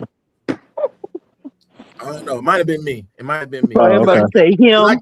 saying that. I said, your problem is that you want a bitch. I said, that's your problem. I know I kept saying that. I was like, your problem is you want a bitch. And I ain't never been no bitch. And I ain't never gonna be nobody's bitch. I kept saying that. And so she was like, no. She was like, no, yeah, because when I did say that, my voice was raised. It was raised when I said that in the car. And then she said, take that bass out your voice. She was like, you need to watch how you talk to me. And then she unbuckled her seatbelt like she was gonna pop on me or something. Like she unbuckled. Oh shit! And like, this I told is pseudo masculine shit. Pseudo masculine. She want a bulldagger. Get her out of here. Samson, how did she get to the date? My nigga Samson walks out with a dike. You drove her to the date. I would have left her there. Yeah, Samson. This is in this situation. One at a time. Samson, in this situation, when she told you to take the bass out of your voice, you should have left. And at best, maybe get her an Uber home because maybe she's your responsibility. I get it, be a gentleman, but hell no. I wouldn't fault him for doing that, you know. But you're not getting in my car. This is the last time we're going on a date. Like you, because this is the problem with telling a woman like I'm not no bitch, right? I'm not no bitch is good, but you can say that to a man, but like to a woman, I think it's a little bit different. I think you saying I shouldn't have said it? No, I think when you like for example, right when Anton and Corey Holcomb got into that situation, I think Anton was pretty much telling you like, yo, I'm not no bitch. Like I'm not necessarily here to fight nobody, but I'm not no bitch. I think when it comes to dealing with a woman, you got to be a little bit more dominant than, you know, like I'm not no bitch. Because I'm not no bitch is like I'm not going to take a step back, but you got to take a step forward. Like when you're dealing with a woman a little bit, she got to know that like, yo, I'm the man and you are the woman. I'm not telling you put your hands on her, nothing like that. No, I wasn't like that. But it's like I reiterated the point. I feel like she understood the point because she did apologize. And I did say after she apologized, I was like, I don't want no apology because I was still hot. So I was like, I don't want no apology. And then I said, I'll think about it. We did hold hands and then got her back to the crib. She did apologize again. She apologized like 3 times after that. And then we did kiss and then she went to the crib. And it's too early for y'all to be arguing too. Right. I'm like, this is escalated quickly. And Becca, to your Becca, the point, the justification of the point, the crux of it was I've always been masculine. You got to give me some time, you gotta have some patience because I've always had to be like this. And you basically asked me to flip it on like a light switch. And then my rebuttal to that was, well, I've always been a man. I've never been no bitch. So you can't be talking to me like I'm a bitch because I'm not one. That was basically where the conflict was. It's too early. This early, I gotta be like that. You ain't gotta be no man. You ain't no man. This early, she should be extremely feminine. Even if she's a woman who's just always been aggressive and stuff like that. When you first meet a woman, they're gonna fake it for you. They're gonna act like they this, they're gonna act like they that. So it's early in the game. If she like you, she should be faking feminine right now, which is natural. A girl get feminine. Queen Latifah will get feminine around a nigga she think handsome. She put that leg up, that leg will go up. She start being soft real quick. But yeah, like this early on, she should. It's way too early. Do you like rough women at all? Like you kind of like the little toxic? Nah. She was a baddie. Huh? Was she bad? Let me see. Put it in. Oh shit. I don't think I got any pictures though. I ain't got no pictures. What's her gram? Put it in the back check. Back check. Yeah. We're judging you. Well, I mean, y'all know me. I ain't gonna try and do nothing. I don't know if y'all niggas like Blanco or something like that gonna try and Blanco made a flip. Blanco, what would you have done in this situation? Tell the truth. You don't want to know. You really don't. You don't want to ask me that question. You've been throwing drinks, brother. Our girl tried me one time, and I kicked that bitch out right in the highway, fam. Right in the highway. She got the fuck out of my car. Bro, I would have left her at the table, bro. I ain't gonna hold you. However, I went around and picked her up because her mama called me. I went around and picked her up after like 10 minutes. Her mama begged me to go pick her ass up. You know what I mean? Yo, Samson, question. What's it? Where you stay at? I know you say Florida, right? Yeah. Like, Orlando, Jacksonville, Tampa Bay? Outside of Florida, yeah. I mean, outside of Orlando. You should have drove your ass to Clearwater, nigga. Drop that bitch over there and tell her find her way home. I swear, yeah. Yeah, like, hey, yo, go put 40.3. I'm gone. Yeah, bitch, you gonna try me like that? I'm sorry, I'm gone. You need a nice girl, man. You need a girl that's nice because you a nice guy, but you're not a pushover. But you a nice guy. You just need a girl who's not even gonna take you there, man. Facts. See, that's my problem. My problem is when I am nice, but when I get, He got a temper. Hey, where did you meet at, bro? Where you meet at? we was just talking like on Instagram type shit. Oh, you met on IG? Yeah. Sam's like, if she not ugly, DM her to me. I'm gonna look at her. But if she ugly, I can understand you don't want to watch. She don't want to show nobody. But I want to see her. What's her Instagram? Put in the back chat, Sam. Hey Samson, quick question. So when y'all was holding hands, like how hard was her grip? She had a hard grip. She was holding on to me pretty tight. 30. Yeah, that's a red flag right there. She was trying to dominate you on the handshake too. That's a problem. Yeah, that's crazy. And Samson, I don't even care if she ugly. I know the game. You ain't got it. You know what I'm saying? I seriously doubt that Samson would be take to a state. I've been in State 48. They are the sister steakhouse, State 44. It's the same steakhouse. I seriously doubt this nigga gonna take a woman to State 48. You stop following me, Mike. You said what? Who told you that? He said, Did I ever follow you? I don't have nothing. IG. Put in the back chat. I don't have nothing. I would never take an ugly woman to no steakhouse, man. She got Chick-fil-A, nigga. Dry through. Send me a DMs. You said I blocked you? Ain't no way. I can just pull you up. Now, when people get to calling folks ugly and stuff, I be wanting to see what they look like. Wait, folks be acting like they look so good.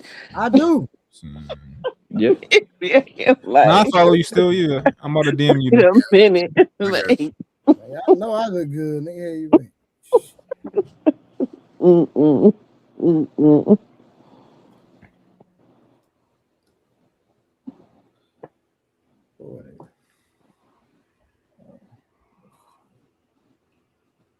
Oh, hold on. I had another question for y'all there. Hold on. Let me get the other question. I was sitting up here. Let me just.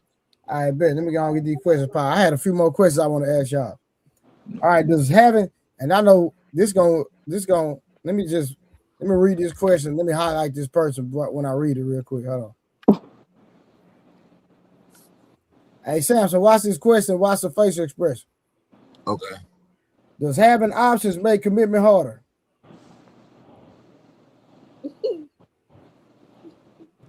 Does it, Rose?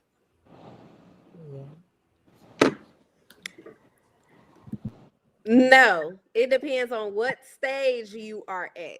If you are in just a dating stage where you're trying to see who you want to commit to, absolutely not. Now, if you know this man is intentionally dating you at this moment in time and he's working towards a relationship and a potential marriage, of course you should not have anybody else on the side. You should not be giving anybody else time and attention. But until he makes it clear that he's trying to commit to you, keep them options open. Terrible advice, but go ahead. Anybody else? Terrible. You gotta realize something, Rose. People just answer the question. Cause it's like beating a dead horse with me. Just answer the question. Of course, having options make commitment hard. I will say yes. Yes. Once again, to put some validity on my statement. Once again, the friend zone, the bench, the starting five. I think it makes commitment harder. Especially if you're the type of guy who like you've always been like a player or somebody who's got women. You kind of And I guess I'm like the closest person to somebody who like, well, I'll never cheat, but I'm the closest person to somebody who like just doesn't have a desire for the most part. But as a man who used to get women, like sometimes you do have times where you see a woman and you like, yo, I know I could get that. Like, I know I could get that. Yeah. It's like playing basketball. You know, you play ball, you always want to hoop a little bit, but I think it'll make it harder for the average guy for sure. Absolutely. Anybody else? I mean, I say it's gonna make it harder because people who got options refuse to settle. I can It's gonna be dig hard that. for them to settle. You still got the same starting three, Rose? Or you narrowed it down? It's down to 2. She got And may the best man win. She got what's her name in there now? And they know about each other. They know they competing for the same woman. This is crazy. Hell nah, they don't know that. Nah, they don't Number know one, that. number one. They don't know that, Rose. She capping. One of the guys did ask if I was dating other people, and I was honest with him, so he knows. Rose, how long did it take them to get to this point? He a sucker. How long did it take them to get to the last leg of the race? It ain't the last leg. I'm just waiting on that particular guy that know he wants to move forward with me to say, hey, like, I want us to start working towards a relationship. I'm intentionally dating you. You're getting all my time and attention. And I'm going to do the same at that point. Is there one guy that you giving more attention to than the other? Yeah, she not right. You lying to the one guy?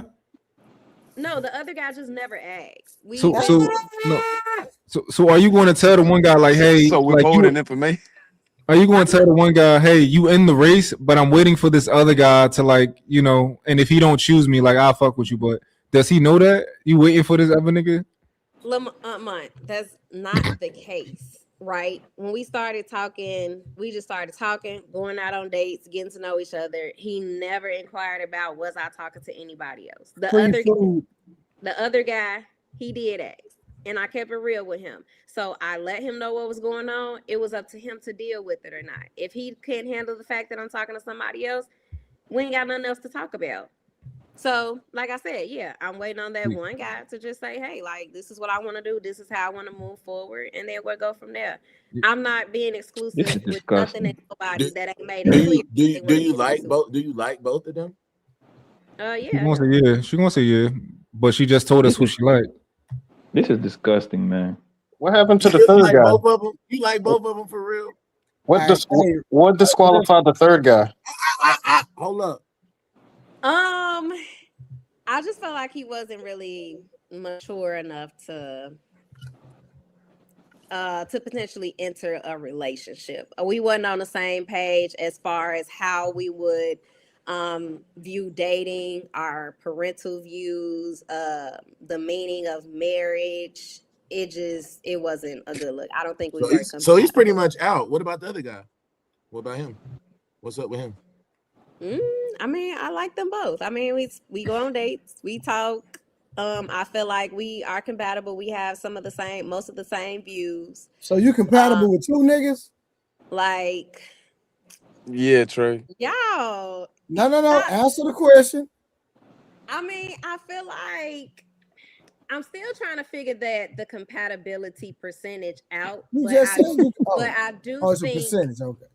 right, but I do think that we share some of the same views when it comes to dating and raising children and certain values and morals. So yeah. But like I said, I'm just waiting on that one to make a move. You don't like them niggas Is enough. that the same one that know? Right. The one you like the most is the one that know you talking to somebody else? Nope. Yeah, because he did ask. Yeah. And he's still around? As the one that knows, has he taken you on a date recently?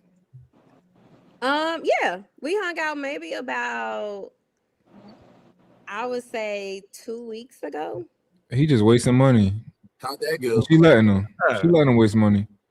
How'd that go? Did you fill up your gas tank too? It went great. He didn't do that, but he called me one day when I was going to the nail shop and he sent me some money. Oh my God. I don't like him. I don't like this guy. I had seen him and then he gave me a little bit more money from my pocket. I don't like him.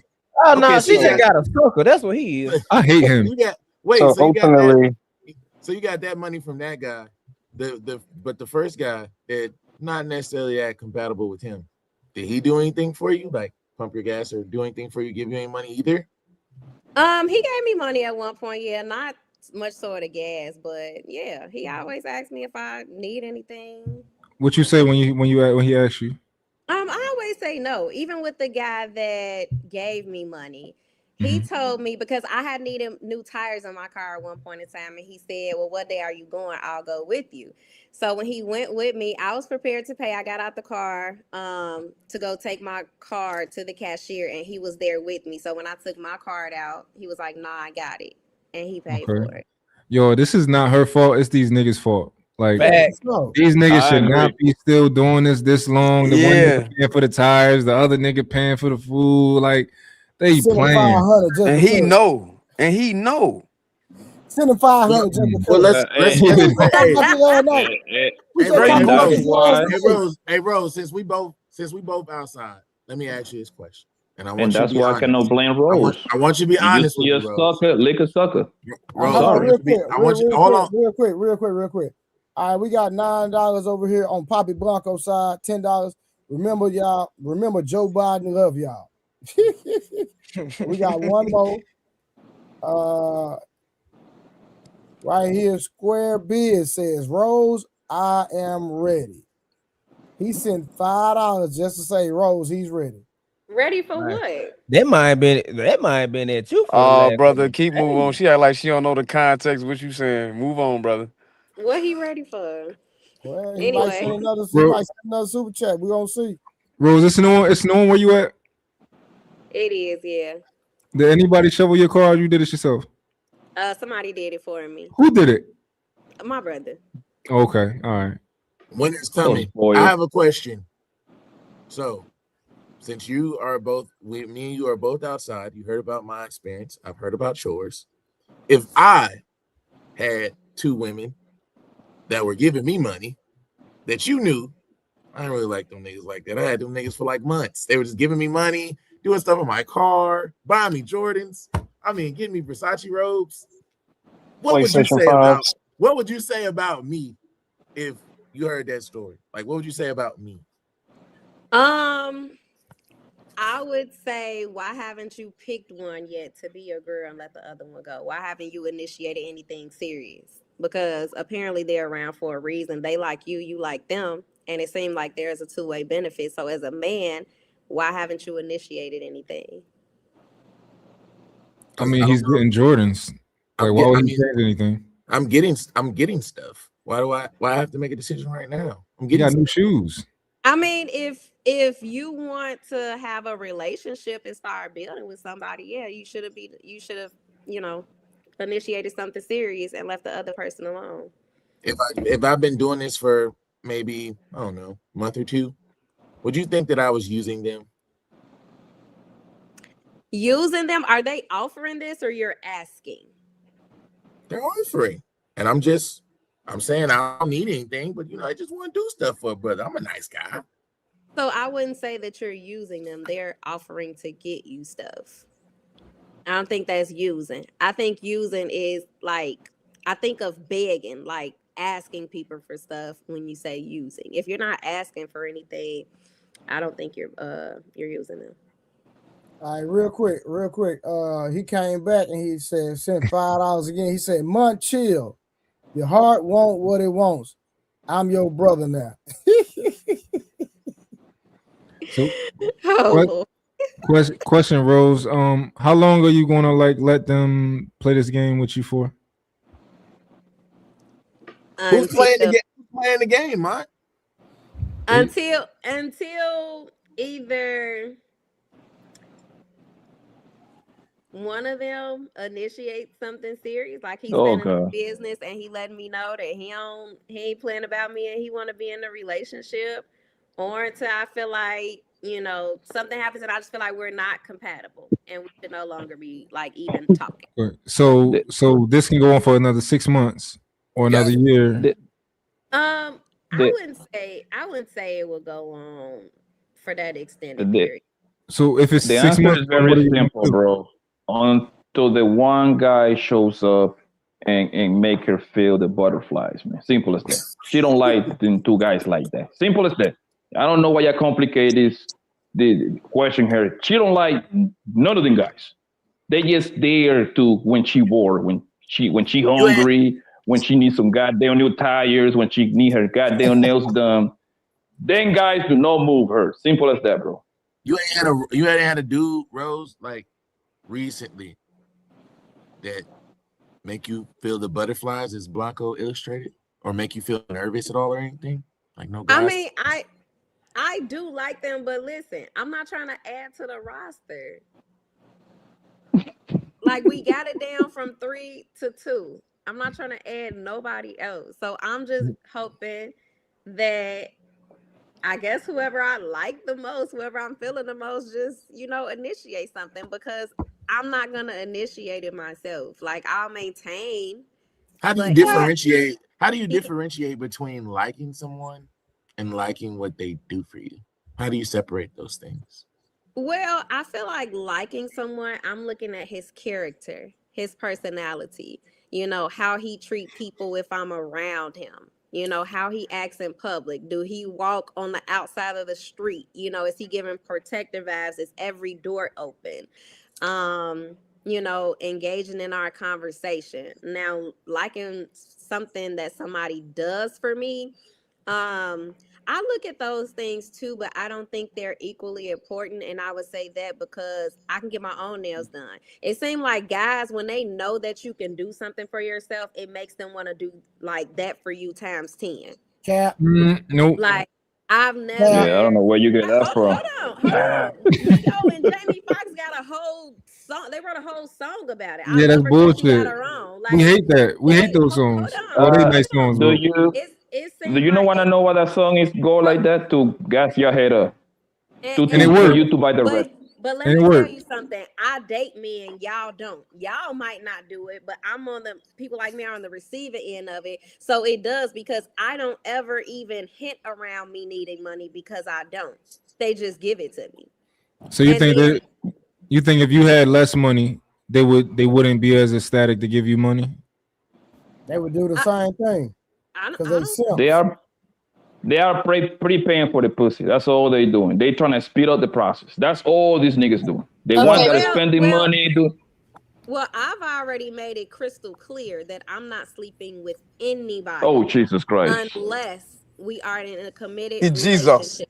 I've made that crystal clear, and they both know that, but they still decide to move how they move. Yeah, there's Yeah, and I agree with you, Rose, but you also know that guys will stay in the friend zone, because I call that friend zone right there, for 6 months, 2 years, 3 years, 5 years, in order to get what they want. You know that, right, Rose? They know at some point you might get horny. They're gonna keep, and they're waiting to get that call.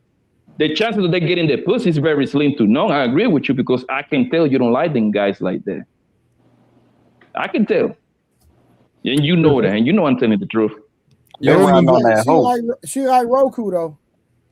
Y'all remember that period in time? Y'all remember that period in time where everybody was making songs about like strippers saying go get your money and like go put yourself through college, you go girl, like Drake and Wale and all them niggas. Yeah. I hated that shit. They just be talking. Rose, they just gassing girls' heads up because they know y'all gonna spend that money. But it's marketing. It's all marketing. My homie is in the industry. They are rap managers, some of them rap too. It's all marketing, bro. They do that because they want to put the woman to be a consumer too. Like when you go to the concerts, how do you think Chris Brown get to charge his women $1,000 for a feature and $2,000 for a video? You got to market to them because they spend that money like no other. You can make a lot of money if you just make a song. You just find all of the things that women do and like just find a way to tell them they don't have to be accountable for it. You can make a lot of fucking money. Yeah. Like just tell them all. Look at Derek Jackson. Look at Derek Jackson, bro. Like we don't have to go that far. Yo, he's still a thing. That's crazy. He is still a thing. I just discovered that recently. He still got like a large following. I'm like, what the? You know what I read? I read a post about him like 2 days ago. He tripled his audience, and you know what his audience is? Women. He tripled it, bro. Wait, yes, after cheating and all of that, he's still. Yes, man, the women want to hear what they want to hear. Women, listen. Women only get standards for the internet, but it's never been a problem for men cheating. They actually like you more, fam.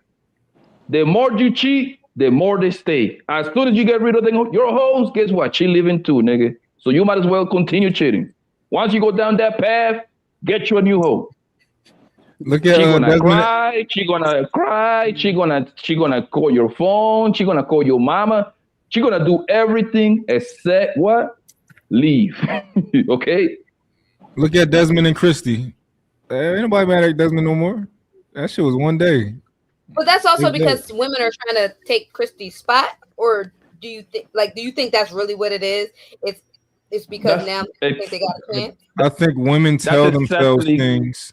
Women will do the work for you. You don't gotta say like, yo, you know, it was different. You know, you don't gotta tell them about the situation. They're gonna tell themselves, they're gonna get themselves an excuse on why you still a good guy and all that type of stuff. So all you gotta do is not say nothing. They're going to think about, you know what, Chrissy was an annoying bitch.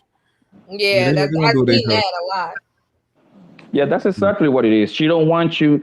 She don't want to lose to the side piece, so she gonna stay. And as soon as a man give up his side piece, guess what? Man, fuck you, nigga. You corny anyway. If your side piece leave you, I'm gonna leave you. That's just what it is, man. I've been with women who like they just wanted me to lie. Like a woman to catch you red-handed, and she'll just be like, "What are you doing?" What do you mean? Hey, man, did you hit it with a huh? What do you mean? What am I doing? Like, she'll see some text message and be like, "What is this? What do you mean? What is this?" You read the thread. Were they from Philly? What any woman I ever dealt with was from Philly, Jersey. Yeah. Hey, Mutt. When I was staying with my mama, my house used to be the back door used to be a revolving door. Women knew I was talking to other women. I was never in a relationship. They know. And I used to ask them, why y'all? I used to ask them. I asked one girl, like she popped up one day, and I had another girl over. But of course, you ain't finna do all that in my mama house. It's a wrap. So of course she came back a couple of days. We were talking. Said she was like, you know what? I just didn't like the fact you didn't tell me. I said, I told you about her. You just didn't tell me she was over. And I asked, I'm like, why are you even dealing with me when I'm doing it? She said, because you don't put your hands on me. Damn. And another thing they don't know is, I'm gonna let you know on the secret, Queens. All right, most of you have been side pieces. He put you on game. Put him on game, Blanco. Most of you have been side pieces, directly or indirectly. But you have been side pieces. Make no mistake about it. All of you. They don't want to hear that, Blanco. They don't want to hear that. Well, I mean, that kind of plays into the narrative of when women say most men cheat. Y'all be like, no. But how's it cheating if y'all dating multiple people too? Women have been a side piece is not multiple dating. That is, you have someone who you're in a committed relationship and you're dating someone outside of that, or you're talking to someone outside of that, or doing it to someone outside of that, versus y'all are just casual or whatever, call it, and multiple people are talking to multiple people and there's no secret about it. So there's a big difference. One involves lying if you're a side piece. The other is open communication. To a serious point, a number of women will, if they know about it, it's whatever, they'll be like, all right, fine, you talking to whoever. Not knowing someone's in a committed relationship is manipulative. You know, a lot of times, you don't want to like a woman go and try to tell your woman what you're doing. They just really trying to get them to break up with you so that they can be with you. They don't really want to like. They just hope that she got enough pride and self-respect to break up with you so that she can have you. And Hey, Mom, it's usually right before you wife the friend. It's usually her friend gassing the other friend, say, don't fuck, don't, no getting into a relationship with you. Because 3 months later, she's the one want to be writing you up. That's exactly what happens all the time, bro. That's exactly I what heard happens. that a lot from men. No, it happens all the time. I fuck a lot of girls that were friends. I know exactly what it is. I catch them later. I catch them later. Oh, darling. Hey, man. Listen, as long as they know, I mean, if it is my girlfriend, that's a different ballgame. I respect the code. But I'm talking about when I'm just messing with a girl. Yeah. When you're just messing with somebody 2, 3, 4 months, I can bet you my last dollars that her friend's going to make her way around me for the most part. It's going to happen. I got a question for the ladies. What is the girl code like when it comes to, like, let's say you meet a guy and he got it going on, right? But he's in a relationship. He's not married, but he's in a relationship, right? But y'all hit it off. You think he's the perfect guy. You think y'all got amazing chemistry. Is it against the code for you to try to secure that man for yourself, even though he's in a relationship, but he's not married to that woman? If you see anything that's like, oh, I don't think that they'll last. Like, is it against the girl code for you to try and get that man for yourself? Absolutely. Because the same way you got him is the same way you're gonna lose him. He wasn't married though. It don't matter. He was in a relationship still. And in a relationship, you know, people call themselves being committed, even just at a boyfriend, girlfriend level. So I feel like that's up to him to completely leave that situation alone first. And if he wants to start something with you and be, you know, committed to you eventually, let him initiate that, because women tend to rush things. Like, a man is gonna never move too fast for her. And then sometimes that back and forth stage with what they already have going on goes back and forth. He's forever gonna play, like, he's gonna play both sides for a very long time. But what if he's not going to cheat on her, and you don't want him to cheat on her, but you still want him for yourself and you want him to leave her? Is that still against even if he's just like, you know what, I don't think I want to be with her anymore, you know, maybe you know, I've been with her for a long time and I don't plan on marrying her. Like, if he told you he didn't plan on marrying her, how would that change things? I don't think that would change anything, because he's still in a relationship with her. Whether he get married or not, like, that doesn't change anything. He still has association with her.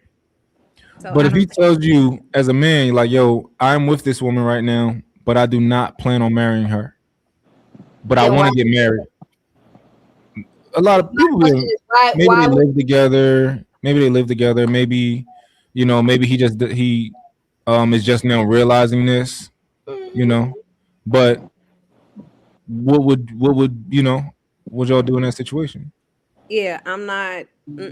Like, there's no reason for me to even indulge in that situation, because to me, he lives with her. He's with her in a relationship. To me, he's basically a married man. Okay. Yeah. Y'all all agree? What? No, I think for me, it would be like, okay, he's expressed interest. He don't want to be with this person. Then as a man, make the moves and do what you got to do.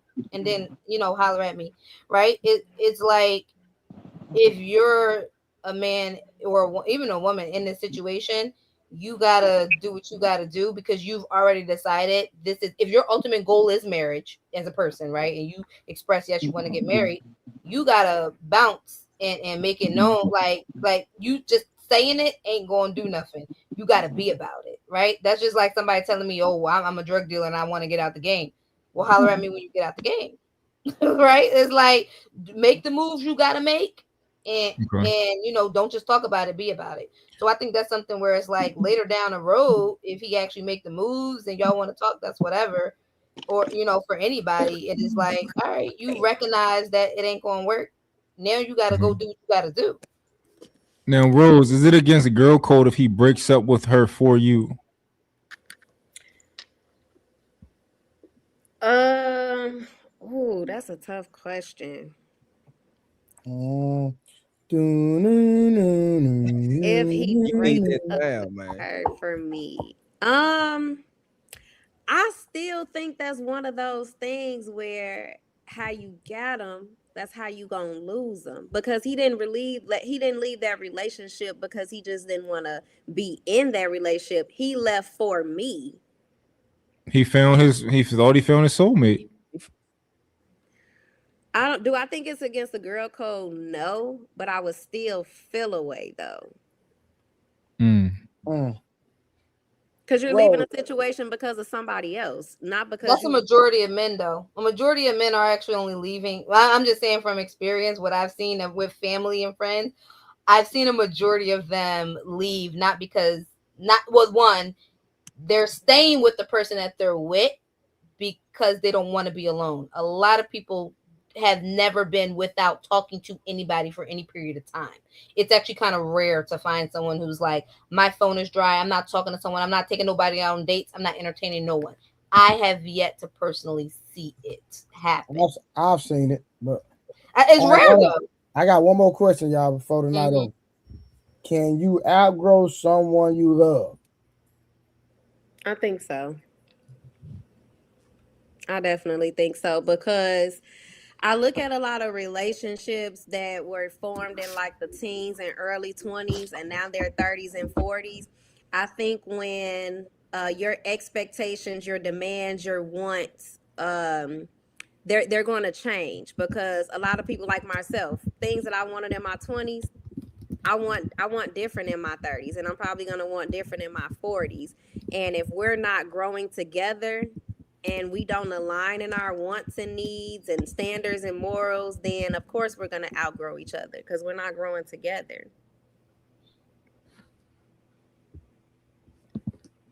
I think that's a poor excuse to leave somebody. I'm gonna be honest with you. That's like a retired excuse. I mean, that wasn't the question for leaving somebody. What was the question again, Boo? Hold on. Can you leave someone? Can you use the excuse of can you outgrow someone you love? Right, you can outgrow them, but you got to understand, people still stay in those relationships and marriages, and guess what? They're miserable because they're not. Go ahead. I'm sorry. Go ahead. Right. Yeah. But when you hear the word outgrow, 9 out of 10, she left that person. Oh, I don't think men use that kind of language. I outgrow her. When I hear outgrow, it's usually a woman explaining why she left her husband, boyfriend, fiance, whatever. Am I right or wrong? Yeah, you're right. But what I'm saying is, even if they don't say it, they still feel it. They still experience it. They know they shouldn't be in that relationship anymore. They know that's not the woman for them, because that woman is not even in marriage, Rose. Even in a marriage, you're telling me like you can outgrow somebody. Absolutely. Also, the vows don't mean nothing, because y'all can outgrow. So you're telling me you was with this person for 10, 15, 17, 20 years, because that's what I hear a lot on the internet a lot. 15, 20 years. Some way, somehow, after 20 years, I outgrew this person, my husband. Really, nigga? Like, really? Did that even make sense? Right, but it depends. It wasn't that what Power was about. Power was literally about allegedly a man outgrowing a woman because she wanted him to stay the same and he wanted to progress past where they came from. Did you say Power? But most guys don't live in the woman. Did she say Power? Yeah, TV shows, bro. When we already know the media. No, that was a good analogy. That was a good analogy. No, but I'm not saying that happens to men and women. We understand it's a TV show, but the storyline of what she's trying to convey is on point. Right. So I think it just depends on what do you mean by outgrowing, right? Do people change their moral standards, right? I've seen it where here's one of the reasons I've seen people who are two different religions get married, and then somewhere around the late 30s or 40s, one person becomes more religious, or they both become more religious and they're separate things. And now there's a clash, especially when there's children involved. I've seen, differences of lifestyle. Literally, some people in the game got out the game and the lifestyle changed. And then it was like, well, what are we going to do now? Right. And I've seen that for men and women who were wild sexually in the beginning, threesomes, all that. They get to their late 30s, they don't want to do that no more. The man like, wait, hold on. We was wilding. What was wrong with that? I've seen people have open relationships that want to close it. Like I've seen a number, and this is people I actually know. I've seen a number of things where you could quote unquote say people have outgrown each other. I think for the most part though, like men don't use the verbiage as someone said. But I also think when people say men don't leave, I think men do stuff to get women to leave them so they don't seem like the bad guy, is what I've actually seen, unfortunately, in a number of situations. They'll let their cheating be. There's been men who have never, they may have cheated, but they never let that cheating come to their doorstep. They pick a ratchet.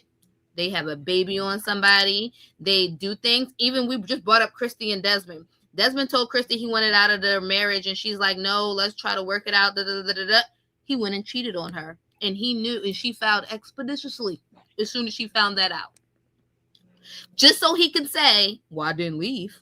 He could have just left her when he said he wanted to leave instead of going to cheat. He could have said 10 toes down.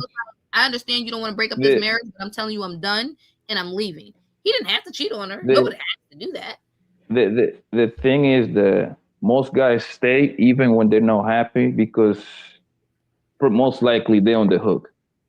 They either want to be paying child support, huh? They stay and cheat. They ain't staying faithful. Because y'all need to stop that cheating thing is kind of lame. Y'all need to stop with the cheating thing because men and women cheat at the same rate, literally at the same rate. So don't make it seem like it just. And actually, hold on, time out. Actually, women cheat more than men. If we want to keep it 100. Blanco, and that's fine, but we're saying they still cheat, whether it's men or women. They're gonna. But they don't leave because they're going by the religious thing that y'all like to preach. Talk about you want a God-fearing man, right? I could have swear that you're supposed to stay when it's good and bad, right? What happened to you endure the whole relationship? You see, y'all don't even. About leaving, was it? It was just, can you outgrow? No, I don't know what Blanco listening to. No, because when they outgrow, no. And the reason why I'm saying that, darling, is because when they outgrow situation, when the outgrow quote come out, it's literally when you already left the man or the man left the woman. That's what I'm I got what you were saying, say bro. those words, they know what you're talking when y'all say those words, their relationship is over. Y'all already left the man for 6 months, a year, and people is asking you, hey, hold on, what happened in your relationship? Yeah, no, listen, that's what happened. What happened in the relationship? Oh, I outgrew my man because I got a promotion at work or some dumb shit that grows in your brain and you want to say it to the panel. That's what I'm already saying it this way. That's what it is. All that vow stuff they was talking about, them vows don't mean nothing because they outgrew somebody. Nobody said. What reason do you have to? What reason do you have to use that quote? I outgrew my man. Well, let me say this, y'all. Let me interject, and I'm gonna kind of be the middleman. In a relation, well, not even in a relationship, but in life, people are gonna grow, right? So when you find somebody that get married at 18 and 20, in the process of being married, you get in routine. You're gonna evolve for the good or the bad. So that's what they mean by outgrowing. It's just an aspect of them evolving and growing as an individual. That's all they're talking about, and that's all they mean. And sometimes people, when they evolve apart. They don't evolve together. And so that's where the conflict comes in at. And then, sometimes if you don't go through counseling or if y'all don't really have those serious conversations that bridge the relationship back together, it's bound to head toward divorce. It's not even a question about it. Oh, yeah. So basically what I'm saying, like I said, them vows don't mean nothing. No, they definitely mean something. No, it's not that they don't mean. Not if you getting a divorce over outgrowing somebody. They didn't mean nothing. Right. You took vows in front of the Most High. Listen, I understand. Now, I'm not talking to you, Trey. I'm just talking to the sisters. Well, I'm just speaking in general, but I understand what you're saying. But I'm not gonna say they don't mean nothing. But I think just people, if it comes to the point where they try to work it out and they keep trying to work it out, then it's not right, but it happens. It's not right, but okay, I got you. Real quick. We're not saying it's right. We're just saying the reasons why it happens. Real quick, like actual hard, like direct examples. What does irreconcilable differences mean then? It means something different from everybody. For everybody, because honestly, I know people who I knew someone who filed that, and the real reason was actually cheating, but they didn't want to put that on their marriage certificate. It's just like, it's just like you got some dude. I mean, you got some people. It's just like you got some people that accept cheating, and they'll take somebody back. You got some people, if you cheat, it's a deal breaker, right? You got, and that goes for men anyway. That's just like me. You don't even have to sleep with a nigga. If you text a nigga, I'm done. If you answer a phone call, I'm done. Trey talk My himself nigga. every The night. reason, Well, I swear to God, Trey's bro, running tight that's a ship, man really for you. That's a on somebody. man though. But the I same agree. person that said he got to cheat on his girl to make sure she love him for real. Yeah, life and fair, baby. Life and fair. Hey, Becca. Hey, Becca. What is the other? What is They showing how these vows don't mean nothing. I'm what's the brother name? Poppy. I'm leaning with Poppy. The Poppy talking on Quit tonight. calling that man Poppy, man. Call him Blanco, man. Man, this is language, bro. I ain't on that. Call that man Blanco. Man, that's that man name on there. What you gonna No, be? it's not, man. He need to change it, man. Wait, anyway, he need to change his name. That's his. He wrote that name, not me. Yeah, Samson, go ahead, and I'll say what I said. What you about to say? I was gonna ask Becca. So from the standpoint of cheating, because I know how y'all feel about cheating. If the situation, because most situations have a causality. If the causality of the cheating has anything to do with something that you're not doing as a partner and a wife, we've already established, all of us on this panel have established that cheating is not okay.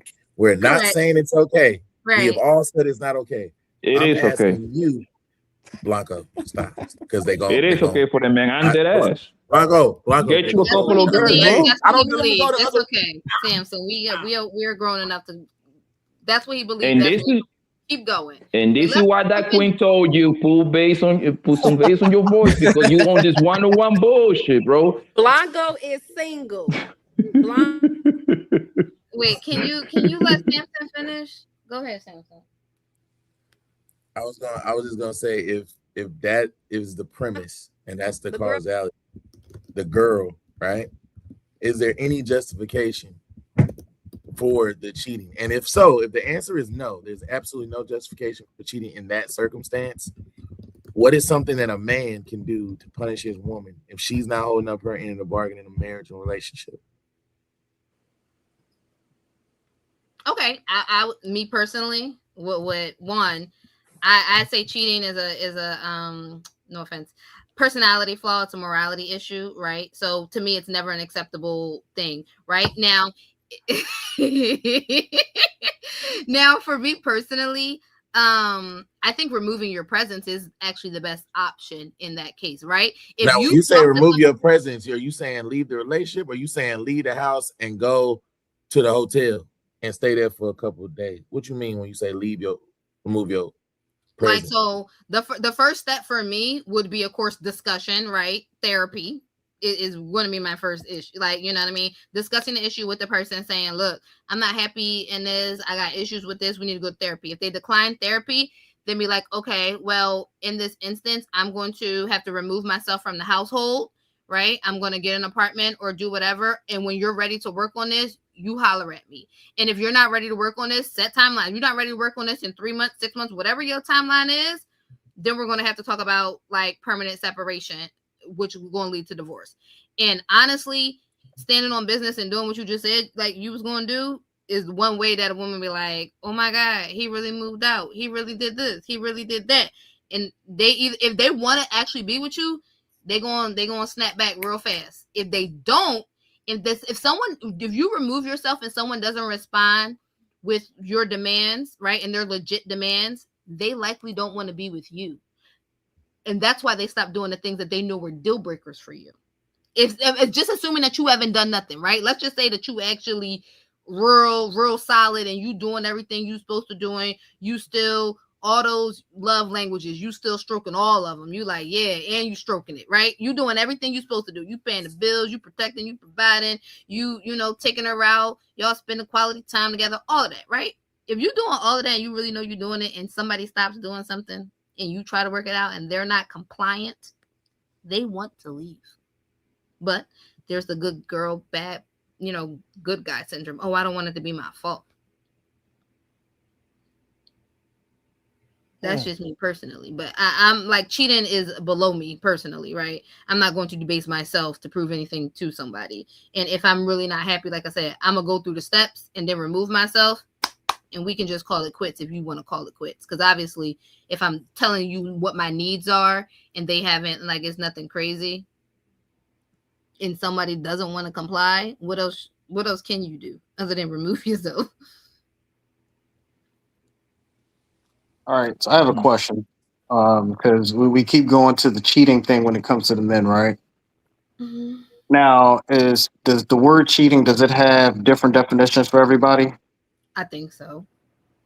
So what is cheating? I thought it was if you doing any type of sexual act, right, with somebody that ain't your wife. No, you didn't think that, Sam, because that ain't true. I didn't think that. What I think cheating is. It ain't gotta be no sexual act. It could be anything. Now. No. That's what some ass will come up with. Don't put that on me. Wait. Well, okay. When you say sexual, do you mean sexual in nature? Like, oh, y'all sending sexy pics? Does that count as sexual? Shit, sexy. Holding hands? Of course. All that I'm just shit. clarifying. If you a wife and you sending a picture to it, all of that. Or you ain't a wife. Are you a husband that you sending a picture to another lady? I said Stop if you a wife, look at Rose on the defense. I said if you a wife and you sending pics to somebody, you cheating. We know that when the man you gotta cheats, relax, it's wrong, Rose. bro. Don't be trying to redefine cheating and then try to throw that on me. Yeah, I say that's AI. No, I say that wasn't me. Anything that you're doing with the opposite sex that you have to keep away from your partner or hide, that is cheating. Because women, we don't have to be in the bed with somebody to cheat. We could be getting just a guy to listen to us consistently. It's an emotional tie to him. That's cheating. You're only supposed like work husbands, right? Yeah, that could be considered a form of cheating. Absolutely. So if you know you taking y'all taking y'all lunch break together every day, strategically, consistently, he calling your phone, make sure, hey, you made it home. Hey, you on your way to work? You want me to bring you something to work? Y'all laughing and talking. I done seen wives get grabbed by the waist at work. Oh she no! Grabbing her by the waist, make sure she. Is this the same woman that said women don't be cheating like that? I didn't say that. You sound like a very experienced talk right there, Rose. Like, damn, like, that sounds very specific. So I work at a hotel, so I'm around a lot of couples, and I'm around a lot of married men that travel. I don't see their wives with them a lot. I see the side chicks with them a lot. So I see these. You a snitch, Rose. I don't trust you. I mean, you can trust her to tell on you, Blanco. That's what you can trust. Trust her to be what she is. I get you fired. Make no mistake about it. You fuck my home, your ass gonna be working at McDonald's, nigga. I promise. I got points on that. I got points on that hotel. Let's see who they're gonna pick, me or you. They can replace you. The reason why Bongo, you wild. But the reason why I brought that up, right? Because we go to cheating, right? But when we say a man cheat, the assumption always is that he went and slept with somebody. It's not, oh, he was talking to his work husband, but they didn't do anything sexually. But then you're like, oh yeah, that too. But on the other side, because I've seen that, especially at my job, the work husband thing, like, is that considered cheating? I consider that cheating. So it's like we can't sit there and act like, oh, when men cheat, yeah, this, that, and the third. Like, that's crazy. Like, also, you giving attention to another person, just like what Samson was talking about.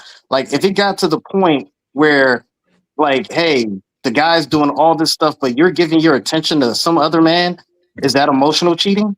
Absolutely. Yeah, that's emotional cheating. Absolutely. That's the wild part. That's why I was asking this question. My fault, Blanco. Go ahead.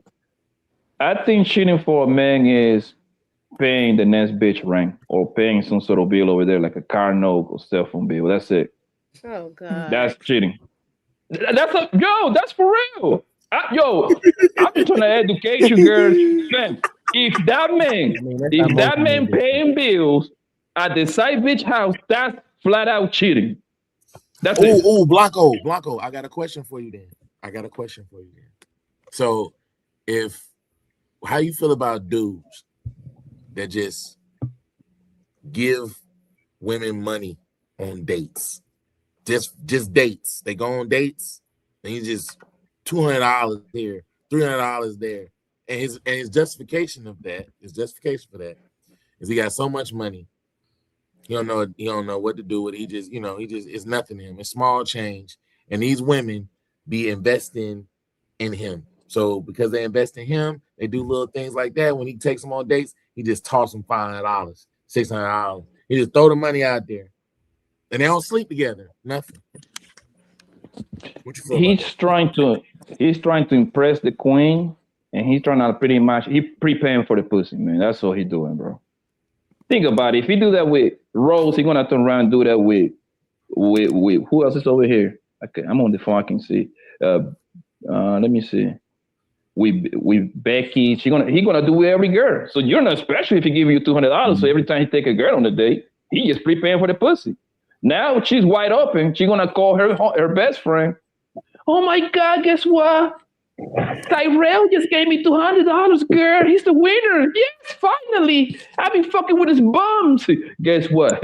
He's setting you up for the bend over very soon. He's gonna do the same thing that the next guy do. That's how you feel? All right. It's weird. It's weird a man giving a woman money on the first date, bro. Like I respect the game because I'm like, listen, man, somebody got to do it. As long as it ain't me, I'm good. You know what I mean? As long as it ain't me, I'm good. If y'all want to go ahead and do that, hey, go ahead. The game is the game. And I wouldn't blame the women either. That's a lick. Man, these men be playing a dangerous game, bro. Yeah. Being like giving women matter of fact, hold on, Samson, hold on. You got that from that. It's a guy that going viral for that. They call him Papi Chulo, bro. He be on Ali channel. He does that. He does that kind of shit. I don't believe him, bro. You didn't see our stream last night, Blanco? No, I was moving around last night. Yeah, we did a whole show last night about him. Which one is Papi Chulo, Trey? Light skinned dude. He's like in Miami. Nah, he ain't light Miami. skinned, but you know what I mean? He want the one with the dreads, was it? Yeah. Yeah, we did the one that said that stepfathers are a great thing to the society.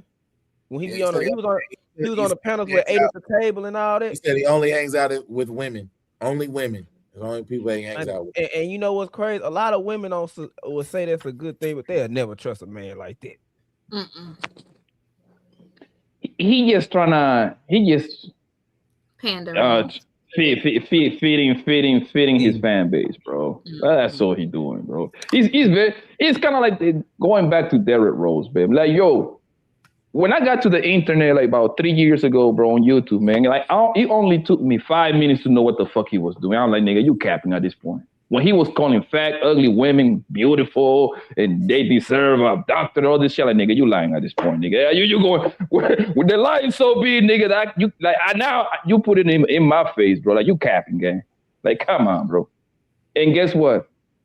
Derrick Rose had like 3 hoes, nigga, plus a wife. That nigga was out here on demon time. He was smashing. And guess what? He was doing God's work. I commend him for that. Yo. Hey, he's wow. See that BS Blanco be on. You know why? You know why? Because look, hold on, time out. Hold on. Derrick Rose is the prototype of what most women said on all this dating show. Tall, dark, and handsome. What make you think that you're going to be the only woman messing with that man, yo, with a pocket full of money? That's what I never understood. When women, hey, Blanco, you need to make sure you hold him accountable though, because when his wife put out that video and he got exposed for cheating, he didn't have no bass in his voice at all, and he dark skinned. But not D-Rose. But guess what, Samson? Guess what? I don't know if you heard that part. The wife knew she was part of the game. She knew. Derrick She knew. Jackson Derrick Jackson. Derrick Jackson. Not You know what? Derrick Rose. You know what? If you Man, I was wondering why he kept saying D Rose. Not D but baby, if you think about it, right? Think about it. Most women that jump on, and I'm talking about on the internet, right? They describe literally the same man over and over, right? Guess what? It's only a very small amount of niggas that fit that description, right? What make you think that you're going to be the only one? If all of you are literally like trying to get with the same guy, he gonna put you in the rotation, fam. Can you blame him?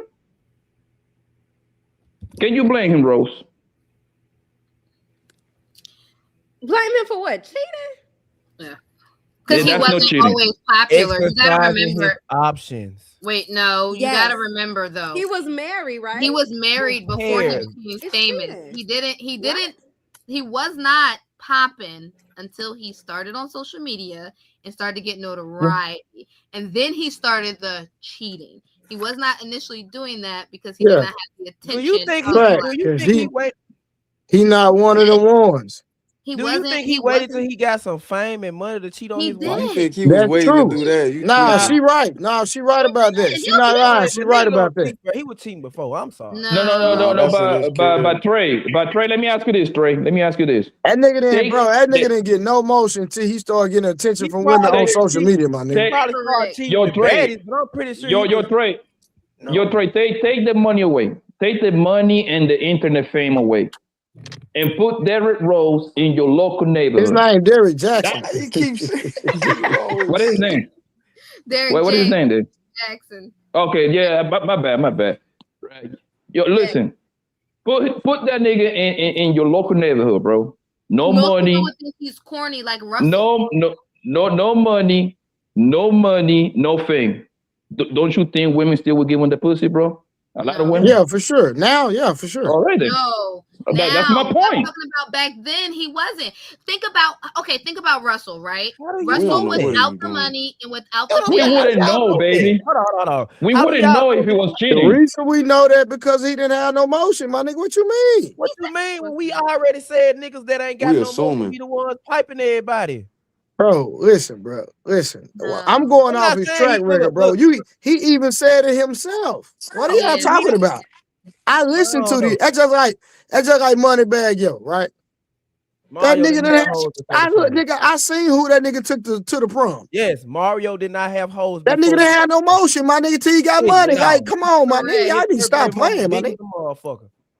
Come on. Mario did not have motion, but he was cheating on her though. He wasn't cheating on her with baddies, but he was definitely cheating on her. Understand, nigga. I'm talking about the quality of women that he had. Yeah, he was cheating on her with the women that was basically like his baby mama. So I'ma judge you based off that, nigga. Just because you got money now, that's just like his girl now just cheated on him. So y'all didn't know Moneybag Yo girl cheated on him? Ari with Ari with Lil Baby. That's what she is, though. Respect that. It don't matter, nigga. It don't matter. He supposed to be. He shouldn't have chose her. And then he act, and I'm not gonna say he act like. Let me take that back. But I'm just saying that dudes get to a certain level and feel like they untouchable, and that ain't the truth. It's mostly like those you know how they do on YouTube with the couples channels, and they start off strong because they start off humble, and they got the couple thing, and they going, they making the videos, and they grinding, and then usually the demise ends up with one or two of them getting the money going to their heads, and one of them end up cheating, and then they have to do a video about that, then they end up doing separate channels. And money change don't matter. It don't matter if the man got money or not, bro. Like, think about it. Like Tom Brady. Tom Brady is the baddest man on planet Earth when it comes to that football field, man. Most white girls find that man good looking, 7-time champion. He got all kind of records. And guess what? His beautiful wife gave out that pussy to a nigga that fucking is a karate instructor, nigga. Think about that. That don't matter. That money shit don't matter. That nigga was a winner on the field, off the field, 300 millions, the baddest motherfucker on the football field. And guess what Giselle did? I want this karate nigga to fucking drop kick on my pussy. Bye, nigga. He didn't do Bye. the right. He didn't have the right kind of highlight reel. I bet he Blanco, had it was jujitsu. We had to the same thing. It doesn't matter. He's a karate ass nigga, man. A nigga that teach karate to kids. This nigga even got a full-time job, nigga. This nigga was throwing kicks at 3 o'clock in the afternoon. Nah, he was a trainer. And you know why, Trey, that happened? Because I thought he was a personal trainer. No, to the kids. No, it was to the kids because he been teaching them kids for like 8 years. Well, I know he was the training time. somebody at their house for sure. He was a Yeah, the jiu-jitsu kids. trainer. But the thing The is kids. this, that she wanted Tom Brady to not play that last year, and Tom Brady was like, I want to keep playing. But Trey, that's the Next thing we excuse. know, voila, magic. That's the excuse, Trey. She was already giving up the pussy to the karate guy. I can believe it. It's the excuse. It's all you gotta understand the queens, bro. The queens always gonna have an excuse in their backpack, and they're gonna use it. That's what that whole Blanco, that was publicly known though. That was a public thing about that she wanted him to retire and focus on their family and not play their last year. That was public. Yes, I She give you wasn't that. But you focused on the telling me, but you telling me she couldn't wait for football season is literally 4 months. I know it's training camp and all of that, so you gotta add another 2 or 3 months, right? You telling me that it was too much for this queen to wait 6-8 more months? Evidently, that's what it was. No, nigga. You think That she did it on karate nigga was making her pussy moist, and then she used her little what is it? What is it? She put pressure on the man so he can quit. He say no because she knew he was going to say no, man. I love my football. And guess what happened? She went and messed with the karate kid. That's what happened, bro. Giselle. So I mean, the truth of the matter is that I personally think her choice in person was on purpose. I think that was a big FU to Tom. She's one of the hottest supermodels in the world, and she had been for a while. And I think when Tom decided to be Tom, she was like, okay, and I'm gonna show you I'm Giselle, and I'm gonna hurt your feelings. And she purposely chose someone like that. She could have actually moved on with somebody, substantial, but I think she did it on. Well, she was already she richer than Tom Brady, so correct. That's what I'm saying. I think she did it on purpose. That's why everything about the occurrence gives. I'm going to hurt you. Vindictive. Correct. So she But outgrew she's still him. with that dude, ain't she? No. She been 30K. she been had money, bro. She had money before she met Tom Brady. Correct. Yeah, I know she had money. I said she's still with the instructor though. Yeah, that I know of. Yeah. So I don't think it was vindictive then. She just really liked dude. He put a baby in her, bro. Homeboy put a baby. She like 40 something. Oh, so that ain't vindictive. She just like she was getting. I ain't know they were back together. I ain't know they were still. Hold on, they had a baby. I think. Yeah. I think I don't think they had no baby. No, Google it real quick. I could have sworn I heard that.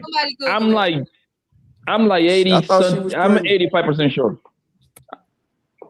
He put a baby on her, bro. Yo, homeboy, secure his future, man. That's what you do. Nah, I don't remember that. That's what you do, nigga. Hey, fellas, get you a rich bitch, nigga. That's how you fix their problem. She had a baby. You don't want to lose.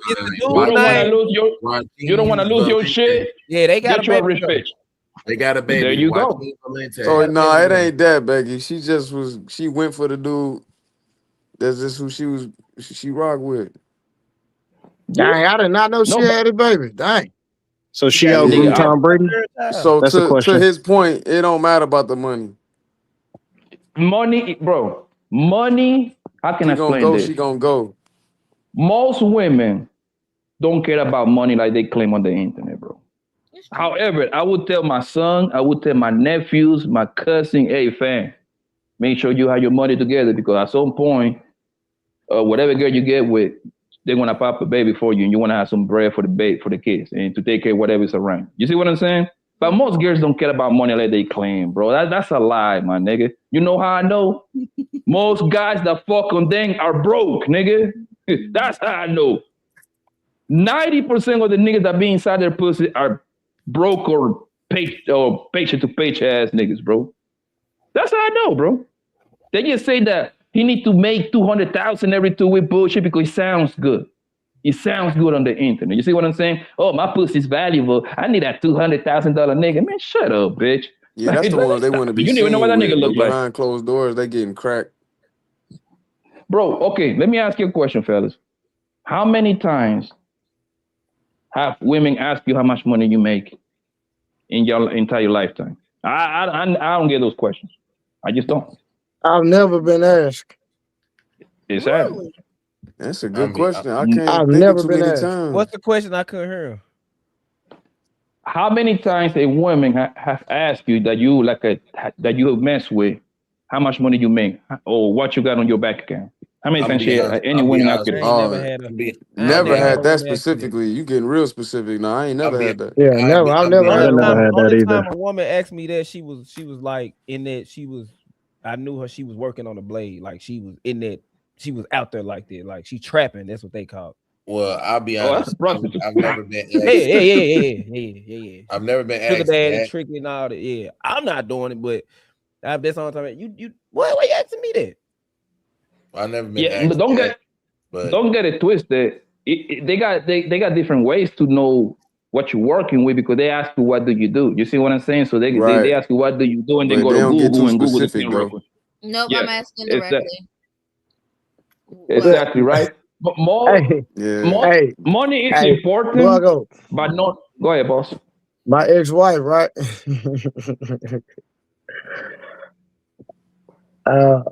When I met her, I thought I did construction.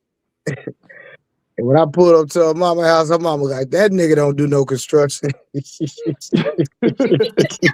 Yeah, hey, that's what I do. Like when I pulled up in that 550 coupe. She was like, oh, hell nah. He don't do no construction. I used Why to you tell don't you. even own a construction Why would I company? not? You know what I'm talking about, Becca? Yeah, man.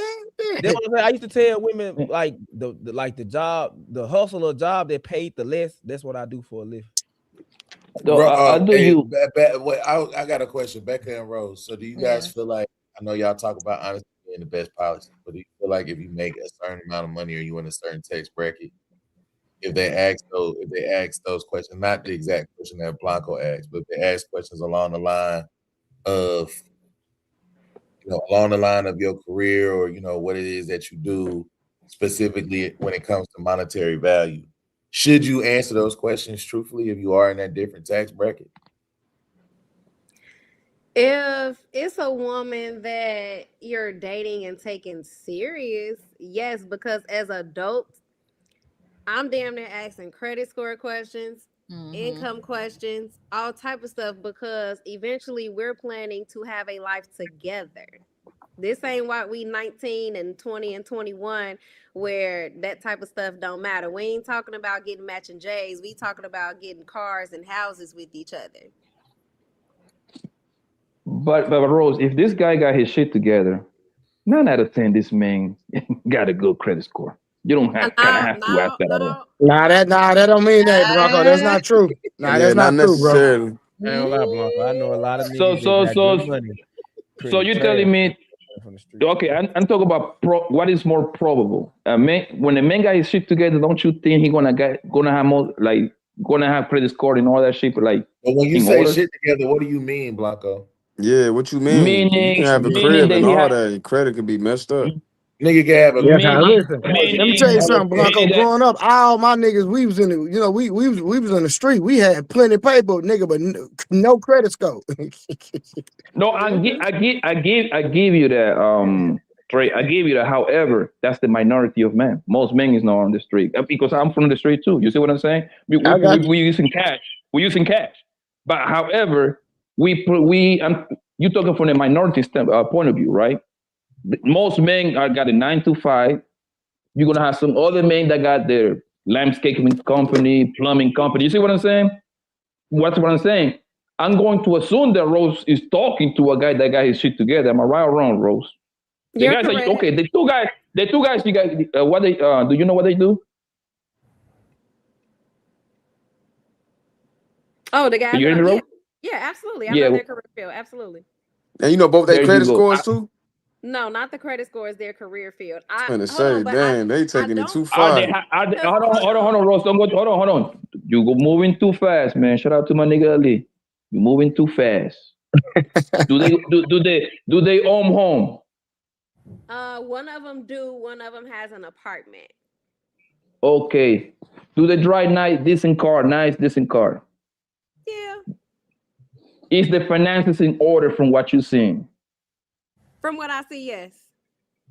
Have they been in the particular job for 3+ years or career, whatever they got going on? Yes. For the most part, that guy right there going to have his credit score in order. He's gonna have a nice little saving. For the most part, is it 100%? Of course, no. Nothing is 100%. But for the most part, 7 out of 10, those guys going to have the low credit score bullshit that you ask in order. There is no way around it. No, that's not true because Okay.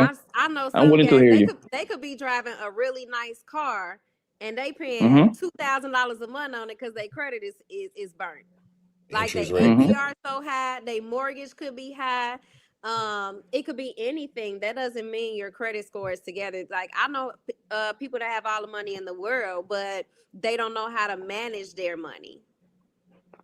And I'm willing to concede to that. You see what I'm saying? But but when I ask you those questions, for the most part, that man that you just described, and you tell me you say yes for the most question I ask, they're going to have that together. You see what I'm saying? And credit score, you should be hanging up on credit score, darling. You can literally boost your credit score in 9 months, literally, with 3 credit cards. That's all you need, and pay your bills on time. It's not that hard. You can, but the fact is, most don't know that. A lot don't know that, and they haven't done it yet. Because if they did know that, they would have done it. So to that statement, how come you don't know their credit score? And that's what I was about to say. Because Har brought up a good point. I don't believe in asking questions prematurely. If you're not in a relationship and intentionally dating, and at a certain point in time, I don't believe you should be asking him like how much he makes, what's his credit score, or know too much about what's going on in his house, because really it's none of your business. So I just think that's the question. I respect that. Yeah, that's a premature question. But you found out in your own way, right? Just because of possibly like what Blanco was saying, like, hey, he has his own house, he has a car, like what he's wearing, where he's taking you out on dates, stuff like that. Correct? Yeah, I would find out certain things in my own way. Yeah, I got to do my research. You had me, then you lost me. Yeah, I gotta know. But I knew where Blanco was going with that. at the same time, it's just 30K. certain things that you're not going to be able to find out. Like his credit score, you're not going to be able to find out unless you ask him or he shows you. If his credit score, if he showed you his credit score was bad, you would stop talking to him? I wouldn't stop talking to him. I would help him because I've been there before. Like I had, money. I wasn't needing for anything financially, but my credit score wasn't where it even should have been for anything. So absolutely, I would help him. This is why I show up in buckets. I'm sorry. You know what's crazy, bro? What's that mean? I drive up in a bucket. What's a bucket? Yeah, like a broke old car, like a broke down old car. Oh, Hey, not necessarily. The funny part they is judge a man by the type of car he driving. Hey, I show up on a no, but I get judged. That don't even matter, fellas, because you know what? I happen to have a car business. You know what I mean? And I usually buy just Hondas and Toyota Camrys, right? That's what I be driving to this girl house and shit, bro. 2014, 15 Hondas, bro. Fresh out of the option, nigga. That don't matter. Okay? Thanks. Don't let these queens gas you up, bro. No, they just saying that because I guess it feels good for them to say that. I pulled up on this queen's house on a 2015, the same car that I just bought 30 minutes ago at the car option, the police option, or the private option, or this. It doesn't matter. That she got the paper tag, nigga. And you got some guys that rent fancy luxury cars just to drive up on a female as well. My thing is, if you got a play with her mind as to what you have and what you don't have, that you're entertaining the wrong type of woman. You need to leave That's her not alone. playing. That's not I playing. didn't. We're just trying to I make sure that understand. that person doesn't have the wrong intentions. Exactly. You got good character. That's You no. ain't paying attention to That's not stuff what I that don't meant. matter. That's not what I meant, Rose.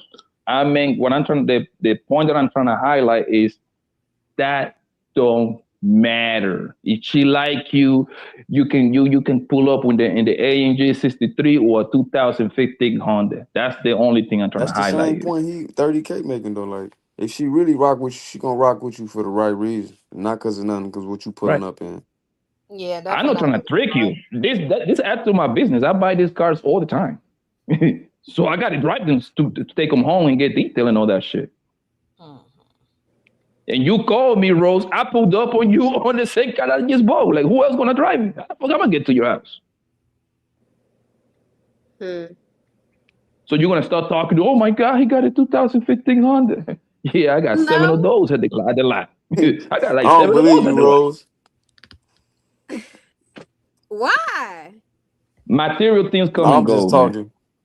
I get what you're saying, Rose, in terms of presentation, but I mean, in terms on the man side, like you're saying, hey, we want to make sure that we're not dating the wrong person. So we have to see if this person likes us or they just like what we can possibly provide for them. I can understand that to a certain extent. I can. You should judge a man by the plan that he got. Where he going? You know what I mean? When you go on a date, Rose, with a guy and Becky, right? You ask the guy, where you going? He's gonna tell you, I'm gonna go, I wanna be here in 3, 5, 7, 10 years. Another way is how he treat his kids. Another way how he treat his mother. Our mother is the closest pure love that we all got. I understand that, and I do ask those questions. I just think at this age, a lot of guys do want to come at you with what they're potentially doing, what they about to do, what they finna do. No, where are you at in terms of that timeline according to that plan? Be somewhere, have some motion already. We're not 19 and 20 anymore.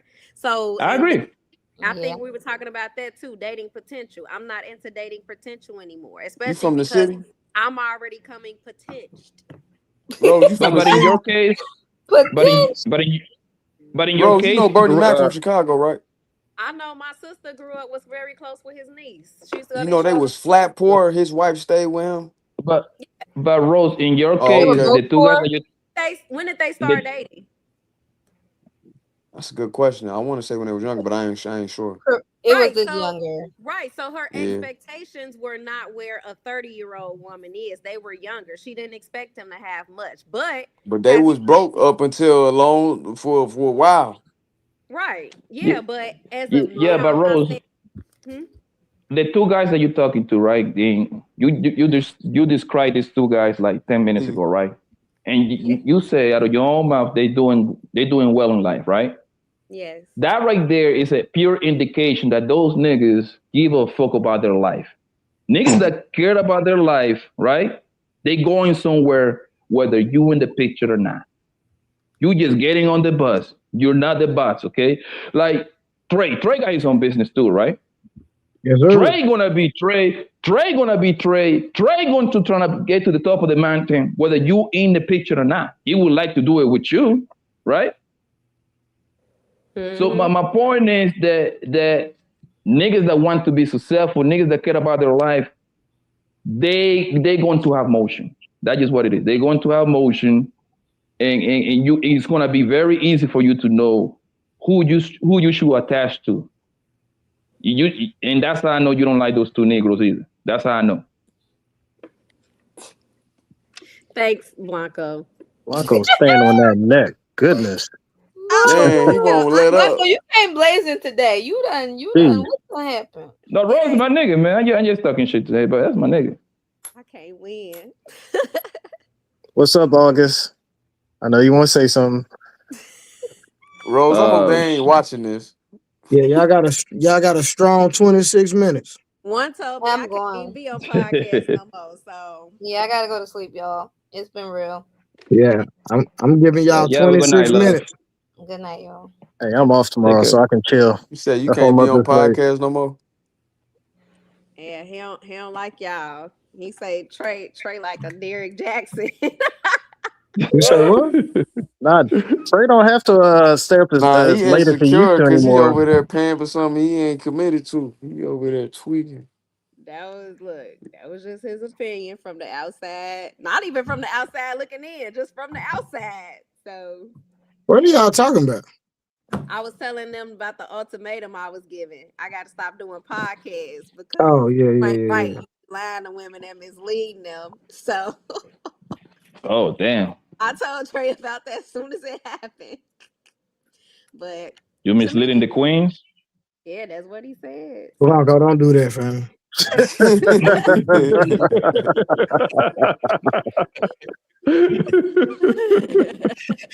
That was funny. That's you misleading the queen. Once again, I got to say this for the crowd, for those people that just came in. Congratulations on you getting monetized. Now you're up on the up and up. So, hey man, I'm happy for you, brother. Appreciate it, my boy. Congrats, bro. Oh, Congrats. Blue, you monetized? That's what's up. Yeah, it came through today. Yeah, today. Mm-hmm. Yeah, I was surprised to see the super chat. I was tripping. I'm like, You petty. Now you petty. This guy grinding, staying up to 4 a.m, grinding, getting that. No congratulations. My bad. I ain't trying to put you on the spot, but yeah, he was grinding. He was grinding, so he got it. I'm proud of you, Blue. That's what's up.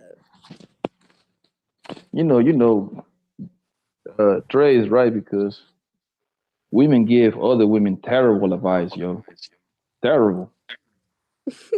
That's how you know y'all no good friends, man. Horrible advice. Hey, stick Yeah, with they know- us. Stick with us. You'll get married. You'll get married if you stick with us. Yup. Yeah, I mean, for the most part, y'all. Not them two always dudes be though. on It ain't gonna be one of them. I don't believe. Oh well, yeah, not these niggas. They thought pockets. That's different. To us. Oh, the placeholders. You're talking about the in between niggas. Yeah, them I'll niggas. Tell us when you can't be I'll on no prepare you to podcast. be a wife, Rose. Don't worry about it. I'll prepare you. You said Yeah. you don't what? Don't listen to Blanco either. That's another thought pocket. I'm definitely not listening to Blanco. Wow. Blanco Really? just like me. Because it's a benefit for us to be single. You the one getting benefit to get with a nigga like me, not me. Alright, Blanco. He's telling you how they be. He's telling you how they Relationship be. is for relationship for women and kids, baby. That ain't for us. Yo, if it was up to us, you would be a eternal girlfriend, nigga. You would be a girlfriend forever. We don't want to get married like that. That's just us to place you. When they say that women give terrible advice, it'll be like if I come to you and be like, "Oh, honey, why would you break up your happy family? He only hit you one time, or he only cheated one time." That's terrible. The hitting part, I know down with the hitting part. I think most men gonna be like, nah, man, you cannot be hitting these bras like that. Yeah, like most men gonna like. Exactly right. The cheating part, I ain't gonna hold you. If Rose asked me, her boyfriend cheated on her, and she asked me what you should do, I'd be like, hey, man, go back. Who cares? Go back. Is that nigga paying the mortgage? Yes. If he paying the car note, yes. He taking Junior to football practice? Yes. Can he I taking tell you ass to the Bahamas every now and then? Yes. All right, nigga. What else do you want? But I feel like that's for women that like to be bought, like they're materialistic. Oh my fucking God. I'm not. I don't care about if you could take me on trips consistently or put pocket change. Like, I don't care about that. That wasn't the point, Rose. That wasn't the point. I see The what you're point saying, is that Rose, but this that ain't the man point he doing making though. So can I He's ask somebody you that's responsible taking everything. care of the family. Yeah, he doing everything. Hold on, baby. You can have it, and then you can have it. Sorry, baby. He doing pretty much everything, right? And he happened to. I don't believe in men cheating. I'm gonna be honest with you. I just don't. And yo, I can what yo. Watch the lies I'm gonna start saying, nigga. I'm about to start blaming AI, nigga. Every nigga should start saying that's AI when they get caught cheating. Nigga, that ain't me. That's AI. Shit. That ain't me.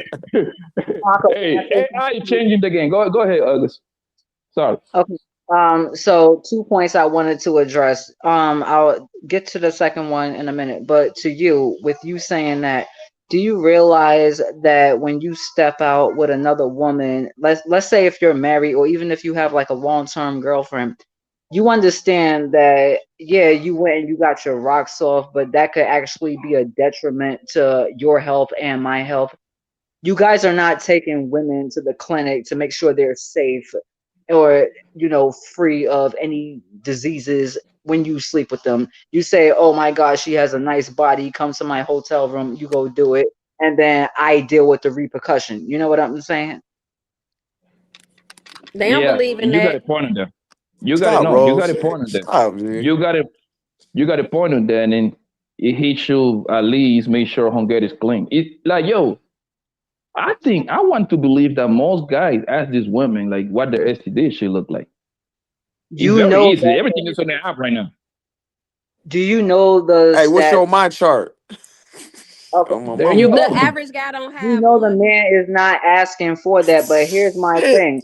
If let's Shit, just nigga, I got mine on the phone ready. I can wait to show it to all the queens. Hold on, nigga. When was the last time you got STD check? Here, boom. You didn't have to ask me twice. Here. No, that's you though. You might be that person, but everybody on a panel and me and everybody I know and everybody know on the panel that like we're all not like you. So you might be asking for my charts, but that's not to say that we all are. So if we're in a relationship or something like that, and you go and step out on me and you're like, oh no, it's just my nature. First of all, to the point that I sent to Rose in that text that I sent her, if it's in a man's nature to cheat, and then you men want to say that y'all cheat because of something that we are or are not doing, No, that it sounds. ain't the man's nature to cheat. Hold It's in the on, let me. man's nature to have multiple women. Okay, so it doesn't matter if I have a cape hanging out on my booty crack, you still gonna have multiple women, is what I'm saying. So why you asking about, oh, you know, she don't cook, she don't clean. If I do cook or clean, you still gonna want multiple women, correct? Yes. Okay, thank you. So moving along, if What? Did you answer your own question? All right, let her finish. Let her finish. Let her get everything out, and then you can reply. question was rhetorical because you men say, oh, well, he might have cheated because you wasn't giving him sex. But y'all men turn around and say, oh, well, you know, one woman don't satisfy us. So even if we was sexing you up and down all throughout the house and down the block from your family, you would still go cheat because it's in your nature. So it doesn't matter what I'm doing. You're still going to want multiple women, correct? Yes, you said it. Multiple people have said it, and I've heard you say it on male podcasts. So go to the source and ask them, well, why would you tell them women that? No, you gotta let her. You gotta let her finish. Let her finish. Let her finish. Let her finish. I thought she was done. My bad, fellas. My bad. Right. So so that was one point. And then what I'm saying is men act like when they step out on a woman that they don't infect themselves and can possibly infect us too. You know what I mean? So let's say I'm pregnant with your baby. You go out with a girl and you say, oh, she got big booty, so I'm going to go have sex with her because I feel like it. You do that, fine, no problem. I shouldn't have a problem because it's male nature. But now naturally you brought your ass back in my bed and you gave me whatever she gave you and it went up inside of me and now I'm paying for the mistake that you made. And so is the baby that I'm pregnant with. Yeah, this is the stuff that y'all don't think about when you say, oh, it's male nature. Was they checking for chlamydia in the Stone Ages? When people were being over their head and being dressed? Were they checking? Chlamydia wasn't back there. She's not done. She's not done. She's not done. I'm sorry. It just took me a minute to get this out. I just wanted to say it. And another thing, it's like, Okay, so y'all say that cheating with men and women is not the same. The same way that I can go and cheat and bring home a baby and you think it's yours and it's not, you can cheat and bring home a baby and I'm like, oh my God, why would you do that? The same way I can go outside and get the herp or the house in Virginia, if y'all know what that stands for, you can go and do the same exact thing. So that looks pretty damn similar to me. You right, August. You could. Okay. She's not done. She's not done. And you co-signing. Rose, stop. No, it's not her co-signing me. I'm co-signing her because if I was on that panel, if I would have heard that outside of that shack, I would have went up there on that panel and I would have said, hey, listen, all of y'all like melanin and everything. I love melanin and everything, but all of y'all need to be quiet because you are literally telling people that you could just bend down your whole damn life and they could kick you in the ass the hardest, the most. Every time you bend down, bend it down. Every time they say bend down, I ain't gonna do it again. Or as a matter of fact, it's my nature to kick you in your ass. So just accept it. The same way the white people were kicking us, and now we're asking. Nobody said that. No, don't ever compare us to what white people did. She's not done. How is it not? Yeah, but she's been Let her going get for it like out. 5 minutes at this point, though. How is it not the same? Men want to treat women the same way that the white men want to treat the black men back in the day. August. Still Well, today. August, that was on August. Ali Hey, hold on. August, hurry up. I'm done. Go ahead. Cook. All Let's right. go. All right. I want to, hey, Blanca, let me get this 30K. first. Go ahead, boss. So first and foremost, I got to correct you on that. When you said men on this panel, I got a chart too. I keep it on me at all times as required for my job. Two, I don't cheat at all. Right. So if I'm with a person, I'm not doing all the stuff that you're saying. So when you say all men, now of course you're going to probably switch up and say, well, I don't mean all men. But the thing is, when you come up and you make that statement, right, and you're directing it at the mass, you have to be very careful with that because all men don't cheat. That's a very serious issue, right? August, just say Trey. I'm Can cool I with address that. him real quick? Can I address him? August, say Trey. When you say niggas cheat, say Trey. No. And Papi. I cheat with the quickness. He said Mbappe. Yeah, I'm here. I'm not gonna say, hold on. I'm not gonna say, to address your point, I'm not gonna say that all men cheat, but I will say the majority of women have been cheated on, and it wasn't by 7 dudes. I land my. Don't Go ever ahead, compare. Like August, this is don't ever very. compare. Go ahead, bro. Go ahead. This is very easy to. Rose, how many serious relationships you been on? Just 2. Did they cheat on you? Just 1. Okay, so you're 50%, right? So that's like breaking even. What about you, August? How many relationships you been? No. Just answer the question, my light skin queen. I've been in 4 serious relationships. And how many this guy cheat on you? 3.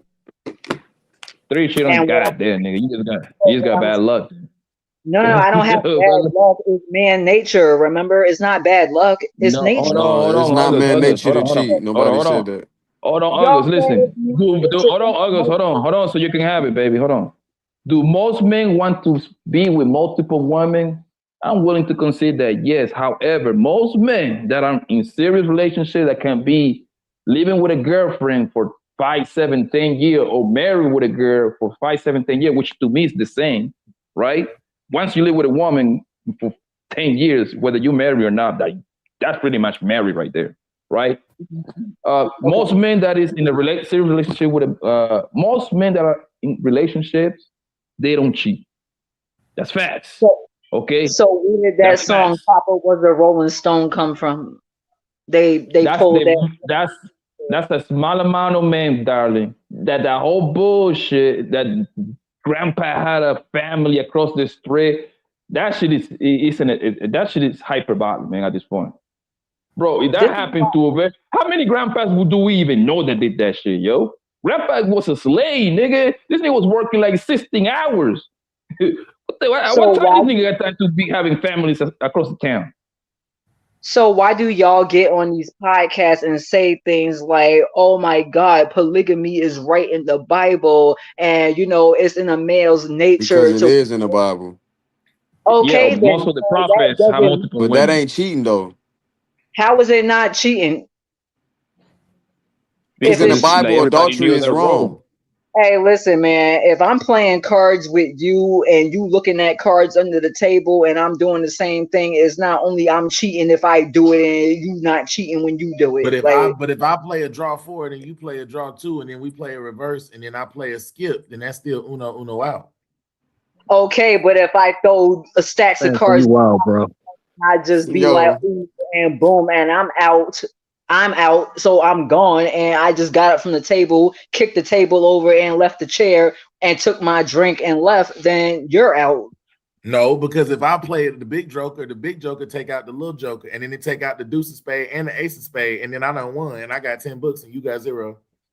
If you can find it.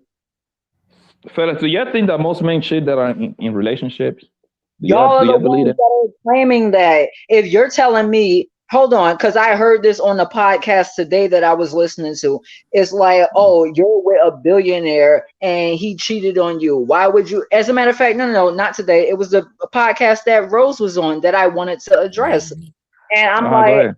Melanin is saying, oh, well, or one of them on that podcast was saying, if you're with a billionaire, That then why was would me, August. That was me. Okay, fine, Trey. I'm glad you're here. So you can address it.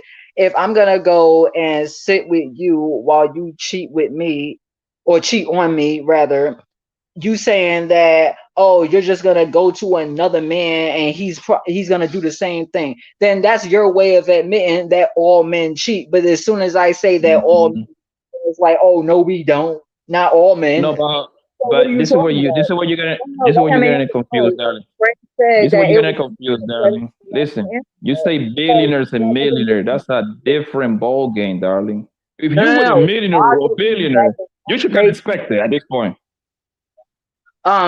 Logically, that does not make sense. If you're telling me that I'm It makes dealing all with the you, sense.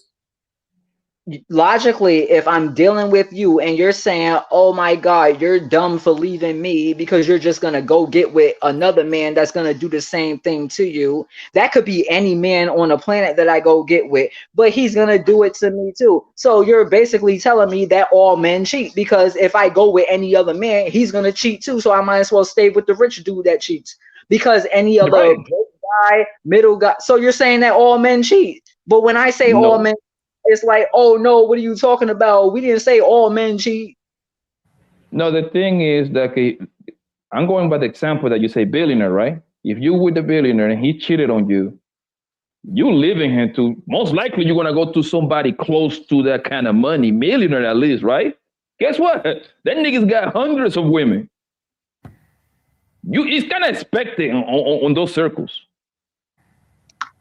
But Jeff Bezos, hold on, Jeff Bezos literally just left his woman because he cheated, right? And he paid her out so she can go happily.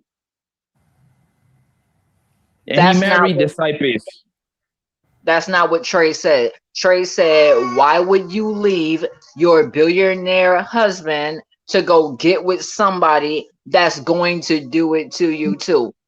Ilkan said, you know, you'll leave your woman, your husband or whatever like that to go get with somebody that's just gonna do it to you too. The whole rhetoric is, because this man has so much money, then you should take his crap, because the guys that have a little bit of resources are gonna do the same thing. So you might as well cry in a Bentley instead of a Honda. And I'm saying, so in that sense, you're saying that all men cheat. But August, the Hillary Clinton left Bill Clinton when he was getting his dick sucked at the White House? If Hillary Clinton looked like Kim Kardashian, I'm pretty sure she would. Ain't nobody checking for Hillary. That's why she stayed. That's not true. Hillary Clinton actually was a good-looking white girl in her early days. No, now. Then why you ain't wife her up then? Why didn't you wife her up then? Why you ain't I take don't her? like white girls like I don't like white girls like that. Right. So like I like said, ain't color. nobody checking for her. There's a bunch of dudes that's running around like ain't nobody checking for that girl. Don't nobody want her. She's ugly. She's fat. She's old. She's this. She's that. So like I said, nobody's That's checking not the for her. point. No, that's That not is the very point. much the point. If So she looked like August, Kim Kardashian, then she, she would have bounced. That's so very much August, the point. so your point, August, is regardless of any panel, any live or whatever that pops up in your mind, regardless of whatever is stated, all men cheat. Correct? No, that's the rhetoric that you guys throw out because, like you said, or not you particularly, but like men have said on these podcasts, it's in your nature. So that means my point to Ilkan, he's not here right now, he left, but it's like if I do all of these things, if I bring everything to the table and I'm superwoman and I have a cape flying out of my booty hole or whatever like that, you're gonna cheat anyway because it's in your nature.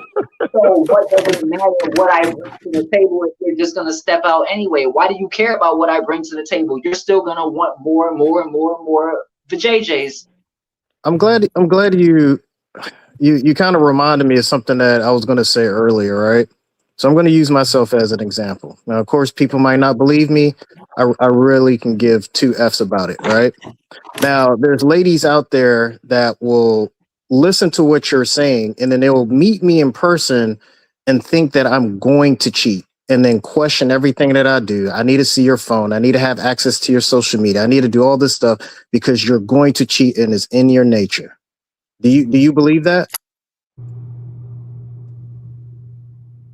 I don't believe that's something that you should blame on me if I'm just spewing the rhetoric that's being brought out by men that you guys talk to. I don't believe all men cheat. You guys come on here, not you particularly, not even particularly people on the panel, but you guys as a general group come out here and say, oh, it's natural. Men are meant to have multiple women. So if I'm just regurgitating the stuff that I'm hearing men saying, it's not me that's spewing that to the women. That's y'all doing it. You're passing it on to me as a woman, and I'm telling all the other women, hey, listen, no matter what you do, make him a pot pie, make him a chicken casserole, he's still gonna cheat.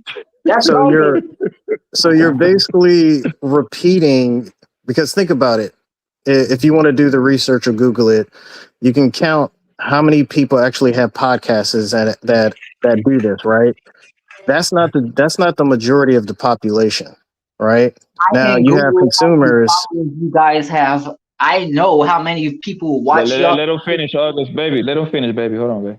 Once again, people who host and people who have guests, right? Everyone can come up here and they can say what they want to say to the world, right? They're oftentimes talking from anecdotal unless they want to bring some form of statistics from the authority, which has probably been done by the Census Bureau or wherever you want to go in order to get the statistics to get a general consensus of what's going on, right?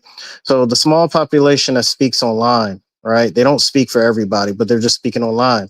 And a lot of them will actually come out and say, hey, I'm just doing this for content. So they have argumentative or controversial topics in order to keep viewers and clicks, likes, and all the whatever that comes within that going, right? So I'm speaking from that standpoint when these people do this. Now it's up to you to believe if what they're saying is true for the general consensus or not. But what I'm saying is that when I basically gave you the scenario from before about me, I have met people that automatically that they want that to be the talking point. I'm like, I don't cheat. It was like, well, you look like a cheater. And it's like, where's this coming from? So I'm just saying, right, you got to think about it from a standpoint that, all right, the person that says it, that's the person that I want to actually have that contentious argument or the difficult conversation with. But to say all, right, and then to restate and say that, oh, you said that all men cheat, when what people are saying is that men by nature is polygamous. You know the word I'm trying to say. It's hard for me to say it. Polygamous, whatever that is called. So are you stating that all men cheat, or are you trying to say that men like to be in polygamous relationships? I'm just trying to get an understanding where you're coming from. Okay, so before I answer that, I'm asking you if you just admitted that most, or not most, but a lot of people online are grifters. No, I'm not saying that they're grifters. I said they're building content to have conversations. Can you tell me what the definition of grifting is? The definition of grifting is, I mean, do you want to be honest? You want me to be honest about it? Why would I want you to lie? I have enough men around me to do that. Okay, I'll be honest about it. What you're doing is grifting. You're grifting for ladies that like to hear what you say. You're saying things that's very contentious in order to get people to side with you, and then you can build a fan base with it. That's grifting. I asked you to tell me the definition of grifting, sir. I just gave you my definition. If you want the actual definition, you can Google it. Well, I And then you asked can you say to it for everybody. tell me that I was doing something. So tell me, what am I doing? What's the definition of grifting? I will repeat my statement again. I said what you're doing is actually grifting. Basically saying a contentious statement in order to get a lot of people that view what you're viewing and they like what you're viewing, just so that you can build a fan base. That's grifting. So you're telling me that I don't believe in what I'm saying? I mean, you've been changing your point multiple times, so I can't really take you serious on some of the statements that you make. When have I changed the point on anything that I've said? When you was on a previous stream and you said that you just like to be up here to be a shock jock. I am a shock jock, but that's on like stuff like when it comes to like body parts and stuff like that. When it comes to human nature and stuff like that, I don't shock jock that. Well, you weren't clear the last time when you said, I mean, you actually said it on 2 Live, so. What I mean, is it that's what, grifting? you want me to repeat myself again for the 3rd time? No, I want you to give me the web like the definition. You can Google it, you can AI it, or I can do it, whatever you want to do. We're gonna like settle what's the definition of grifting, and then we can carry the conversation after that. All right, go ahead, because I don't have a computer in front of me. I'm on my phone. So if I exit out of this, it's going to drop me out. So you can Google it and tell us. Okay. Let me go on one of my multiple devices that my husband paid for because he takes care of me. Give me 1 second.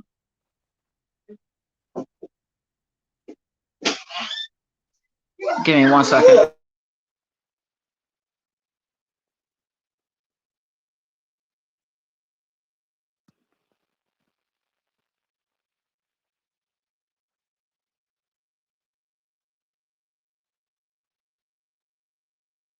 Hold on, I'm still.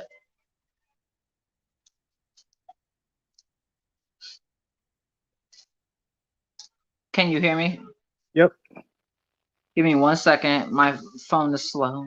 I'm just looking it up right now. Give me just a second. Grifter definition. Okay, so let me see. Grifter definition. I'll go to the Urban Dictionary because I'm black. It says Urban Dictionary, slang, politics, Webster. Or should I go to Webster? Would you like Urban Dictionary because I'm black, or should we go to Webster? It's up to you. You said what? It's up to you. Okay, I'll go Urban Dictionary because we like to have fun around here. A grifter is somebody who can influence anybody, anywhere, at any time into doing whatever they choose to have them do that result in... Wait, hold on. I got to click on it now because they cut me off. That's interesting that you called me a grifter because people have been doing whatever they was doing way before I got here. I just got here a few days ago. A grifter is somebody who can influence anybody, anywhere, at any time into doing whatever they choose to have them do that will result in the grifter's personal gain. Usually monetary, but really anything that benefits him or her somehow. So, can you please tell me how I'm a grifter, please? You're coming up here and you don't have balanced arguments and you're talking to the men and you're basically trying to say that all men cheat. That's grifting. And then the ladies will start to agree. They will start to do the little click it when they put their fingers together, like all that stuff. Off of your statements.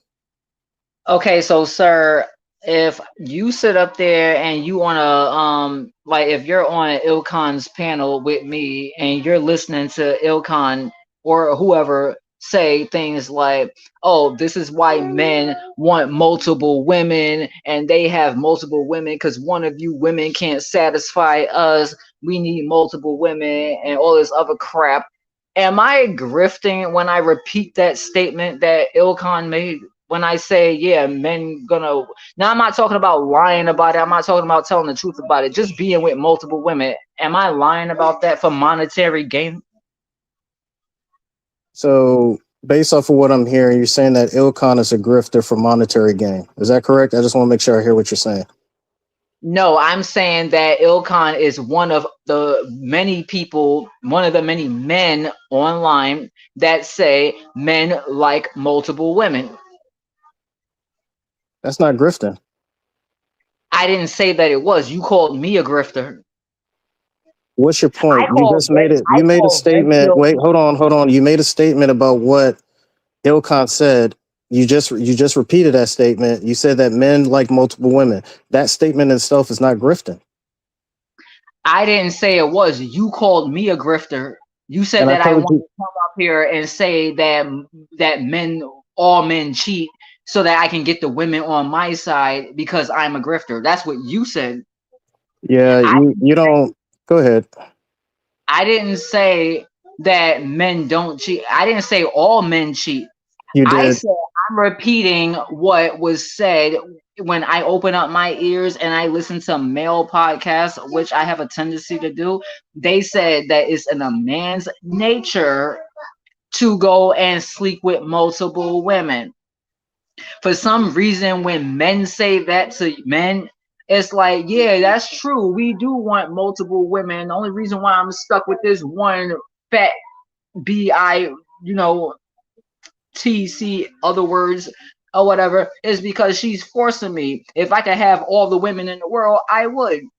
Okay, that's fine. That's fine and dandy. When I go into another space and I repeat the same rhetoric, it's like you guys will sit up there and be like, oh, no man talks like that. That's just men, How would you get such a thought in your head? Men don't want multiple women. What are you talking about? And it's like, yo, I go on your podcast all the time and listen to how y'all say, yes, I'm a player, I'm a this, I'm a that, I like multiple women, and we do this for cuts in the face. Okay, so how are they getting some form of gain or monetary gain from that when those individuals that come on this particular panel, when does that happen? I never said that people on this particular panel were grifters. You called me a grifter because you said that I'm saying these things to get women on my side. I don't need women on my side. I'm on my side. Okay, but you keep jumping around, August, because you read the Urban Dictionary definition, correct? And then you made a reference to people on a panel, correct? I said that when people like Ilkan or Myron or anybody you could think of say that women need to accept the fact that their men want multiple women, we should accept that because that is a man's nature to want multiple women. I said that's fine. I said that's fine. Men want multiple women. We got that part, right? I said Ilkan has said it. Everybody has said it. Men would like multiple women. Yeah, you changed that point, but when you first came on here, you said all men cheat, correct? If you are in a relationship with me and you're dealing with multiple women, that is literally cheating. So yes, okay. If you want to do it like that, then yes. So multiple men cheat. I'm not the one saying it though. I'm the one listening to other men talk about how they do it or how they have the desire to do it. And if they had enough money, they would do it. But they don't have the options or they don't have the money to do it and all that other stuff. I'm listening to male podcasts and I'm listening to men say these things. But for some reason, when I as a woman say that, then it's like, oh my goodness, no, we would never do that. How dare you say that? That hurt my soul. We would never. Like, come on, man. So right now you're conflating because I just asked you a direct question. When you first came up here, did you not say that all men cheat?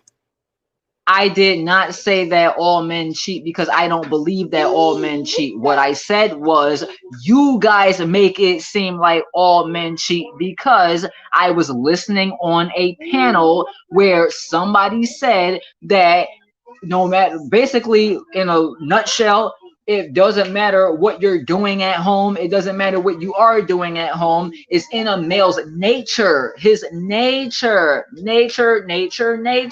to go out and seek other women. So I'm like, what difference does it make what I'm doing at home? You want to sit up there and blame me for what I did at home. You want to blame me for what I'm not doing at home. At the end of the day, if it's in your August, real quick, what is your point? Like, you saying all this for what is your point though? Exactly. You're going around in circles saying the same exact thing. I'm sitting here just listening. What is your point? Like, you have to have a substantial point. Like, what is your point? What are we to learn? What are you trying to convey to us? What's the point? My point was when men come and say, well, what do you bring to the table to women? I'm asking the question to you guys. What difference does it make if you're just going to step out on her anyway because it's in your nature to do so? Because at the end of the day, you still have to perform regardless if what I'm going to do. What do you mean by that? Again, you're still going to have to perform. Whatever my expectation is for you, you're going to still have to do that, or you're going to be by yourself, or you're going to go be with somebody else. You're not going to be with me. If you're not on my program, if you're not adding value to my life, then guess what? You're not going to be with me. So that has nothing to do with what I decide to do. You still need to show up and perform your duties, period. You don't go to work and worry about what somebody else doing. You still got to perform what you signed up for, period. Trey, that literally makes no absolute sense. It makes all the sense. It's just the fact that you don't understand it, and it's okay. It's okay. No. I'm not saying that it doesn't make sense as far as like, hold on, let me.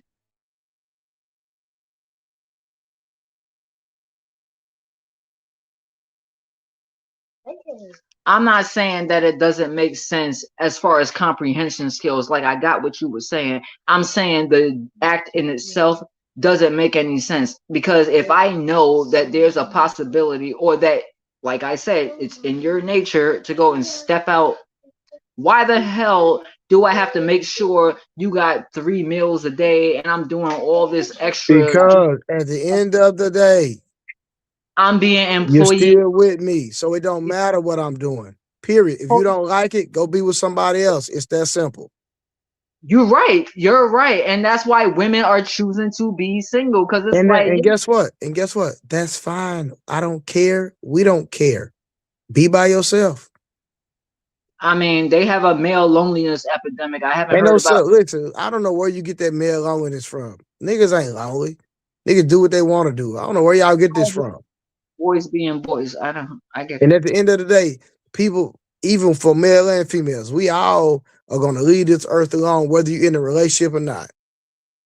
You could be married and your spouse passed. Guess what? They still died alone. You wasn't with them when they died. They got to go see the maker for themselves. So at the end of the day, listen, either you get on the man program or you be by yourself. It's that simple. We don't have to make this rocket science. We don't have to keep going around in circles. That's just what it is. You don't have to agree with it, and that's fine. Stay true to your value system and and the things that you honor and respect. I don't have an issue with that, but you have to respect someone else's wishes as well, what they want for their personal life as well. You don't have to like it, but it is what it is. Whoop-de-doo. I understand what you're saying, but a lot of the times you guys, not you, not anybody in particular, but a lot of these people, they come out and they say that they like this person, woman or man, they like this person for who they was when they saw them, and then as soon as they get them in their clutches, now it's like, I want to reshape you. Why not just go get the person that was shaped the way that you wanted in the beginning?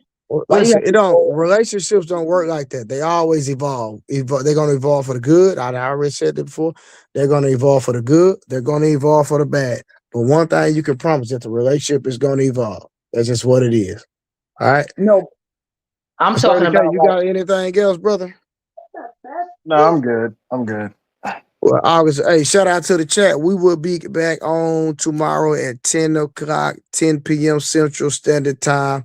So shout out for everybody that hit the super chat, the Cash App. We will see y'all tomorrow night, same time, same grind. And we out.